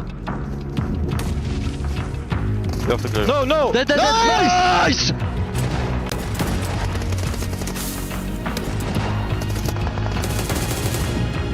ماسك نايس باقي بعيد بس حجي اطلع يسار اطلع يسار حجي اطلع يسار خذ الصخره اطلع يسار خذ الصخره سكه اطلع فوق ترى ما اشوف ليك تطلع فوق حجي من فوق سكه يسار حبه دو بس هذا هي كله شوفه سكه بس خلاص حجي بيطلع نايس هيال وحش يا حجي واحد طلع يصير يجي يدك حجي. Well, we posed the question this Miramar, can Regnum Carrier shore up their defenses? And they said, yes, we can. They get themselves the victory on Miramar, on the Dusty Dunes, to be able to keep themselves in the challenge to lift that trophy at the end of the tournament. Welcome back to the desk here with 7, with Maxman. Regnum Carrier shores up the defenses, Maxman. Wow. To be honest, they just got center very early on and they just held down the fort. It was a pretty straightforward game for Regnum Carrier, which you have games like that. They kind of played the Korean way, just like central compound, we defend. This time it was a dip though, a little bit different on that side, but very good to see them because they were like in the middle of the rankings for a big portion of today. That's going to, again, solidify their position in the grand finals. 24 points on board. Regnum Carrier, Silas, the dream is still alive. He can take home this PMWC trophy. Wow. I think with those 24 points, easily they're going to be going to the grand finals. As you mentioned, they were there towards the bottom. Now they're not going to have to worry about that. One team, though, that we saw something during that match, Hora Esports, as soon as they ended up eliminating one of the players from Alpha 7, they just fully sent for it. So yeah, Alpha 7, your chances are absolutely gone. A team that might actually have a chance here, though, Max, Influence Rage. They've turned it up, especially in Miramar. Oh, I thought yeah, sorry, I'm just sighing because in 16th place it's Yangon Galacticos, and we could have almost seen Maxman's zipline of the day. I was It was this close. I thought they were going to drive it on the. I say zipline of the day. It would have been zipline of the year because nobody ever takes the ziplines. No, only Amina they call zipline plays, and it did not work out over there. I remember Marcelo had a really bad time. Yeah. But to go back on your point of Influence Rage, actually, they had a very central position, just like Magnum Kari, right? Yep. But the defense they set up was really strong because they understood eastern side of the compound, we're just going to give it away. E-Arena, RA, all those teams want to take it. It doesn't matter. We'll hold on to the western side, which is closer to the center of the circle, and because of that, we can get a bunch of eliminations. Little Boy in particular stepped up big time. Well, of course, we have our head-to-head presented by the Saudi National Bank. It's Yangon Galacticos and Influence Rage, and for one more game here, 7, they have got to step up. The one thing that right now Influence Rage has going with them is that we are going to be going into Miramar. They're currently averaging, I mean, for the past 3 Miramars that we have played, including the 2 from yesterday, they've been averaging about a 3rd to 4th place finish. So that's impressive on its own. And for Young Galacticos, we did end up seeing a great rotation out of this team, pretty much just wrapping around Northwest. But then once they were able to get there on the position that they were getting to, they just ended up doing nothing. I thought they were maybe going to end up crashing Hora, maybe crashing on Alpha 7, but it seemed like they were just playing scared. They played the ridge south of the road, and they end up just giving so many angles to Hora, and I think there was also Alpha 7 at one point. They were very indecisive, and unfortunately because of that, they just get completely collapsed upon and can't do anything off the back of that. So it was a good rotate. Unfortunately, the later stage was just not as good as... Oh, actually, Regnum Kari, 8.67 average, Elim. That is pretty high on Miramar. And on this one, for the top 5 teams from Miramar, I mean, you just heard me mention Influence Rage. Another one, R8. R8 is one of those teams that is also in the hunt for that top 8th place. So for us to be able to see them here, being able to average a lot of elims in the last match, they also you were mentioning this during that match to me, Max, how they were pretty much did the same rotation as Yangon Galacticos, but nothing ended up happening with them. They tried to be aggressive, but it ended up backfiring. Yeah, they really tried to go for a very similar rotation here. Didn't quite work out at the very end, though. Man, Yangon Galacticos getting a 0-point game here within 8th position. This is horrendous for Yangon Galacticos. I mean, 62 points, so it seems like the point threshold is going to be around 70. How close is the gap going to be between 8th and 9th place? That is my big question. It does feel like anyone 6th and up is guaranteed in. And Team Falcons, in theory, should... It'll be close, though. It will be close coming into this last game. Yangon Galacticos is going to have to be looking over their shoulders here for that 8th place spot. Let's move down to our 9th through 16th. Oh! 60 points on Influence Rage. R8, 54. It does feel like those 2 teams are going to be the ones in pursuit here, 7. What do you make of it? Okay, I was expecting Influence Rage to have a chance, but I thought the gap was actually going to be a little bit bigger than that. For the gap to only be 2 points to tie it, the thing for Influence Rage is they need to make sure they do enough to not tie, because if they do end up tying it, they will lose the tiebreaker. Yangon Galacticos does have a chicken dinner. I want to bring up one point right now. I know we would say we weren't going to talk about Alpha 7, okay? But genuinely, go for your hot drop onto Falcons. Fight Falcons, they're your cutoff team. You need to hot drop them, eliminate them early on so their point threshold doesn't increase anymore, and you might be able to overtake it. Even maybe Yangon, but we need to see something of value coming out this game. You got a fever? He's asking for a hot drop? He's also asking for about a 30-point game. No, you need to do something big. You need to do something huge because they are not only in the danger zone, they're pretty much gone. They've got to do something. But before we get to that final game, let's check in with the most explosive moment of the day. Max Man's Grenade of the Day. And we're here back again with Maxman's Grenade of the Day. This time around, we're going to be looking at 2 teams in particular. You got the Falcons, you got the Alpha 7, and here, Alpha 7, they couldn't do anything. The nades were looking good. That is not that nade, though. Not that one. The one that comes after that, I think. That one was still not that one. So that one was going to be still not that. That was a lot more missed nade than I expected there. Actually, okay, back to me. There was no Grenade of the Day, unfortunately. That was a big fail. Thank you. Wait a minute, were there 3 more grenades after that as well? There was a lot more grenades. There were like maybe 5 or 6 more grenades that were just completely mixed. I can't keep that voice the entire time. They just kept trying to bounce it off the tree, and every single time it would just miss. There was a moment yesterday when you were doing Nade of the Day, and after you were like, my throat hurts. It did, and it does now, actually. Well. Now it's time to get serious. One more game here to figure out who is going to be going to the final and who is eliminated. Alpha 7 would have to have an insane game to do something about all of this. there's a chance. Remember, this team has been able to get a chicken dinner with 19 eliminations at one point. So if there was any team to do it, it would be them. But it's going to be far-fetched because a lot of those teams at the top. You've got to go massive. It is time now for the Miramar, the final Miramar, to determine who moves through into the grand final. Casters, bring us it. Thank you very much, Kalaris. Myself and Blank in position for this one, and we can't wait to kick it off. The final game of the survival stage, culminating in 2 days of play here. Only 8 teams will make it through. And as we've already alluded to, the chance that our defending champions, the team that were just on your screens, might not even make it out of the survival stage, Blank. So our teams are primed and ready to kick this one off over towards Miramar, because as you say, 8 teams will go through, but 8 teams are going to go home right after this next thrilling Miramar. Coming here live for you from Riyadh. Oh, it's a nail biter. Influence Rage. Looked like they were trying to contain the rage. For something of a little bit more calm here to make it happen. They are on the rise, just behind Yangon Galacticos. Will there be hot drops? Will there be moments of fury? The answer is probably. You'd expect so, and I think if anything, the opportunity, like we heard just at the end from the desk, I imagine it was Max that slipped it in. Hot drops. What are we going to see? Because for some teams, if you know that's it, if you know realistically your journey's over, maybe you try and throw a spanner in the works for some of our other squads, the potential heat that is going to be building on this one. A lot of storylines, and we'll bring them to you as the action develops. There's an interesting thing here, because Alpha 7, like the guys on the desk said, they're pretty much gone at this point. It would be a miracle. One of the best games in PUBG Mobile history. The Team Falcons, on the other hand, they're at 70 points. There's a potential 2 teams overlap them. And who else drops in El Pozo other than Alpha 7, as well as Team Falcons? Will they go for something spicy? We'll have to wait and see as teams start to get out of the plane.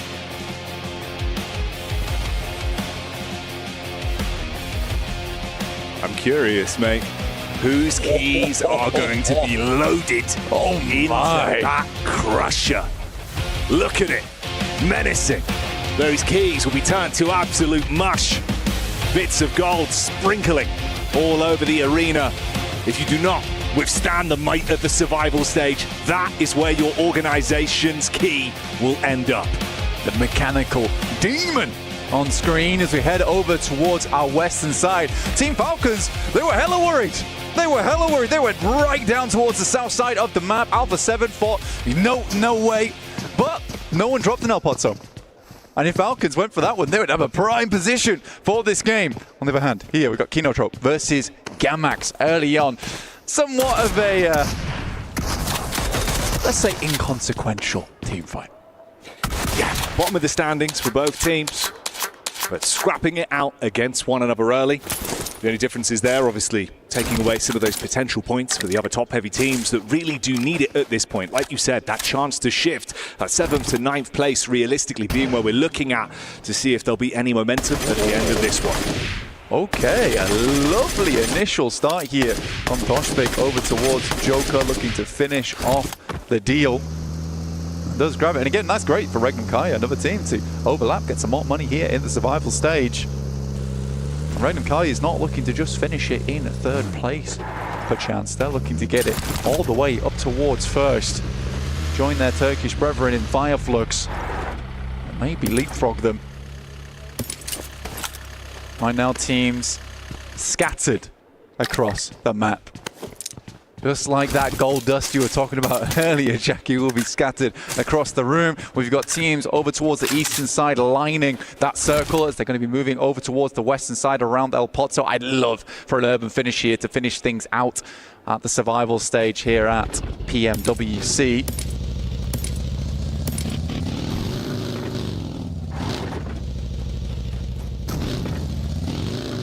Influence Rage as well. You think, based on what we saw in that previous game, right, the head-to-head for the chicken dinner between them and Regnum Karia, the difference it would have meant if they were able to steal away those extra points, push themselves further up, guaranteed themselves a pathway into the top 8. Now it's all coming down to this one last game to do just that. Intense game being the name to focus on here, though, as they pick themselves up one elimination point early. We do get to see the rotation from Influence Rage. Non-Shin Red Force relatively close by as well. Horror Esports just off in the distance. Looking to avoid, that's their rank B void here in 9th. Not able to make it in towards that top 8. Non-Shin Red Force is a dangerous team. They've displayed themselves as an aggressive team as well. Scrapping, furious. Influence Rage, as angry as they are as a team, not comfortable taking them to task. There's the Falcons, not in their natural habitat within the cave.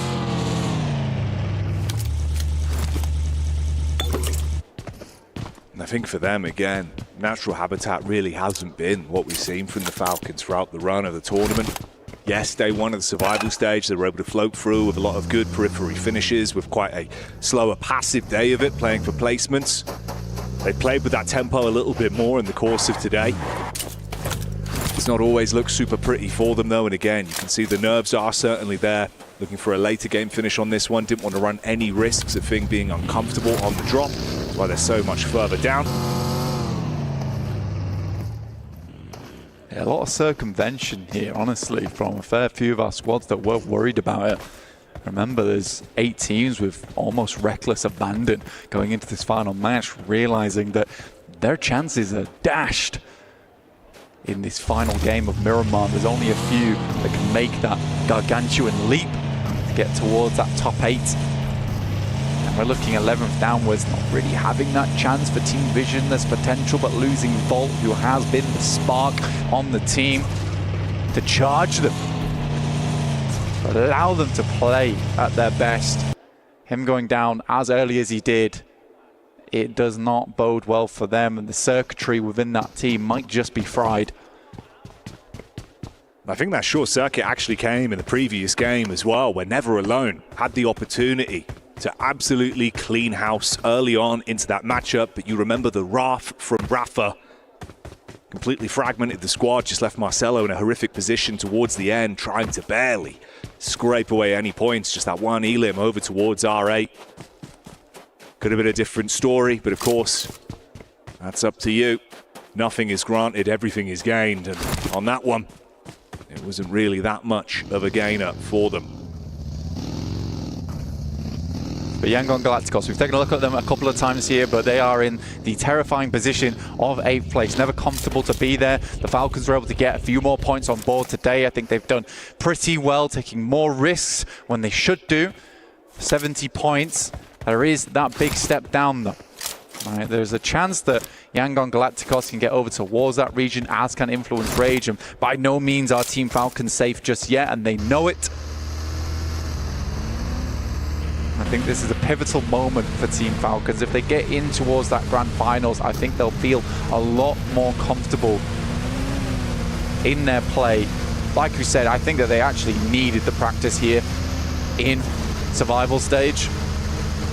There's a lot of pressure riding on their shoulders, and this would alleviate some of it.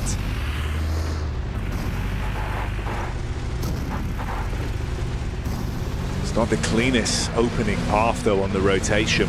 There is a lot of squads ahead of them and adjacent as well. You're going to be running into some of these teams that maybe are willing to run some crazy risks, knowing that survival stage is most likely where their heads are going to lie when this game finally comes to a close. So opportunities to be fought from both AX and Gamax on the push-up, with R8 and E Arena just off to the side there. So our final game of the day. Just shortly, we'll take a look at where we're heading. On the largest shrink of the circle throughout the entirety of Miramar, it is on Zone 2, and we head over towards Crater Fields. On the mountainside that runs through it, that currently Horror is owning, but they're massively split at the moment. Alpha 7 even trying to hunt down one of their players on that northwest side. And this is the fight. It's no fear. He has to live up to his name right here. Throws out the flames and sets ablaze to Carrillo. So low on HP. All it takes is a single shot from Revo. Horror will be pitched downwards as No Fear takes a nosedive versus Alpha 7.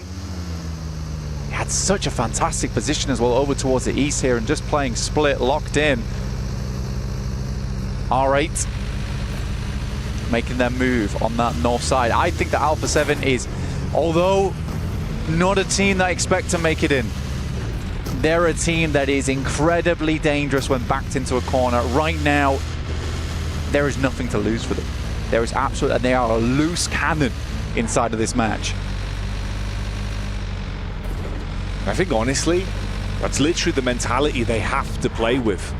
Like we said, as much as it would be an impossible task for some teams, their old form, when they hit their stride in these kind of games, that's when magic would happen. But you have to factor in how they've looked throughout the entire tournament thus far this year at the PUBG Mobile World Cup, at the Esports World Cup. It is not the same team. It hasn't had that same level of lethality. Falcons, they delay moving into the fray on that north side. Biding our time and waiting it out. You got to go through the checkpoints though, obviously. I'll respect that. But we're closing in now. A lot of teams making their way on over. This southern side of the circle is jam-packed.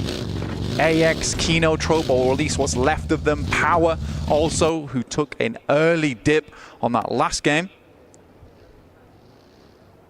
Yangon Galacticos on that western side, getting peppered right now by Gamax and potentially over also Alpha 7 shortly.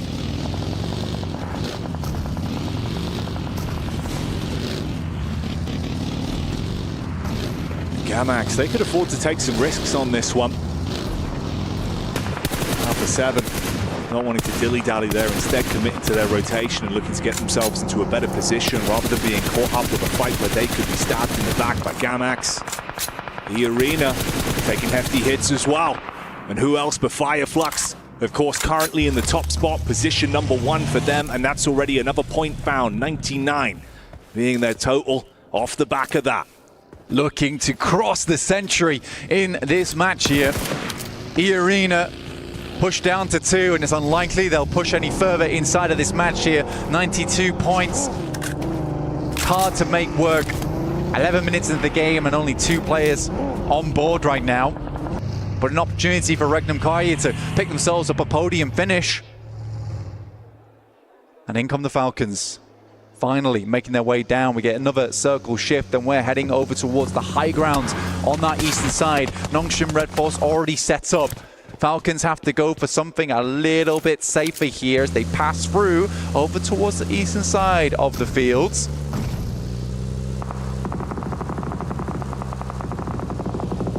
They took a few shots. The paint on the cars being chipped off, but we can focus up on what's ahead of us. Yangon Galacticus up on the rock side. It's a clean connection onto Squash. Smile being able to commit onto that one bullet back over from Revo. But of course, they cannot afford to lose a single man on this. It's got to be clean. They're going to wrap around, leave Yangon Galacticos in the dust, but it's Gamax who's coming in, potentially finish the job over towards Yangon Galacticos. They've got to bide their time. They've got to pick up Smile in the meantime and get it moving. And Gamax is only moments away. Fajita with the crash in, closes the gap between them both. Look at the HP bars that they've got to play with. The sustainability isn't there. Fajita on a nice off angle, peering in, bullets into the back. Romeo takes a big burst of damage from that one. SayCloud needs a Nimbus right now to get out of dodge vision. Now we'll find now Valo on the first pick there. Not finished off just yet, but it's an intense game. They hit that nail, find that coffin.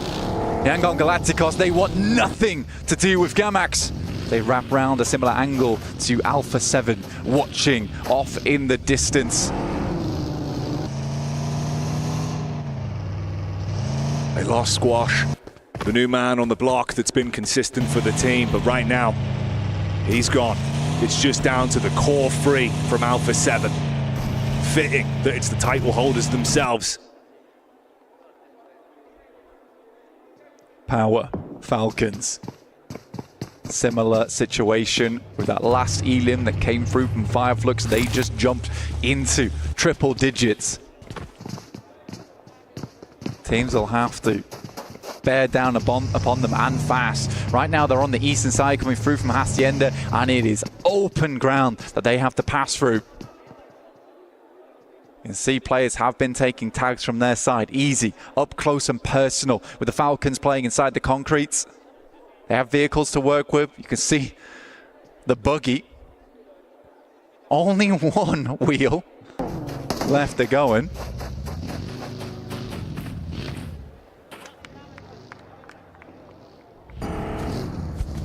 Center circle again as well from Reg Karia. Influence Rage close by. Two teams that went head-to-head for the chicken dinner into the previous matchup. A lot riding on this one. You can see the move up as well. Gamax swerve round Yangon Galacticus as they make their move. And the interesting thing with Power as well, Easy, I think his position's been undetected. He got clear vision onto the Falcons, didn't take the first shot. Instead, he can play off his teammates when their attention is turned and they've got to go for the move. He could sideswipe them. Let's try and move ahead. You're right, they're going to have a backstab potential on their hands, which is never easy to deal with. Yangon Galacticos currently struggling though. Constantly hounded by teams here from Gamax, who have taken a bit of a split. Fajita waiting down low. And do they even know his position? As they head over towards Horror right now. Ragnar finding shots over towards AX. Scarface is taken low there from R8. And they'll have to move, Jackie. In the meantime as well, we saw a shot over onto Alpha 7 from Aura. Ooh, quick peek up. Thought he could grab that one, but the response is good from Yangon. Crosshairs instantly flick up, their eyes light up as they grab onto the knock. They're hanging on, the speed at which they're flicking around as well. They are hyped, filled with adrenaline going into this match, knowing that their life's on the line here in terms of the tournament. Judo finding more players over towards Vision, but they clap back over towards APK. Say Cloud on the high ground. These shots are just not hitting, Jackie. Sleepy, looking shaky. Didn't instantly bite on the bait that was shown from Say Cloud. And when he did go for the spam, a few bullets going awry. Quite a distance firefight on it, can't commit onto the knock, and he's being flanked from the back line. Turns his attention. Meanwhile, Gamax as well being hit heavy by Vision, still being able to at least respond. They lost 2 players off the engagement, but go 2 for 2 in the fight so far. Yangon Galacticos shopping around right now, but no, apartments are open and they are struggling to find a home inside the circle. Influence Rage, Diego will find a shot over towards Revo. Inside the shack and more damage done. Sleepy finds Mafioso. 1 player left remaining for Alpha 7. With that, Vision receives the final curtain call in the survival stage, going down to Gamax. Intense game. Just inches away from Fajita as well, trying to keep himself out of dodge for now with the smokes to protect himself. Like you said, Alpha 7, it's been uncomfortable. Twice Revo has gone down. Twice they have had to get him back on his feet. Supplies have got to start to run low. Easy continues to be a terrifying prospect there on the south side for the Falcons. Hasn't whispered a word, laying in wait. Yangon Galacticos have come through some pretty tumultuous situations. The caltrops were laid down for them and they swerved, they've avoided, and they've made it in with some tumbles, some rolls, some dashes to get towards this position. The circle continues to move out of their reach. So how will they play out these next couple of minutes to make it in? Intense game, Alpha 7, Gamax all weakened, all injured. It's a full 4-man squad from Yangon. I take that back. 1 player gets knocked and will get shut down. That's by Sleepy. Sleepy's been doing a great job from the angle up top. But look at this. R8 moving on in to join the party to split down the middle. Meanwhile, Easy, he's been biding his time for so long on this, but the rest of the squad has come over to assist. They look to fight up close versus the Falcons. Good chip damage on the Ragnar. Redox confirms onto that one, tries to finish him off and will do so valiantly. Still pushing over, but the nades come in. The Falcons get finished. Vahedon's the one to send them out as they fall, and Power live to fight another day. At 71 points there, Yangon Galacticos is furious going into this game. They have a real stalwart game so far. It's looking worrying. Fireflux move on top of AX, only losing Scarface, and it's an immediate removal from them. But what's terrifying for the Falcons is Yangon Galacticos are still going. Influence Rage with 4 players are in a prime position on that eastern side. They are not through yet. It comes down to the bitter end, and this is the issue. You have left the fate of the Falcons in the hands of the other teams in the lobby. 8th and 9th position with a huge opportunity here. Last game, leave no stone unturned. How will Yangon Galacticos play this next maneuver? Much like that zipline above them, they would love for a straight rotation directly into the circle. And they're going to move over towards Kinotrope. Saycloud making the first move here.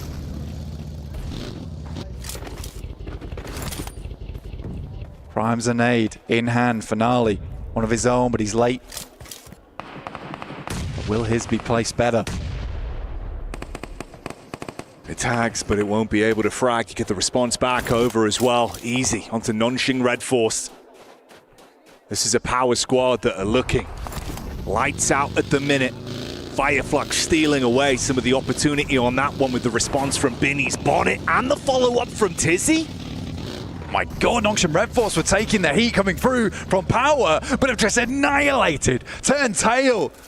Dare you get involved in our fight, Fireflux? We're going to send your way immediately. They angered the wrong beast. With that, the arena starts to quake. Another move being made. Power plays from the team's namesake themselves. Yangon and Influence Rage still in positions to cause issues later on into this one as well, depending on how this starts to shift. Regnum Carrier, R8 and Influence Rage all inches away from one another, just mere space between them on this compound setup. Ragnar might be down, but cheering them on from Valhalla.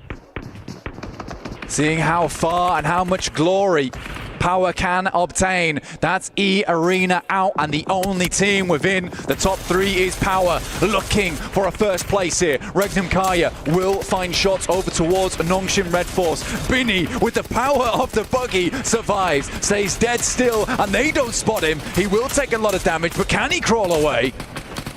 Lorezin's able to find it. The UMP hits. Binny thrown away, shut down. That's one elimination they claim, but they've still got much more to get done on this one. On the back line, Power will take a knock, but it is answered. They will look to pick him up. That's from Kinotrope. Al Hadji is just going to come back down again. He's got the side angle. They don't know, but it's still 3 players they are roaming into. Let's see how Power handles this. Yangon Galacticos yet to make their sprint.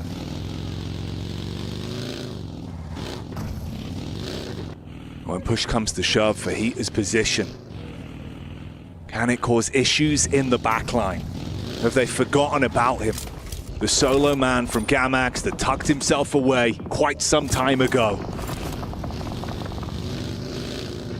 Influence Rage watching on. A fantastic position for them that they can work, but they will have to move. Yangon Galacticos up against Gamax. The first is found. It's from Kinotrope to steal that one away. So Yangon still only up to 2. Looking for the res, but they're trapped in the tunnel. Jiggle will find Carrillo as well as Mafioso. Alpha 7 being collapsed upon as Horror outdo them. On the push down, Alpha 7 are removed from the battleground. And those reigning champions not having an opportunity to show us the might they were made of last year, falling to the wayside.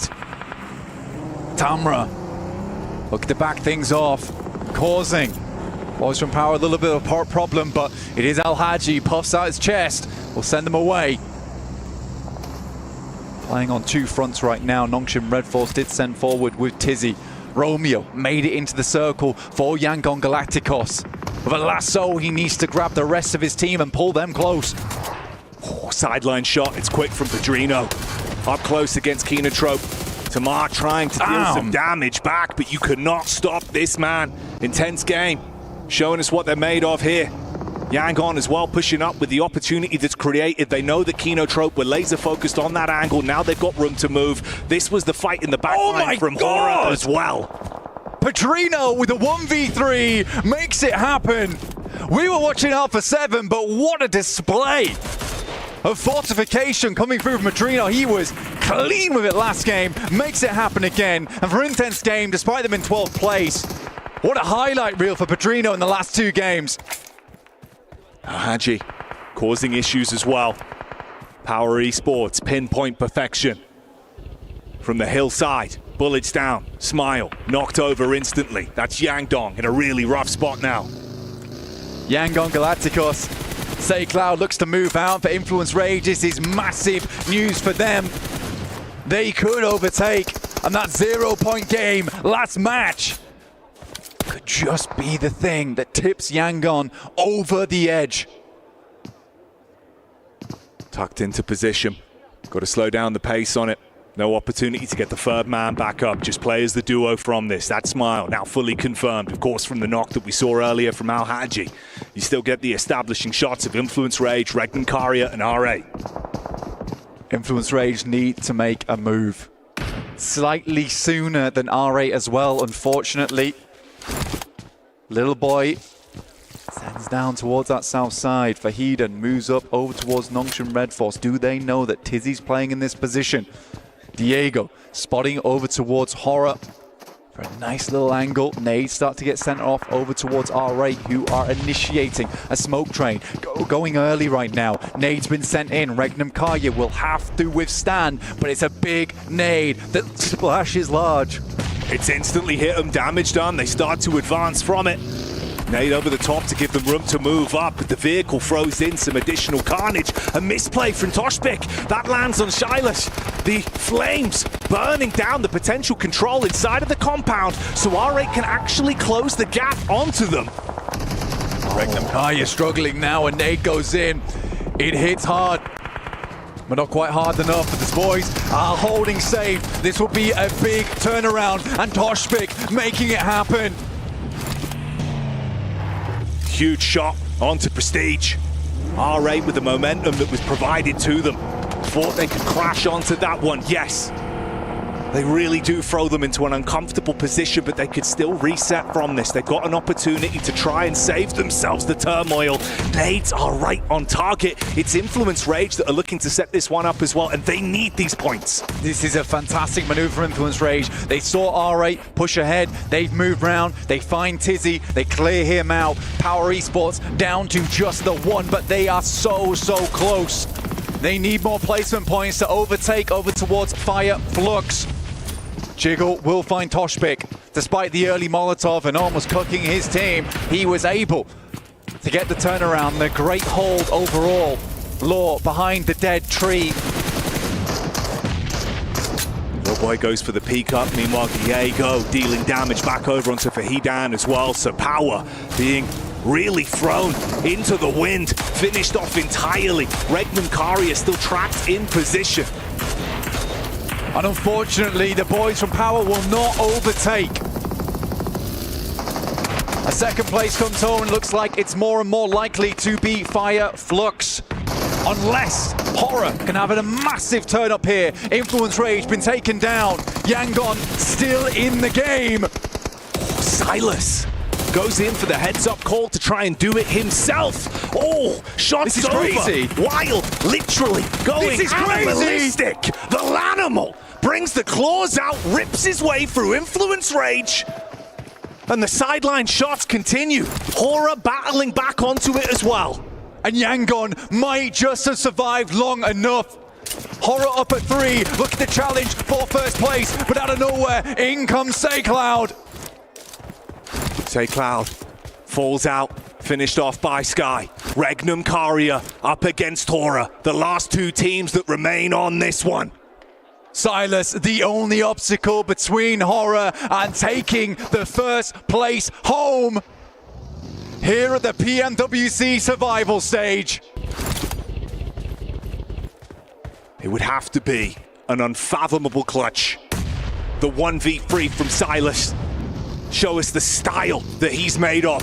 Jiggle looks for the move up. Sky with the first play. First connection's clean, but he can't do more. Regnum Karia fall, and with that, Horror Esports do exactly what they needed to. An incredible performance from Horror. We're going to have to tally up the total slightly later on with those placement points. But with that, Jackie, for Alpha 7, we will not be seeing them over towards the main stage. Regnum Karia has a massive step up towards the end of this one. But Fireflux, Power, Horror all towards that podium. What an amazing finish. And even Yangon slightly surviving towards those end moments despite Influence Ray chasing, but shut down by the man himself, Silas. And you hit the nail on the head, the trophy that is behind that winning team, the pinnacle of PUBG Mobile. Everything these squads give everything for, game after game, will be crowned to a new team, a new squad. 4 players will take the title this year, with Alpha 7 being unable to survive. They did not make it through the survival stage. A new champion will be crowned this year. 2025 is going to be a whole different story. Tears have been shed. Emotions have been let loose here. Unbelievable performances throughout, and Power just love it here at the survival stage. Easy, making them look queasy with the sickening plays he's been showing and putting on display. Horror just making it in consistent time and time again. But it's the Falcons who do make it through. It was a terrifying finish for them.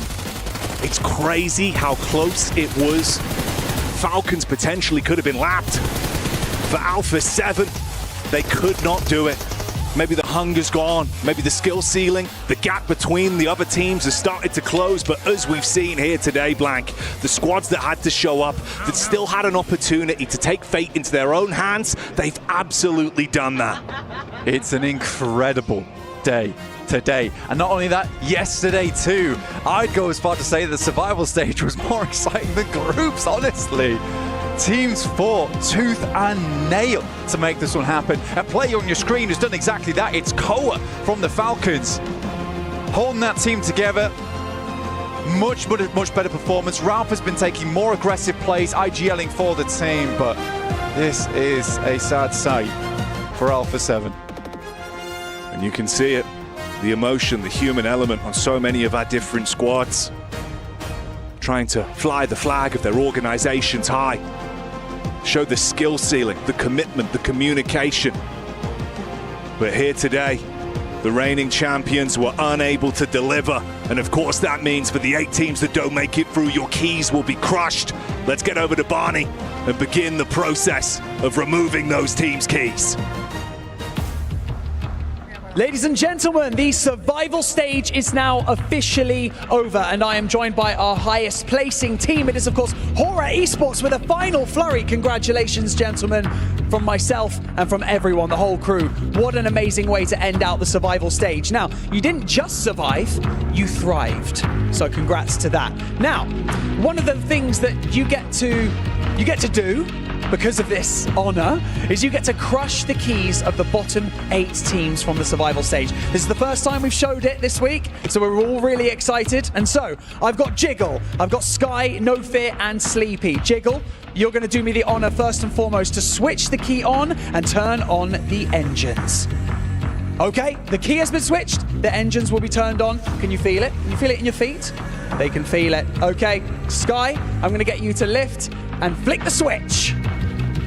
That is going to open up the iris in the center. We can see all of those menacing teeth ready to chomp up those keys. And now finally, No Fear. I'm going to get you to press the button and send them home. And Sleepy, you can wave at them as they do it. There they go. See you later. And just like that, our 16 teams are locked in for the grand finals. 8 teams have now been sent packing. Well, 7.5, of course. But the job, now there you go. There's the 8th team. But the job is not done. We have a gauntlet of competitors waiting in the grand finals that's going to be happening this weekend. And they've all got their eyes on the prize. $3 million prize pool, and of course the beautiful PMWC trophy. The Horror Esports guys having a great time next to me. But I tell you what, they're not going to be laughing this weekend when they come up against all those other teams. But for now, make sure you're all ready for that weekend slot for the grand finals. And we're going to send you back to the studio to talk about what just happened in the survival stage. Emotions riding high here for the survival stage for PMWC. Unbelievable moments here for some of these teams who are hoping desperately that they were going to be able to claw their way up to that top 8, but it is not good for them. They are done here for the PUBG Mobile World Cup. What a way to end things as well, joined by Seven Neptura as well as Maxman. I can understand why emotions were riding high for a lot of these teams. Unfortunately for them, they now have their keys crushed here at the Esports World Cup. Maxman, what a survival stage. Yeah, I mean, okay, you know what? A lot of unexpected things did happen. Of course, Alpha 7 just absolutely destroyed in this tournament, right? Of course, they got themselves some wins in the group stage, but in the survival stage, we didn't see anything out of this team. And I think that this is going to be a good time for them to go back to the trial grounds and try and get things out, because right now, nothing has been really done for them this tournament. It's for sure the headline of the day, Seven. The fact that we lose the champions here for PMWC, and we will guaranteed be crowning a new champion. It definitely is. Every single time here we come to Riyadh, I feel like we always end up getting a shocker. Last year was Team Falcons getting eliminated at survival stage. Now it's completely the opposite. Now it's going to be the defending champions with Alpha 7. But yeah, I mean, to be fair, even from day one, when they did end up getting those wins, that team just wasn't really doing anything outside the wins. I mean, that's a good point here, Neptura. Are you shocked that we see here as emotions still very much on show here on the stage floor? Are you shocked after seeing how they were playing things that they will not be making finals? I don't think I'm shocked with how that this is the result based on how they've played. Yeah. I think it's a shock that this is how they played. We had a really good day one for group stage, right? 2 wins, massive elimination counts, as well as massive games for them. But then after that, it was just nothing. It kind of just fizzled out. Looking at the last 2 games, we said it. They need to do something big if they want to have an opportunity to make it, right? Looking at Revan, like they could have made it if they at least tried something. But it looked to me on the second half of today, they just gave up. They just like, it's not happening, and it really felt that way through their gameplay. It shows the level that this means to these players. Of course, here, crazy scenes coming from Riyadh, Saudi Arabia. But whilst this does mean that 8 of our teams are now done here at PMWC, on the flip side, 8 teams survive. 8 teams go through and they continue to try and fight to become the champion here, 7. And as we just witnessed, Horror was able to take number 1 after all that. It was close towards the top 7, but Horror now number 1 for the survival stage. Can I just say, I'm just happy that Horror Esports actually ended up being in first place. They came in confident too, and I felt like overall for the past 2 days, they were the team that was actually willing to play in a way that going to grand finals will actually do good. Fireflux, I mean, yes, congratulations Fireflux. You do end up getting the 2nd place here, Power as well, but for overall, Horror for me, Neptura, is a winning team. They are a winning team. I think we saw it in CSA. We saw less of it in group stage, a little bit of it here in survival stage until the very last match where, of course, they are going to be able to top the leaderboard here. They did keep up with appearances, though. I think we have seen a much quieter Horror than we're used to seeing in terms of wins. I'm used to seeing Horror win a lot more.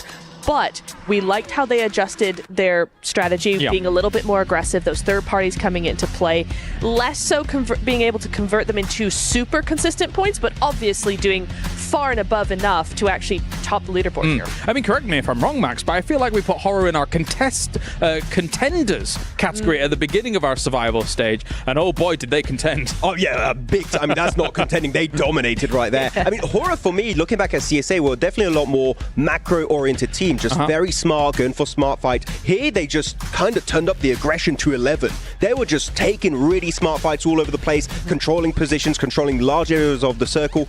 I'm very excited to see this horror hopefully make it into the finals, because this level of gameplay, you know, towards the top, that could definitely be happening for the Nepali team. And if we do have to nitpick for that team, it has to come down to making sure that they don't end up overextending on third party, because it happened today. We've seen it happen in the past as well. That is one thing that they need to fix, especially going to grand finals with those teams that are just waiting. Absolutely. Well, let's take a look now. As Yangon Galacticos at the very end were able to scramble it out. Influence Rage, 69 points. Unfortunately for them, that is not nice, as they have got themselves an elimination spot there for all of this. But the big name of the day to go out, Alpha 7 in 13th. Obviously, we've kind of addressed that, and we can move on from that. All these other teams, some teams were so close. It felt like R8 had moments and opportunities here to be able to get into that top 8, Max Man, but not to be. I was really expecting to have R8 qualify alongside Power. Those were the R8, when it comes to teams from MENA that have global experience, this is one of the most experienced global teams out there from MENA. And the fact they just barely miss out is a big, big surprise. Yeah, quite a few upsets here from Brazil in particular. Like you've seen no intense all of Brazil. 7, all of Brazil missing out here, despite them being one of the most dominant regions in the past. Brazil not having a good time, clearly.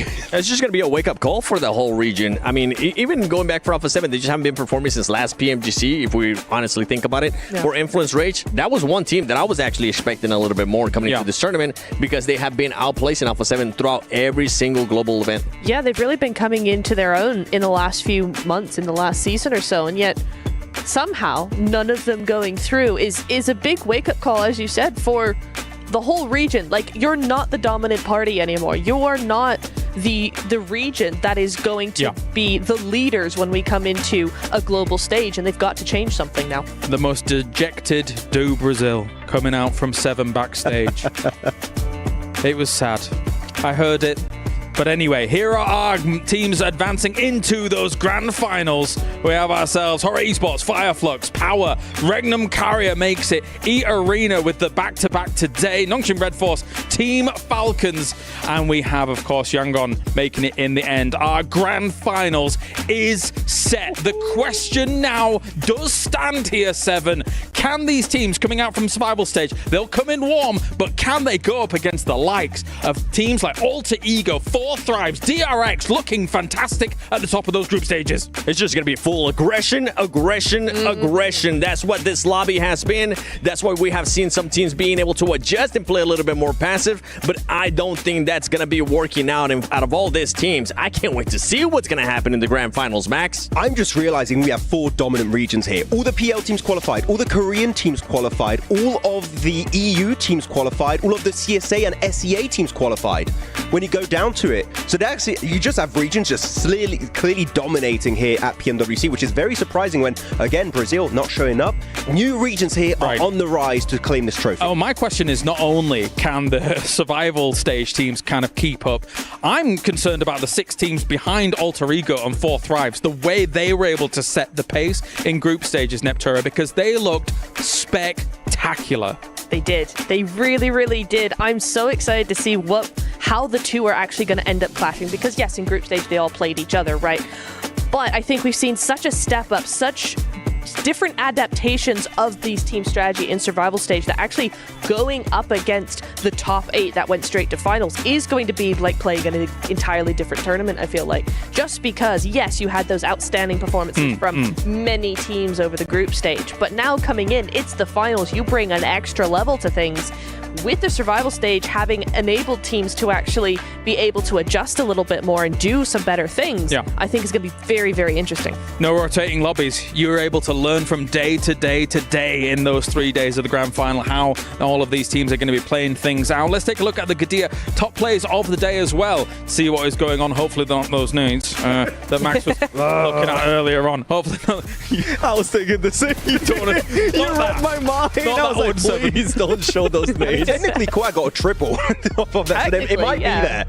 After throwing like 5. We were out of nades for the rest of the game. And nearly taking out his own team, but there we go. But let's start with Neptura, of course, with the back-to-back from the White Bunny themselves. E-Arena looked brilliant at the beginning of the day. They really did. I really enjoyed watching them. They had big splits coming in, very controlling, not overextending at all, backing that up with some great nades as you're seeing here, backing that up with some really good synergy. I really liked how they played this. I will interrupt myself here, though. Nongshim coming in, and this in particular, I love.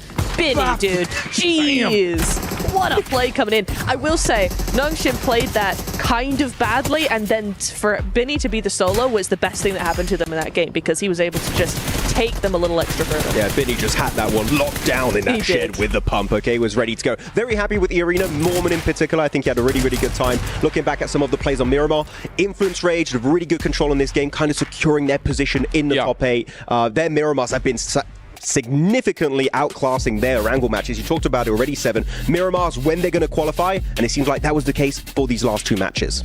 That's right. Perfect. Yeah. All right, well, we are ready for the Sony Hero of the Day. We'll get some predictions. I'm going to go with the S12K, the weapon. Interesting. Come on, you know it's good. You know it's good. Grenade. Even though it's an absolute troll answer.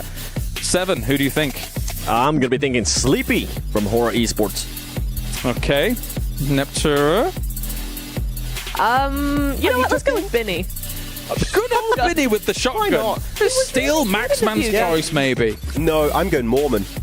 Oh, Mormon on this one. actually. Nice. Back-to-back win, and he had a really good play versus Scarface or Fireflux, so I think Mormon's the man that's going to get it. All right, well, out of our 4 options, will the S12K be the... No, probably not. They're going to add it there. The Sony... it's Sky!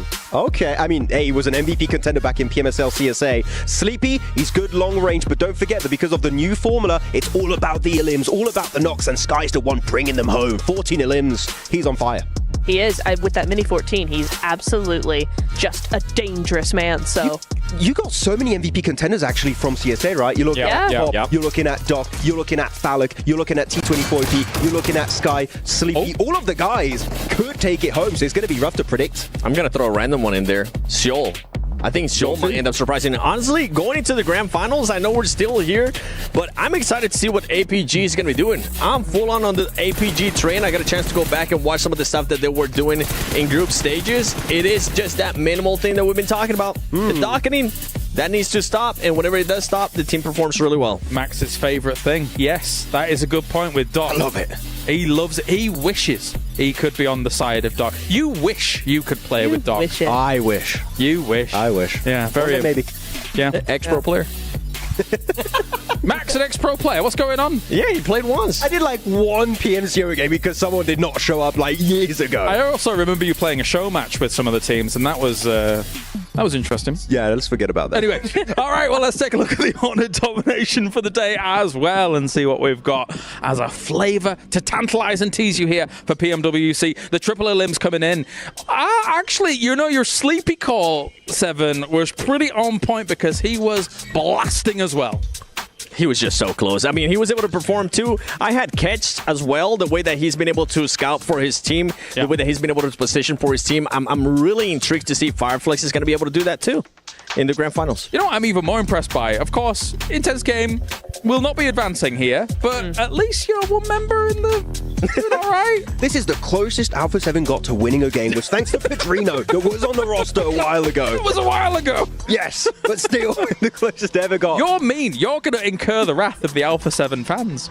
Don't go to Brazil. Don't go to Brazil anytime soon. He's gone rogue. He's gone rogue. But it has been a great survival stage, Neptura, of course, watching all of these teams really scramble for these final moments, these final opportunities. And we have a great lobby for our grand final. We really do. I'm so excited. I mean, we came into PMWC, right, going, this is the best lobby we've ever had. Going now into grand finals, this is the best lobby we've ever had. It's looking so good. You've got so many different strategies all coming together to try and battle it out and go, which one's the best? I mean, Hora now starting to do those third parties, but they're more of a passive team over on the outside. Then you've got, who else? You've got Nongshim, and many teams like the Chinese teams as well, they all go center. They like to get those 4v4 fights going. You know, 4 Thrives also love their third parties. So it's going to be just very different strategies all coming together on the same map. And it's going to be so interesting because I think at the moment, the meta is starting to split off. It's not just center. This is the only way to do it. You're starting to see different strategies and different metas starting to come into play, and that's going to make for such an interesting finals. A clash of regions, a clash of countries here. It won't be any less. We're here for the PMWC. And of course, you guys at home can be involved in everything that's going on, not only watching, as well as the map stream. I'm going to keep reminding you of that. But also we have the PUBG Mobile Airdrop Carnival, and it is now live this weekend from August the 1st to the 3rd. Log in for the summer surprise airdrops and collect 2025 airdrop vouchers to enter prize draws from official merchandise. You can get yourself smartphones, BD partner rewards, permanent in-game items, and more. Every participant is guaranteed to win. Additionally, you can jump in game now and vote for your favorite airdrop partner. You might even score yourself some awesome surprise gifts from them. So don't miss on out here for this year's Airdrop Carnival because you could unlock yourself some surprises. Max, I know you unlocked some lovely stuff yesterday, and I'm very happy for you. I still have my James Yang winner chicken dinner t-shirt. He loves that I love shirt. it. I have an X suit and I'm putting the James Yang t-shirt instead. It's beautiful. That's amazing. Thank you. All right, well, final thoughts before we wrap things up here for the survival stage. Stop laughing. Go on. Alongside with one Nepturo saying now we actually have one of the best lobbies that we have ever seen at a global stage. I'm excited to see how these teams are going to be adjusting. I'm excited to see which team is going to be surprising us as well in grand finals. Nepturo? I need Falcons to do so much better, because they broke the top 3 curse, the third place curse. They got second in PMGO. Now they barely qualified to finals, as much as I love them. Please, do something else, something better. Oh, we'll have to pull the stick out again. Yeah. Do something. Do something, please. Yeah. Max, man? I'm very happy. Thanks. No, go on. I was very happy with the entire tournament so far, but we've seen some of the top teams still like 4 Thrives, still a few things that need to be fixed, like for example their decisiveness. Don't rest on your laurels because this lobby in the finals is going to be cracked. It's going to be crazy, so you better get ready for the next stage. Yeah, this is how you know I've known you for too long when I'm doing things like this live on broadcast. You're kind of rude, actually. A little bit. You know. He's still waiting for his coffee. I am.